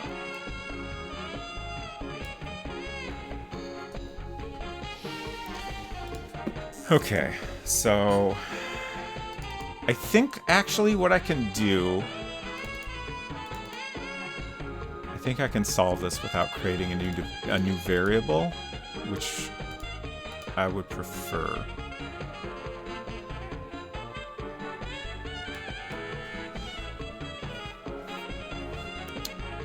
So my thought here, we're first checking D5. So if we set that back to 0, then this code won't run again.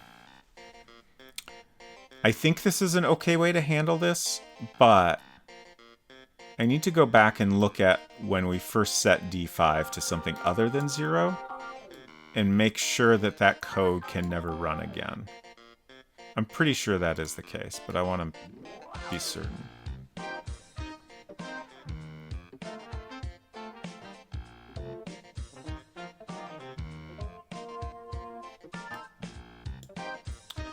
So,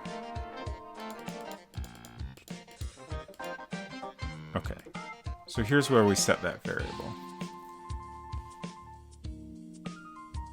Ooh, okay, yeah, it's a good thing I checked this.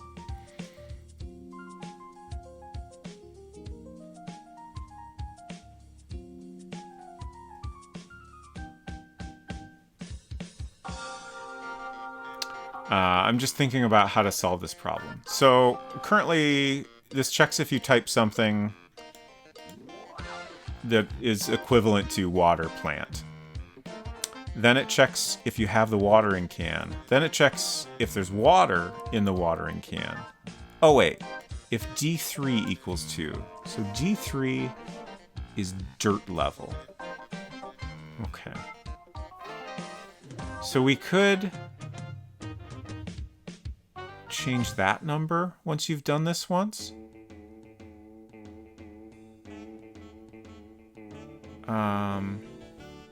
Or we could add another variable.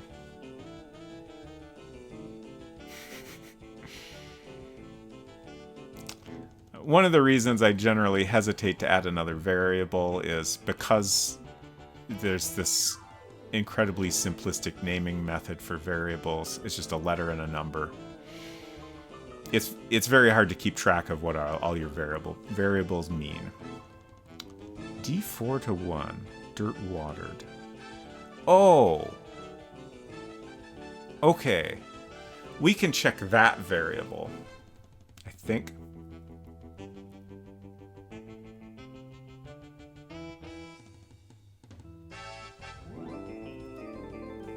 So yeah, that makes sense to me. Because this should only run if D4 is less than 1.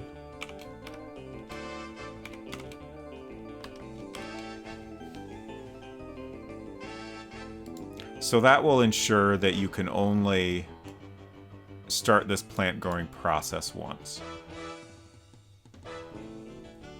So I think our infinite battery exploit is patched now.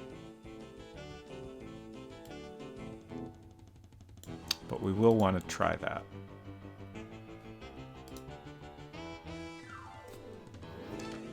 While I'm in here, let's fix the issue where the battery is still visible from the smaller view. Although I guess I'll have to go out to MacPaint, because we need to create another version of that graphic.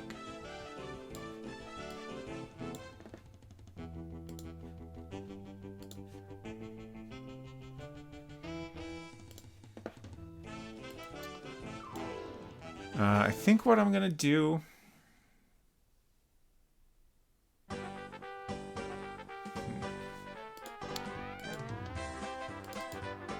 I'm just trying to decide how to set this up.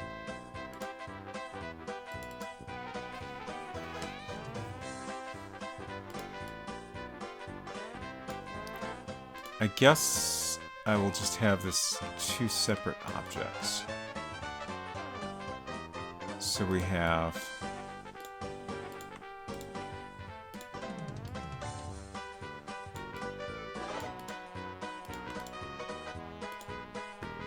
plant without a battery, and then the battery by itself.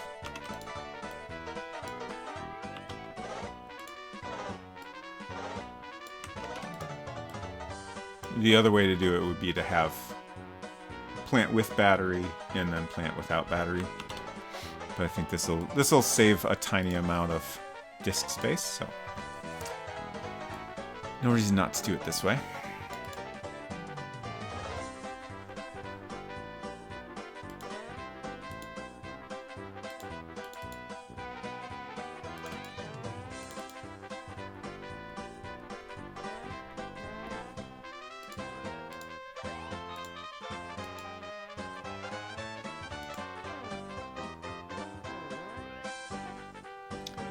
Okay,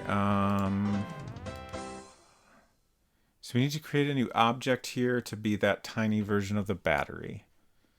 And then we need to update our other object. What was that object called? Plant 1 small? No. 2? There it is. Okay.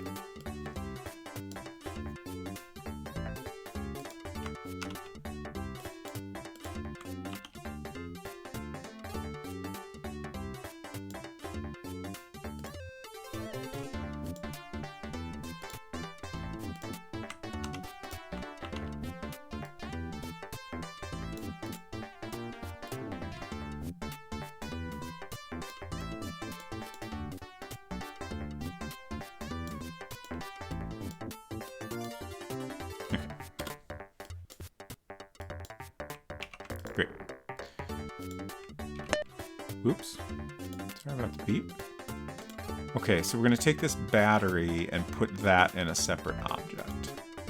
Pot plant too small. I'm just trying to figure out how I name this. I guess I'll name it plant battery small. No reason not to.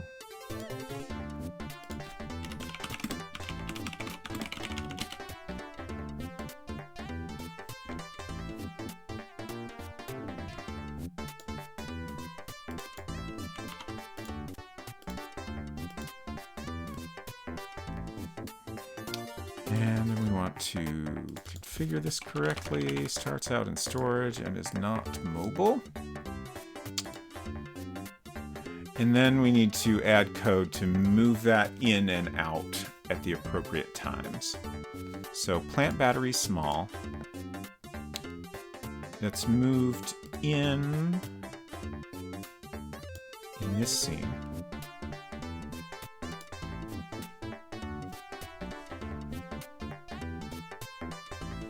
Let's see. Pot plant 1 to storage.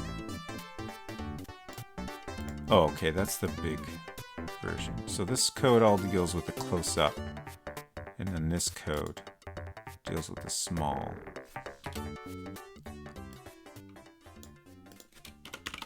So we want to move plant battery small to current scene. Yeah.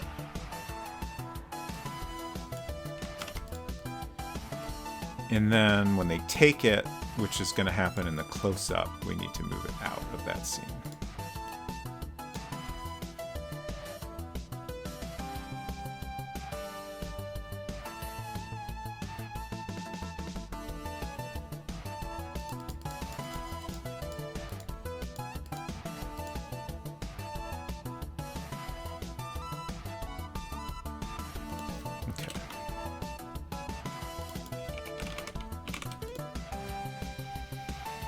Okay, that should work, I think.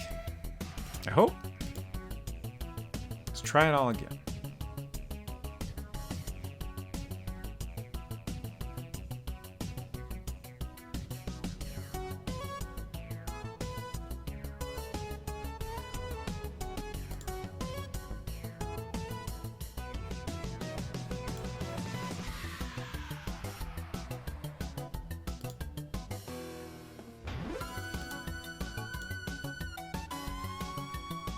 Huh, this is the Adventures of Willie Beamish?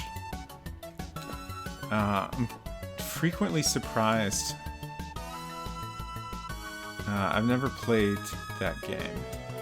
I don't know. This isn't quite what I would have expected. Fascinating.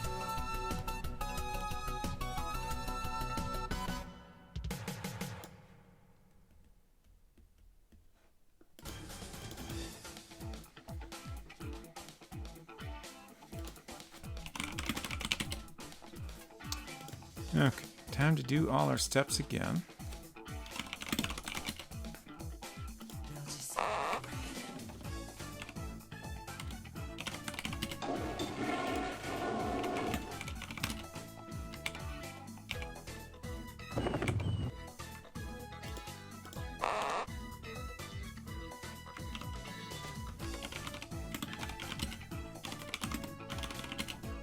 Forgot to get the potato out.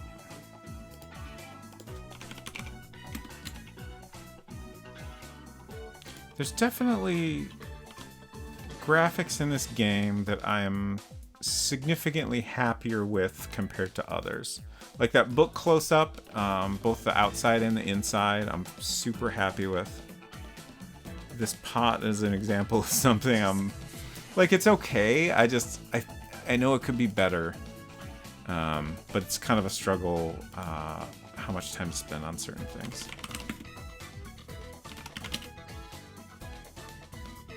I didn't take the bulb? Oh, I already planted it. Okay.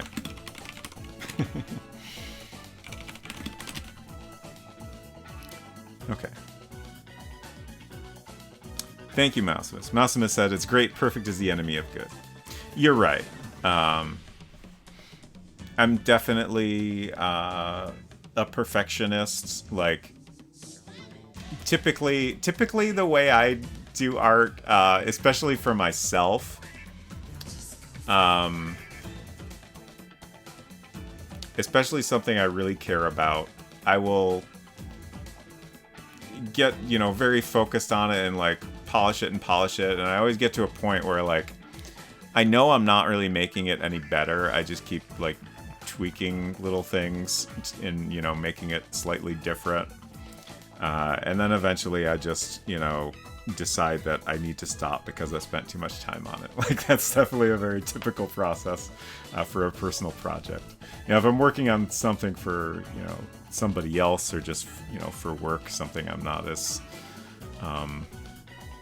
determined to perfect, then it's a little easier to know when to stop.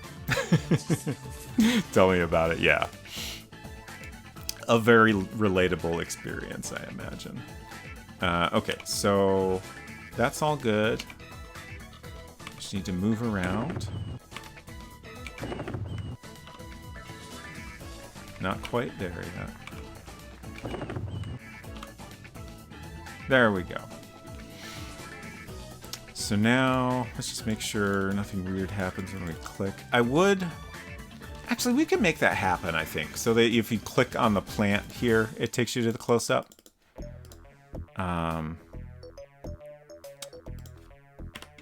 Click, I'm just writing a note here, click on plant or battery close-up.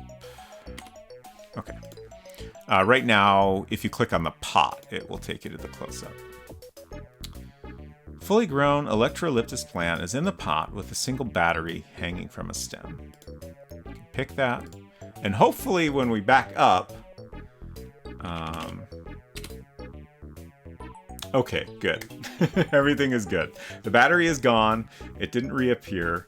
And then we should be able to go back, and it's still gone. Great. Okay, we can't water the pot. I'm going to go get more water and then try to water it, just to make sure that that's working correctly. I believe it's fine now, but I want to make sure.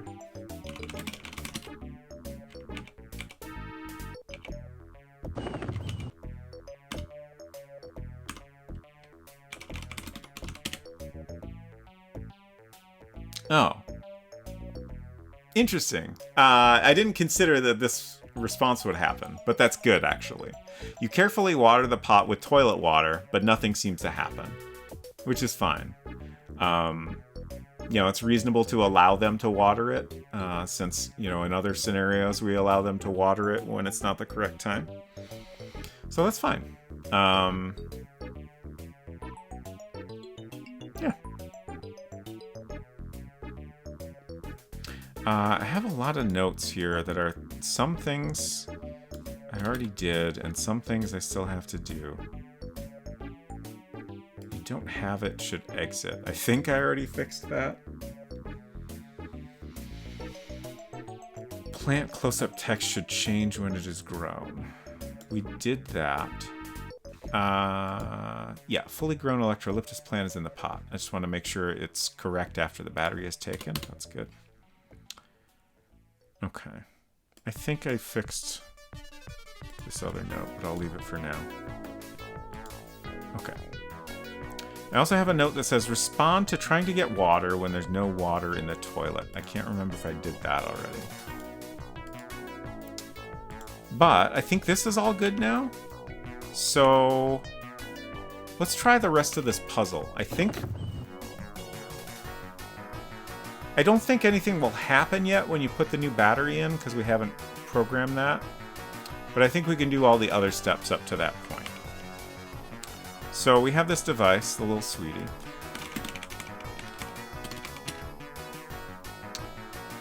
Turn it on. Enter the pin. There is a whole puzzle to get the pin, but I won't go over that right now.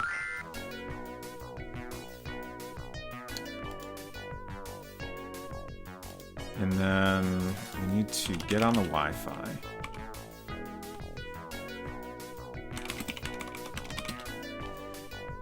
Connect. And then we can look at all these emails. And then, just as we read the last message, a new one appears. But as soon as we open it, oh no, the little sweetie has turned off. We do need to add some text at that point, just so people understand that this is a intentional gameplay thing and not a weird bug.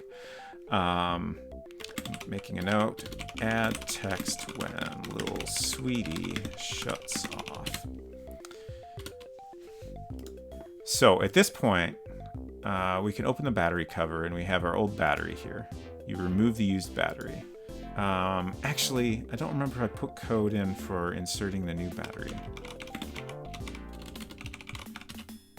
Yeah, okay, I didn't. So we can't actually insert the new one. But that's okay.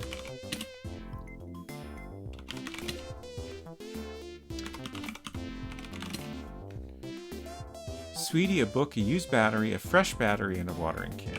Drop used battery. Just want to check here.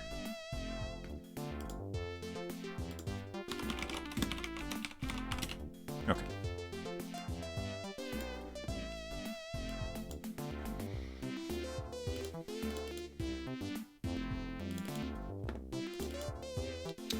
Okay, so I'm going to take a quick break and think about how much longer I want to go, and then I'll come back and we'll do a little bit more. Oh no, my Stream Deck went to sleep. Okay, I'll be back in a minute.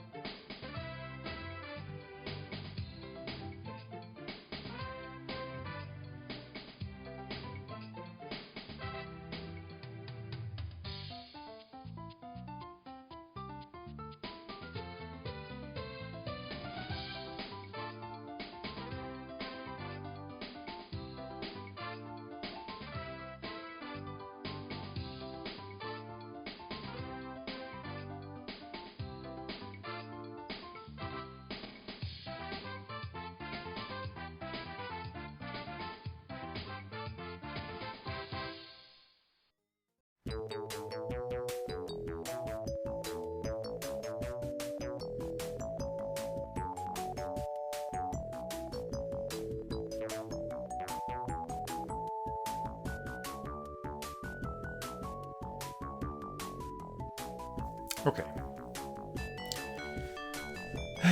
What the heck were we doing?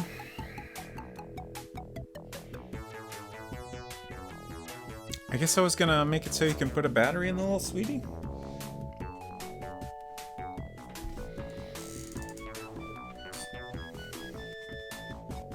It's definitely a thing we need to do. So let's see. That happens in little sweetie open.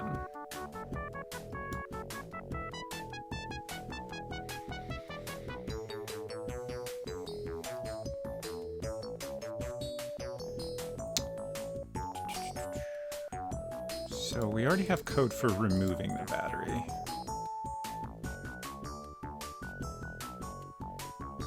Okay. So that's right here. First we check if the battery is in the scene. And then we check for an appropriate input. So below that, we'll do the inserting. What is appropriate to type here? The other tricky thing is there's two batteries. So there's the used battery and the fresh battery. But I think we won't be picky about, you know, expecting the player to be specific. I think if you have the fresh battery and the used battery has been removed, like, it's silly to, you know, be like, which one do you mean? Like, obviously you want to put the new one in. Like, at that point, the player knows what they're trying to do. And that, you know, it simplifies things a little for us as well, so. Some of this we don't want, but just copy it anyway to make things simpler. There's not really any way to do this with clicking. Like, the only thing you could click on is the empty battery compartment. We could interpret that as trying to insert the battery, but I don't think that's necessarily a reasonable assumption to make. So different commands, like insert is probably what I would type naturally. I missed the beginning of what you said. Are you going to make the dead battery poof out of existence to solve a problem? No. I'm just going to, if they type the scenario you have to be in to insert a battery, well, in the scenario where you have both batteries in your inventory and the battery compartment is empty, and you type insert battery or something equivalent to that, we're just going to assume that you are referring to the fresh battery. Because in that case, you've taken the old battery out, so you know it's dead. Like, and then, you know, you went through a lot of steps to grow a battery, so you know you have a new battery. So it's silly to be picky about which battery you're referring to. Is there a reason to keep the old battery around, though? No. I mean, we could have it poof out of existence, but there's also not really any reason to do that. So I'm fine with it just being in the inventory. I'm trying to think of other commands a person might type here. Insert, add? That seems a little awkward, but we've allowed add in other, like, scenarios, and it makes some amount of sense here. Open to suggestions on other options, but that's all I can think of. Replace, that's a great one, thank you.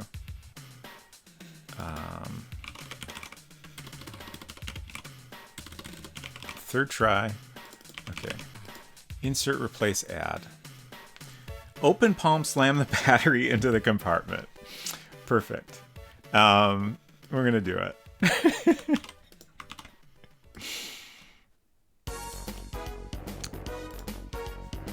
Open palm. You have to be specific. Open palm, slam the battery into the compartment. Perfect. Is there not a character limit? I don't know. We're gonna find out. I actually haven't come across a character limit for like text comparison.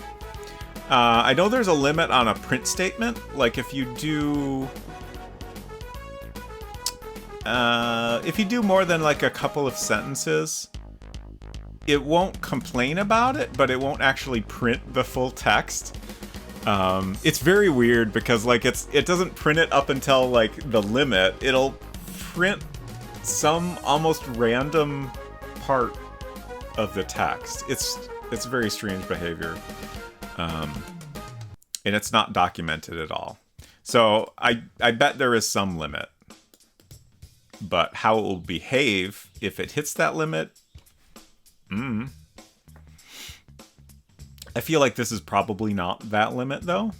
Even though this would be a extremely unusually long input to type. Open palm, slam the battery into the compartment. I'm going over that to make sure I remember it when I try to type it in the game. Okay. So. I guess to do this the same way we did the other things, before that we want to check if fresh battery belongs to the player.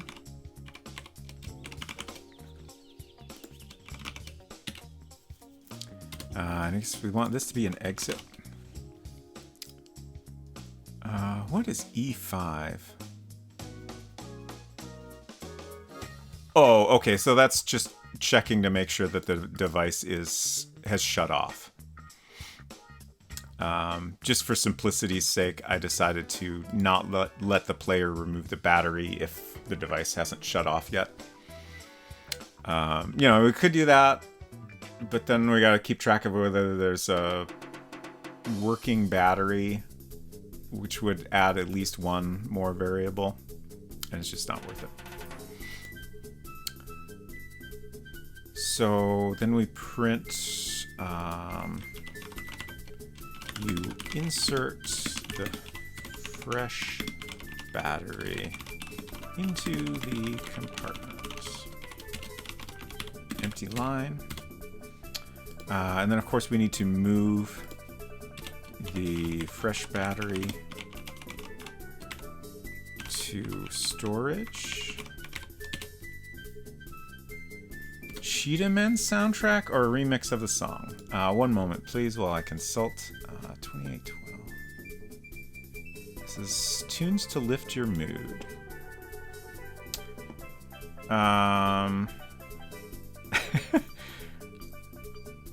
This is Windows 98 partytime.mid.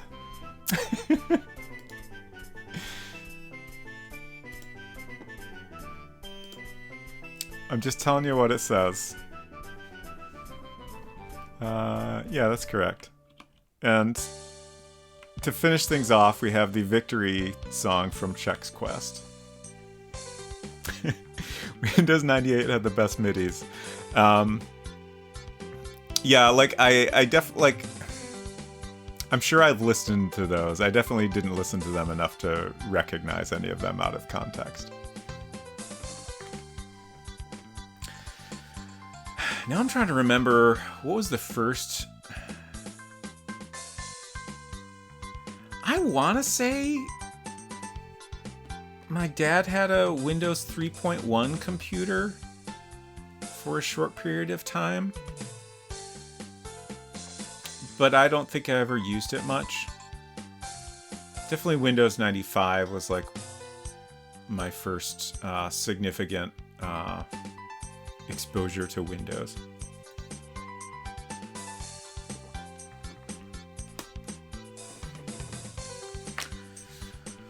Okay, so we move the fresh battery to storage, and I think that's all we need.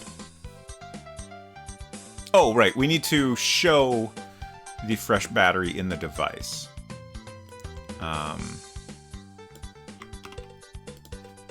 So we need something kind of similar to this, but fresh and seen. So then you'll be able to see it in the compartment. And currently, the game does not respond in any way to removing the battery, removing the fresh battery. It might be good to have a response to that, similar to this. I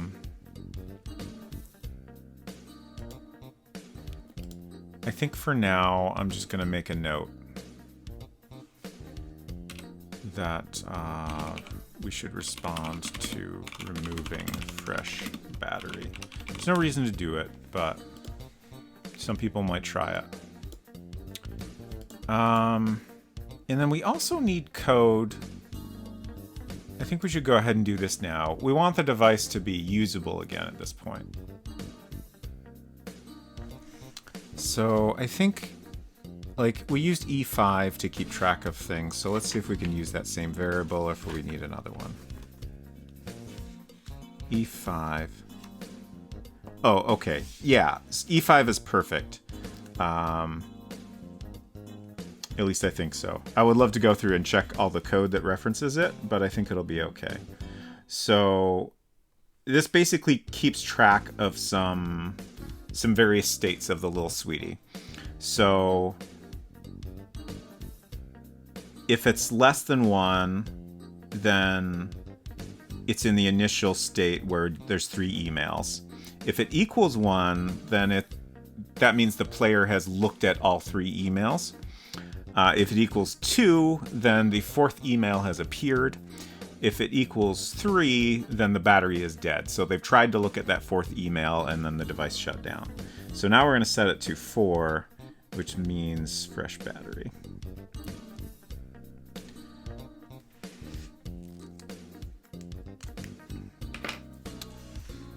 So let's see. Let's E5 number sign equal 4. And then hopefully, ooh.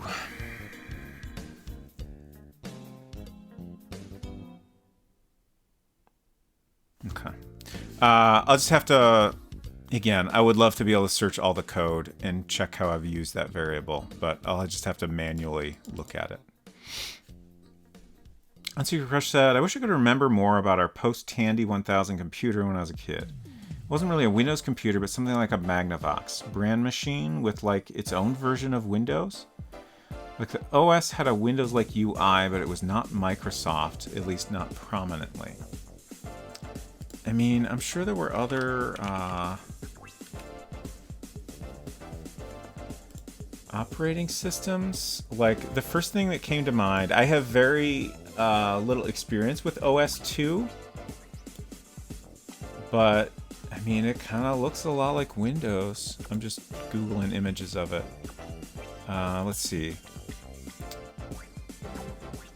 OS 2 is a series of computer operating systems initially created by Microsoft and IBM. Oh, it was created by Microsoft and IBM. Wild. But yeah, like that would maybe be my guess. Don't know if that was a thing, other companies slapping their logo on a Windows knockoff. I wouldn't think so. Like, I would think if it didn't say Windows, it probably was not. But I'm sure other folks would have a better idea than me.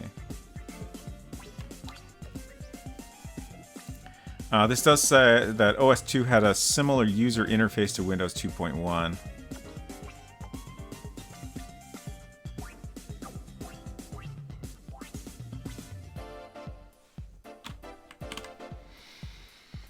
I'm not sure if it was Magnavox either, but it was some electronics company that used to make non-computers too. Okay, so now the code I want to look at is when you try to turn the device on. I know there's some check there that looks at this E5 variable to make sure the battery's not dead. So we just need to look at that code and make sure it will run when the variable is set to 4. Announcement said, I remember running OS2 Warp. It was able to run Doom in a window, which was rad at the time. Interesting. So the off state is the code we want to look at now.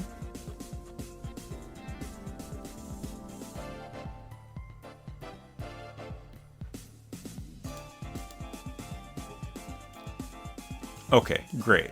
So the relevant code here just checks if E5 is exactly equal to 3. So now that we've set it to E4, you'll be able to turn the device on again. So that already works exactly how we want it without any additional code. Good job, past me.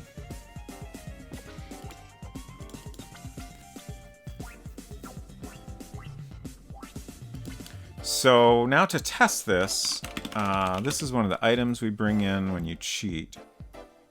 So we can just grab this fresh battery. We can actually also grab the used battery, which is also still in the device. Don't worry about it. It's fine.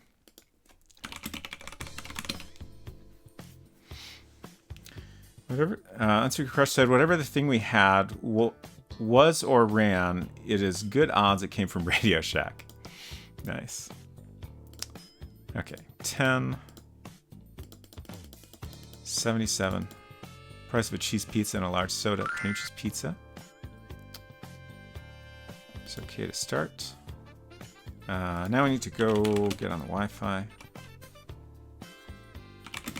I always forget that step. Connect.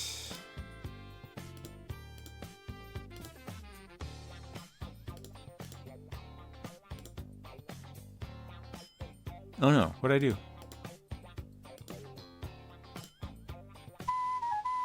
There we go. It shuts down. I still haven't added the text to explain that it shuts down. Actually, it's a little bit tricky. I think it might actually print some text, but then it has to take you to a different scene. So that text gets wiped out and replaced with this description. So maybe what we need to do is either add some text if you come here and the battery's dead, or have this text be generated programmatically so we can display it in this context a bit differently. A Robot's Friend asks a very good question. Canonically, does the little sweetie also make you enter email text with the arrows? So I've talked about this a fair bit in the past,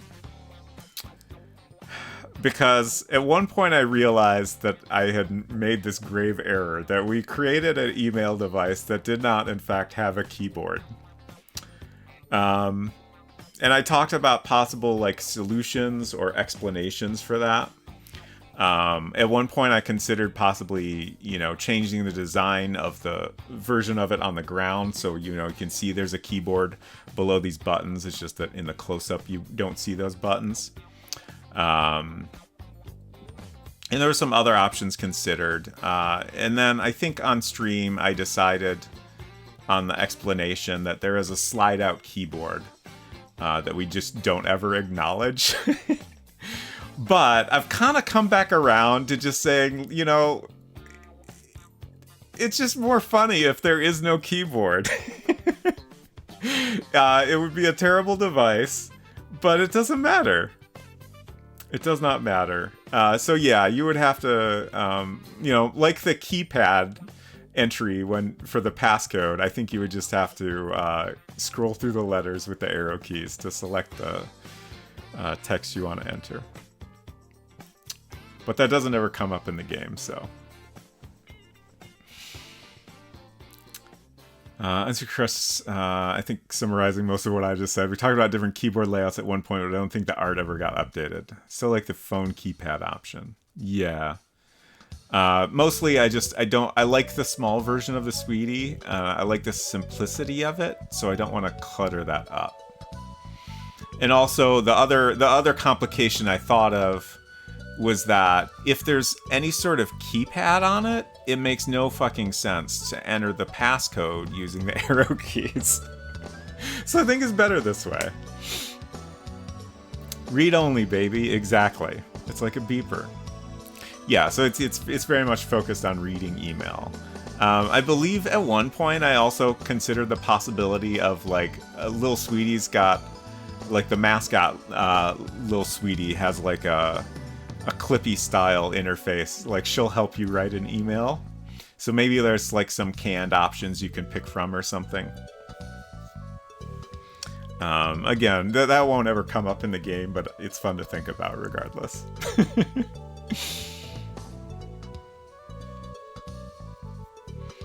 Yeah, it's just funnier if there's no keypad. Inputting Wi-Fi password must be a pain. Yeah, I guess they just figured you're mostly on an open Wi-Fi network, which I think is realistic for the time. Like this, we decided that this device came out in '99, which was like very very early for Wi-Fi. I honestly I can't remember if password protected Wi-Fi was a thing from the start or not. I suppose it probably was, but I feel like there was a time period where most Wi-Fi networks tended to be open. I don't know. I could be misremembering, but that definitely happens a lot.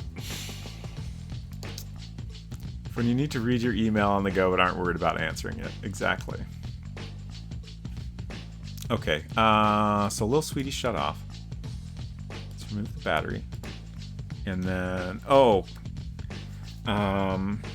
open palm, slam the battery. Unto your crush, you're gonna have to help me out here. Into, I'm scrolling up to see if I can find that. Into the compartment. Yeah. There's still styrofoam on them. You insert the fresh battery into the compartment. It worked. Perfect. Can you make it have like special output if you type that command? Yes, we should. Okay. Because if you can get all of those words typed perfectly, you deserve a treat. Yeah, like we should describe how deftly you are performing this maneuver, I think.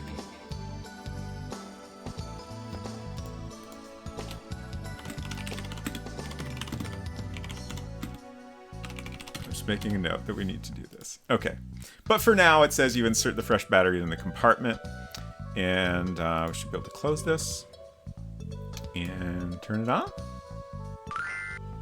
Wonderful.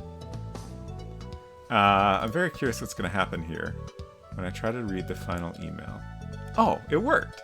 Imagine that. Imagine things working. So this actually it might be the first time I've shown this on screen.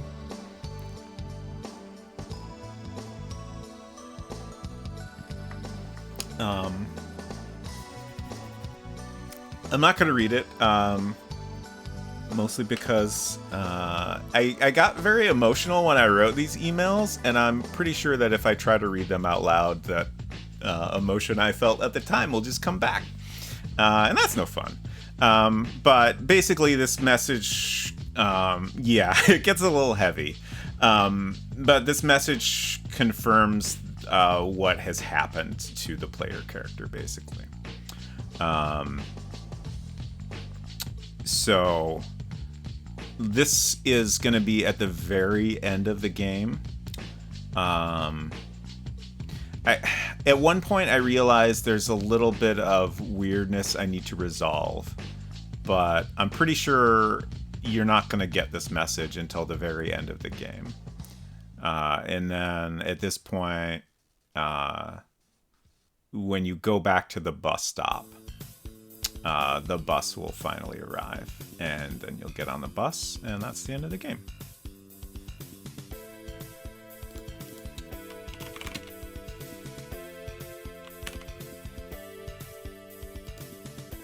I can't believe my alerts still aren't working, but thank you for the follow. Welcome. I forgot, I meant to check them again. Let me just poke at that real quick. Before... Yeah. Adventure alerts are on. That's my normal alerts. Twitch alerts. They're right there. They should be working. Aren't they working? Let's try this. Test alert. What? What? Why? Okay. I'm gonna have to make a note. I don't understand what's wrong.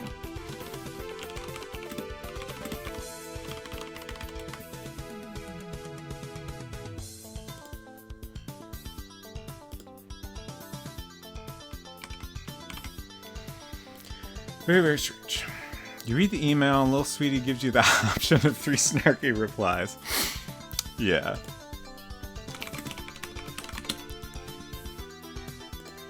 We should do some little sweetie replies. Don't email your heart. He doesn't deserve it. Great. Don't email. Boring. If you need space, join NASA.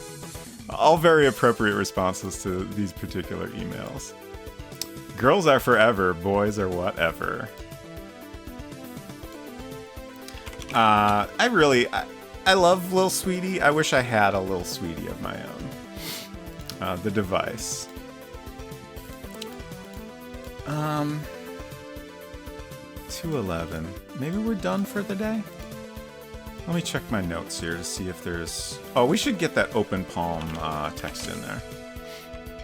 Quit. I guess I can't quit with a command.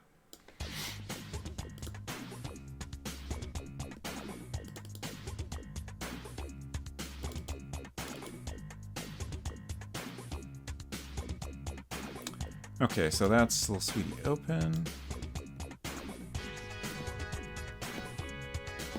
Your Garfield alerts took out your regular alerts in a jealous rage when birthday time was over.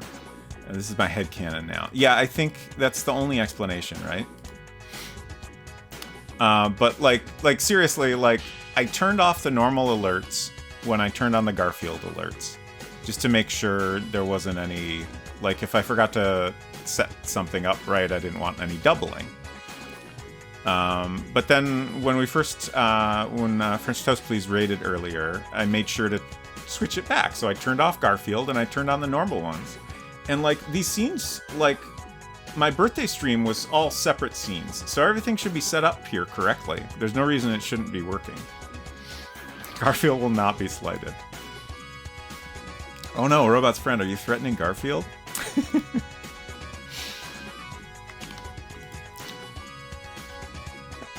Ooh, random access maps. 158. Exciting. Okay, let me just real quick here. I think what we're going to do is copy this whole block. It's not that much, so we'll just have 2 separate blocks. That'll be the easiest way to customize the text here.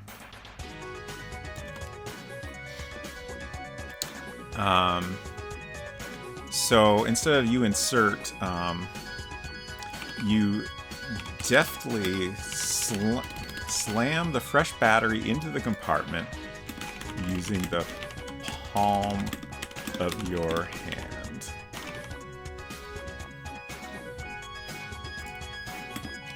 It is a very cool and smooth move, and you wish anyone was here to witness it.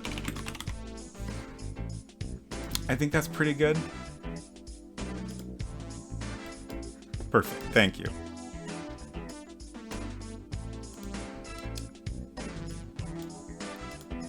Just make a note that we need to test that. Okay. Let's get some maps.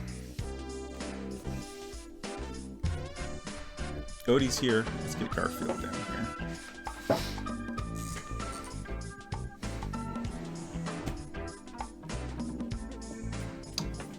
Not familiar with this redemption. I have this lovely little book of video game maps, NES and Famicom. There's a link to it. Currently, the book is out of print. I say currently, but I believe that is a permanent state. There is a PDF version, though. 158 says culinary. Let's see what we got here.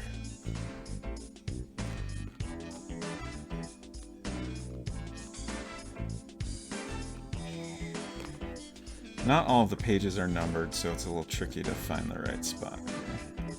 Okay. Oh! Did you know this, culinary? So we actually have 2 games on 158.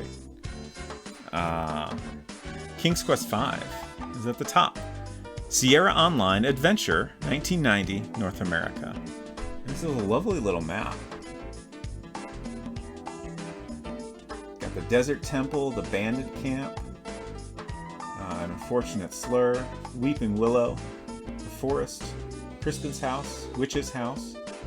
What does that say? Ice Palace, of course.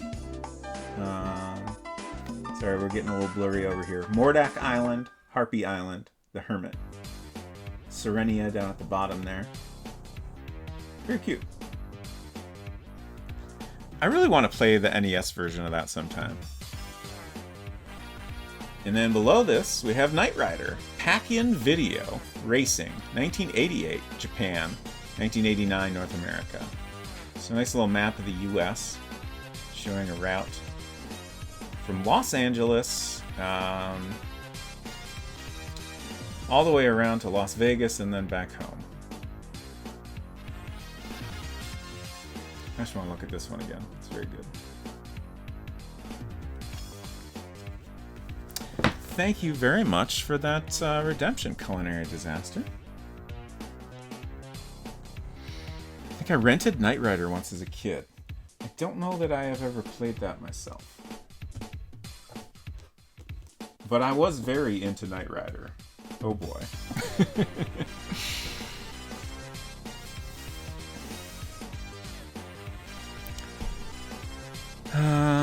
Let's see. I'm looking for things that we could do relatively easily. Adding text when the little sweetie shuts off I think is going to be a little annoying to do. So we'll skip that. Respond to removing the fresh battery. Oh, I have a note here. Let's actually check this. It says respond to trying to get water when there's no water in the toilet. I don't actually know if we did that already or not. It was near a bunch of other things that I had already done, so let's check on it. And we can also try out our open palm slam. Let's get the battery, sweetie.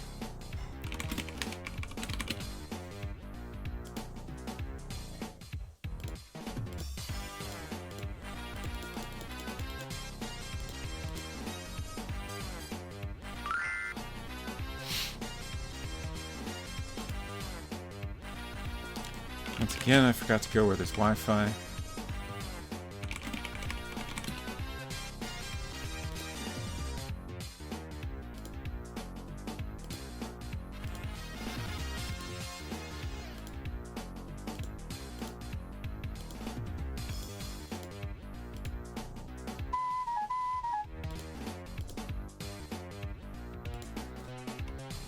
Okay, now we need to open the compartment.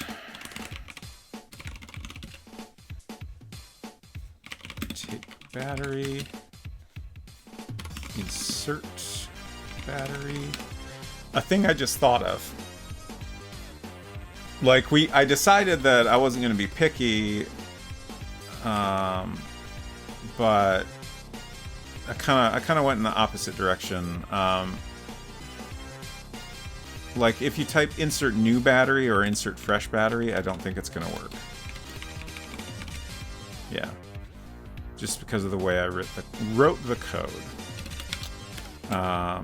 So we should allow stuff like that.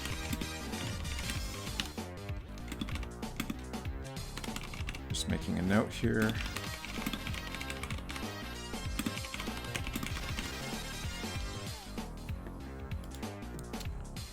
Okay, so what we actually want to do is open palm, open plam, slam. God, I keep forgetting.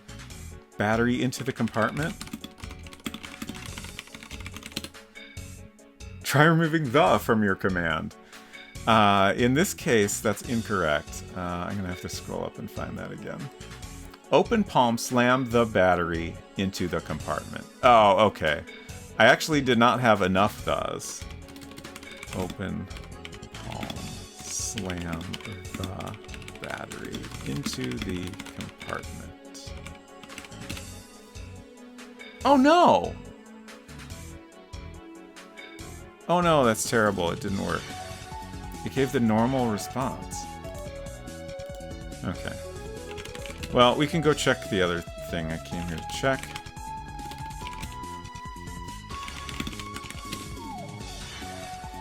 I don't think I grabbed the watering can. So, we want to open this and then try take water. Okay, so I did not actually do this yet.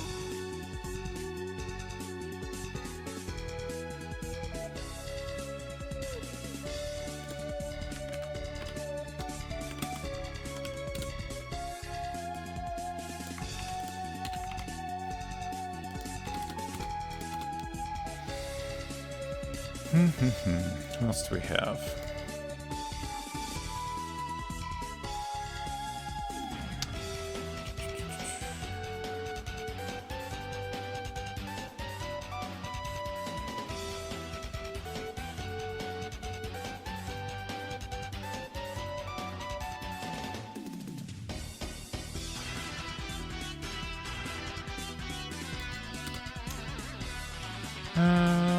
Yeah, I don't know that there's a lot of interesting stuff to do here.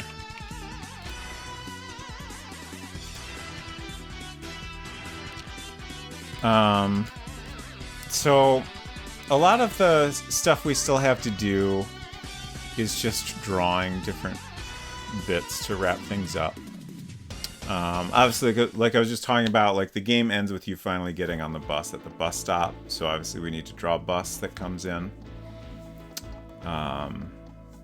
You know, that's very simple in terms of interaction.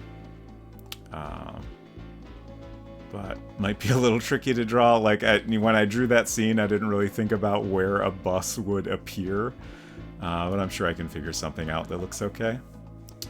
Although honestly, we could have it be a completely different like scene, you know, so it could be a different angle or something like that. It's worth keeping in mind.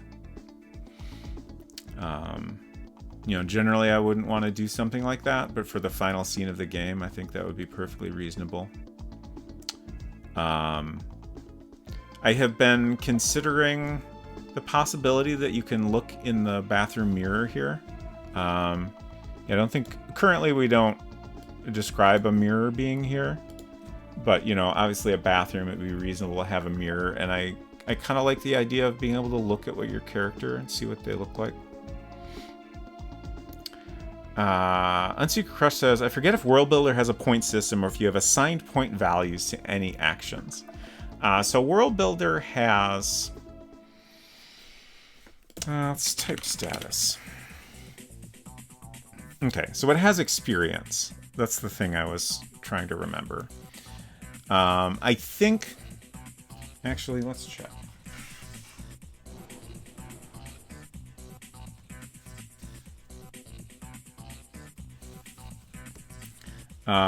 The thing I'm not sure of is if we can, in code, change the experience at all.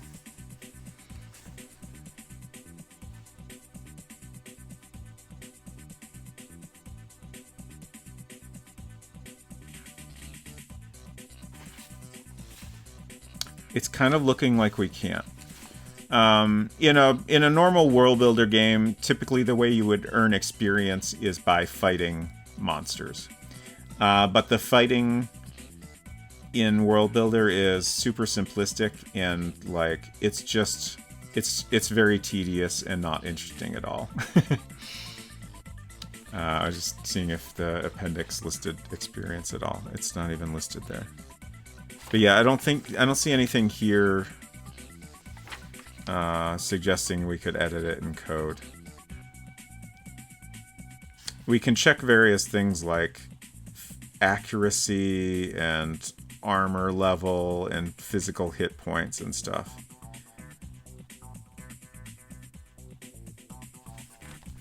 but that seemed like it's it. But we could add a scoring system if we wanted to. I have considered that because I kind of like having a score in an adventure game.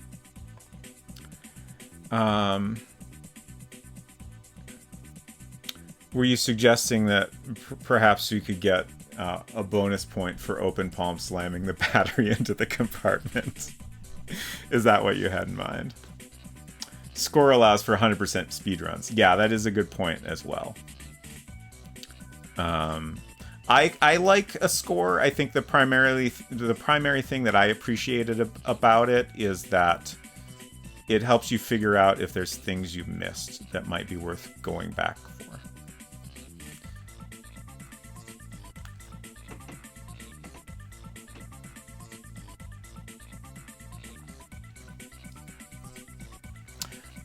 Oh, right. And the thing I was going to say is there's also this wealth number, which every object you can carry is assigned a wealth value. It's just a weird little slider. It doesn't even really make it clear what that number equates to. I also don't know if you, like, I kind of think your current wealth is just based on what you're holding, which is a little bit weird. Like, I think if you go drop something, you know, back at your starting point or whatever, I think you lose those points, but I'm not positive. So Culinary asked, did Enchanted Scepters have a score? No. You know, it had this wealth system and experience system, but they're ultimately meaningless numbers that don't do anything. They're just something to look at if you check the status. Speaking of status, one of the things I want to do at some point is customize this status message, because it's not at all appropriate for our game. Like, none of these attributes are meaningful. But there's no way to just turn off this status system. So I figured what we would do is also, like, if we have the default menu available anywhere, there's going to be a status item there. So people might, you know, see that and want to know what it is. So I think what we'll do is, you know, just have either something humorous or more appropriate appear if you check your status. Maybe when you complete a puzzle, you get a virtue that holds a wealth value. So like an item. I mean, we could just set a variable. We could just pick a variable that we, you know, use to keep track of the player's score, if that's what we're trying to accomplish. So that's, I think I would prefer to do it that way.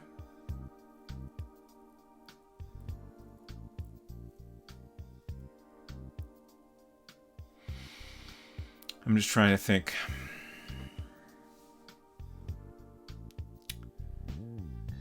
Yeah, it's definitely doable. I'm going to make a note about this. I think this is something we'll maybe save towards, you know, after we're mostly done.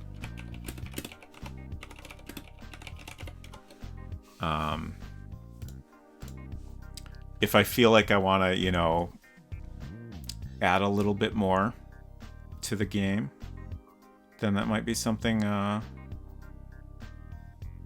that's worth some time. The main thing is, you know, it might get a little tricky to go through and find all the appropriate places to increase the score and, you know, make sure it's kept track of in a consistent way. But I think it's probably doable. I appreciate the spiritual condition stat here. Yeah, I'm not sure what that does in a normal world builder game. It was never super clear in Enchanted Scepters. Like, it might, like, decrease your accuracy or something if it's bad.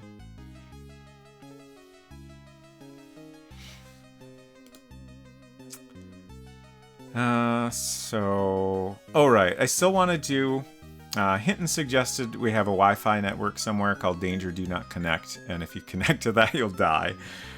Which I think is funny.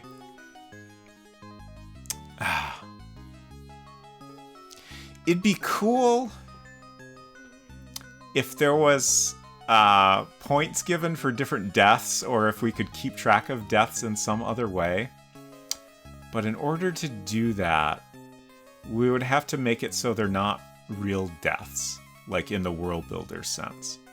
We would have to make it so like we reset the world state on our own, and that seems like such a huge pain in the ass. I don't think I want to do it. But it would be kind of fun if there was like a way to, go around and collect all the different deaths. I'm going to write a note because I want to think about that.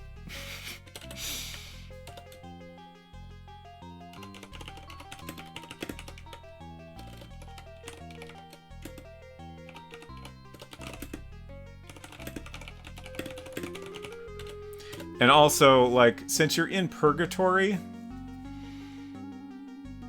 you're already dead, right? It's not a real death. So I kind of like that approach narratively as well. Like you're just kind of starting over this cycle as opposed to a death. Unsecret said it didn't seem to have much effect in Enchanted Scepters, like how all of our deaths. I like how all of our deaths are extremely telegraphed. Like you're warned, do not do this thing. Yeah. Draw the plant. We could check that off. We did 1 or 2 things today.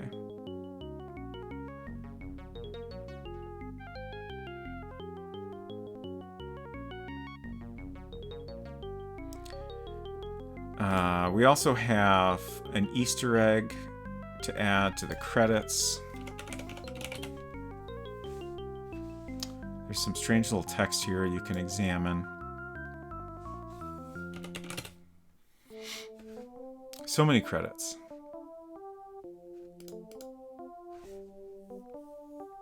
We still need to figure out a name. That one's tough. I still don't feel like I have any good ideas for that.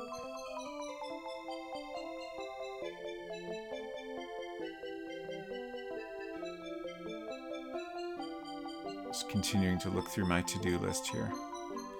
Alright, we have a couple close-ups we still need to do of items. In particular, the rapier sharp wit needs a close-up.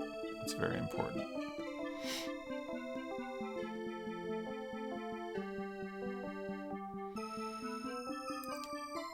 Alright. Burnable rug. We probably won't get to that one. Oh, wait. Did I came in here to try a thing, and I think I got distracted by other stuff, and I don't think I ever tried it. No, I did. Okay. I tried it, and it did not work, so I need to add a custom handling of that response. Okay. We're done. We've done all the world building for today. So, upcoming streams. Thank you. So, next week, we're mostly back to normal, but I will most likely do a bonus stream. I'm not going to 100% commit to this yet. But my goal is to at least briefly become the speedrun champion for The Secret of Donkey Island.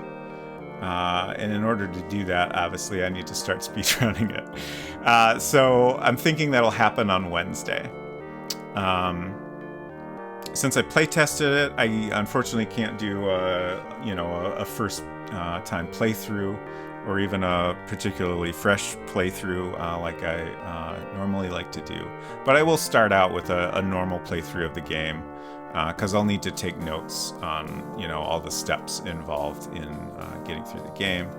And then I will follow it up with some speedrun attempts, and we'll see how fast we can go. And maybe figure out if there's any weird things we can take advantage of, like you know, find any bugs or unexpected behaviors or something like that. I'm definitely not good at finding that sort of stuff generally, but yeah, we'll see what we can do.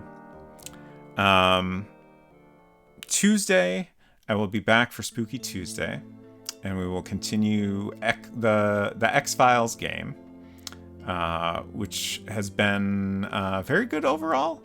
I had a little bit of frustration with it, but I've definitely enjoyed it for the most part. And then a week from today, we'll probably be back at World Builder. I'm just going to assume we'll continue doing World Builder until I feel more confident about doing a Playdate dev stream. We will get there, but I'm not going to rush it. And I kind of feel like right now we're making such good progress on this. I would rather continue. So yeah. Unsecret Crush will be streaming on Monday, more near, I think. My iPad is dying, which means I need to hurry up and find someone to raid. Thank you all for hanging out. I appreciate you. Ooh, someone is playing The Secret of Donkey Island. Joe is Here For You is playing The Secret of Donkey Island. We might have to go say hello to Joe, but let me see who else is live.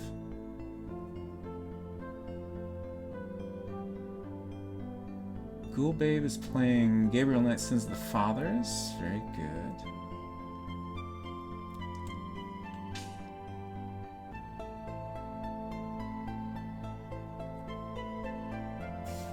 Alright, let's go say hello to Joe is Here For You.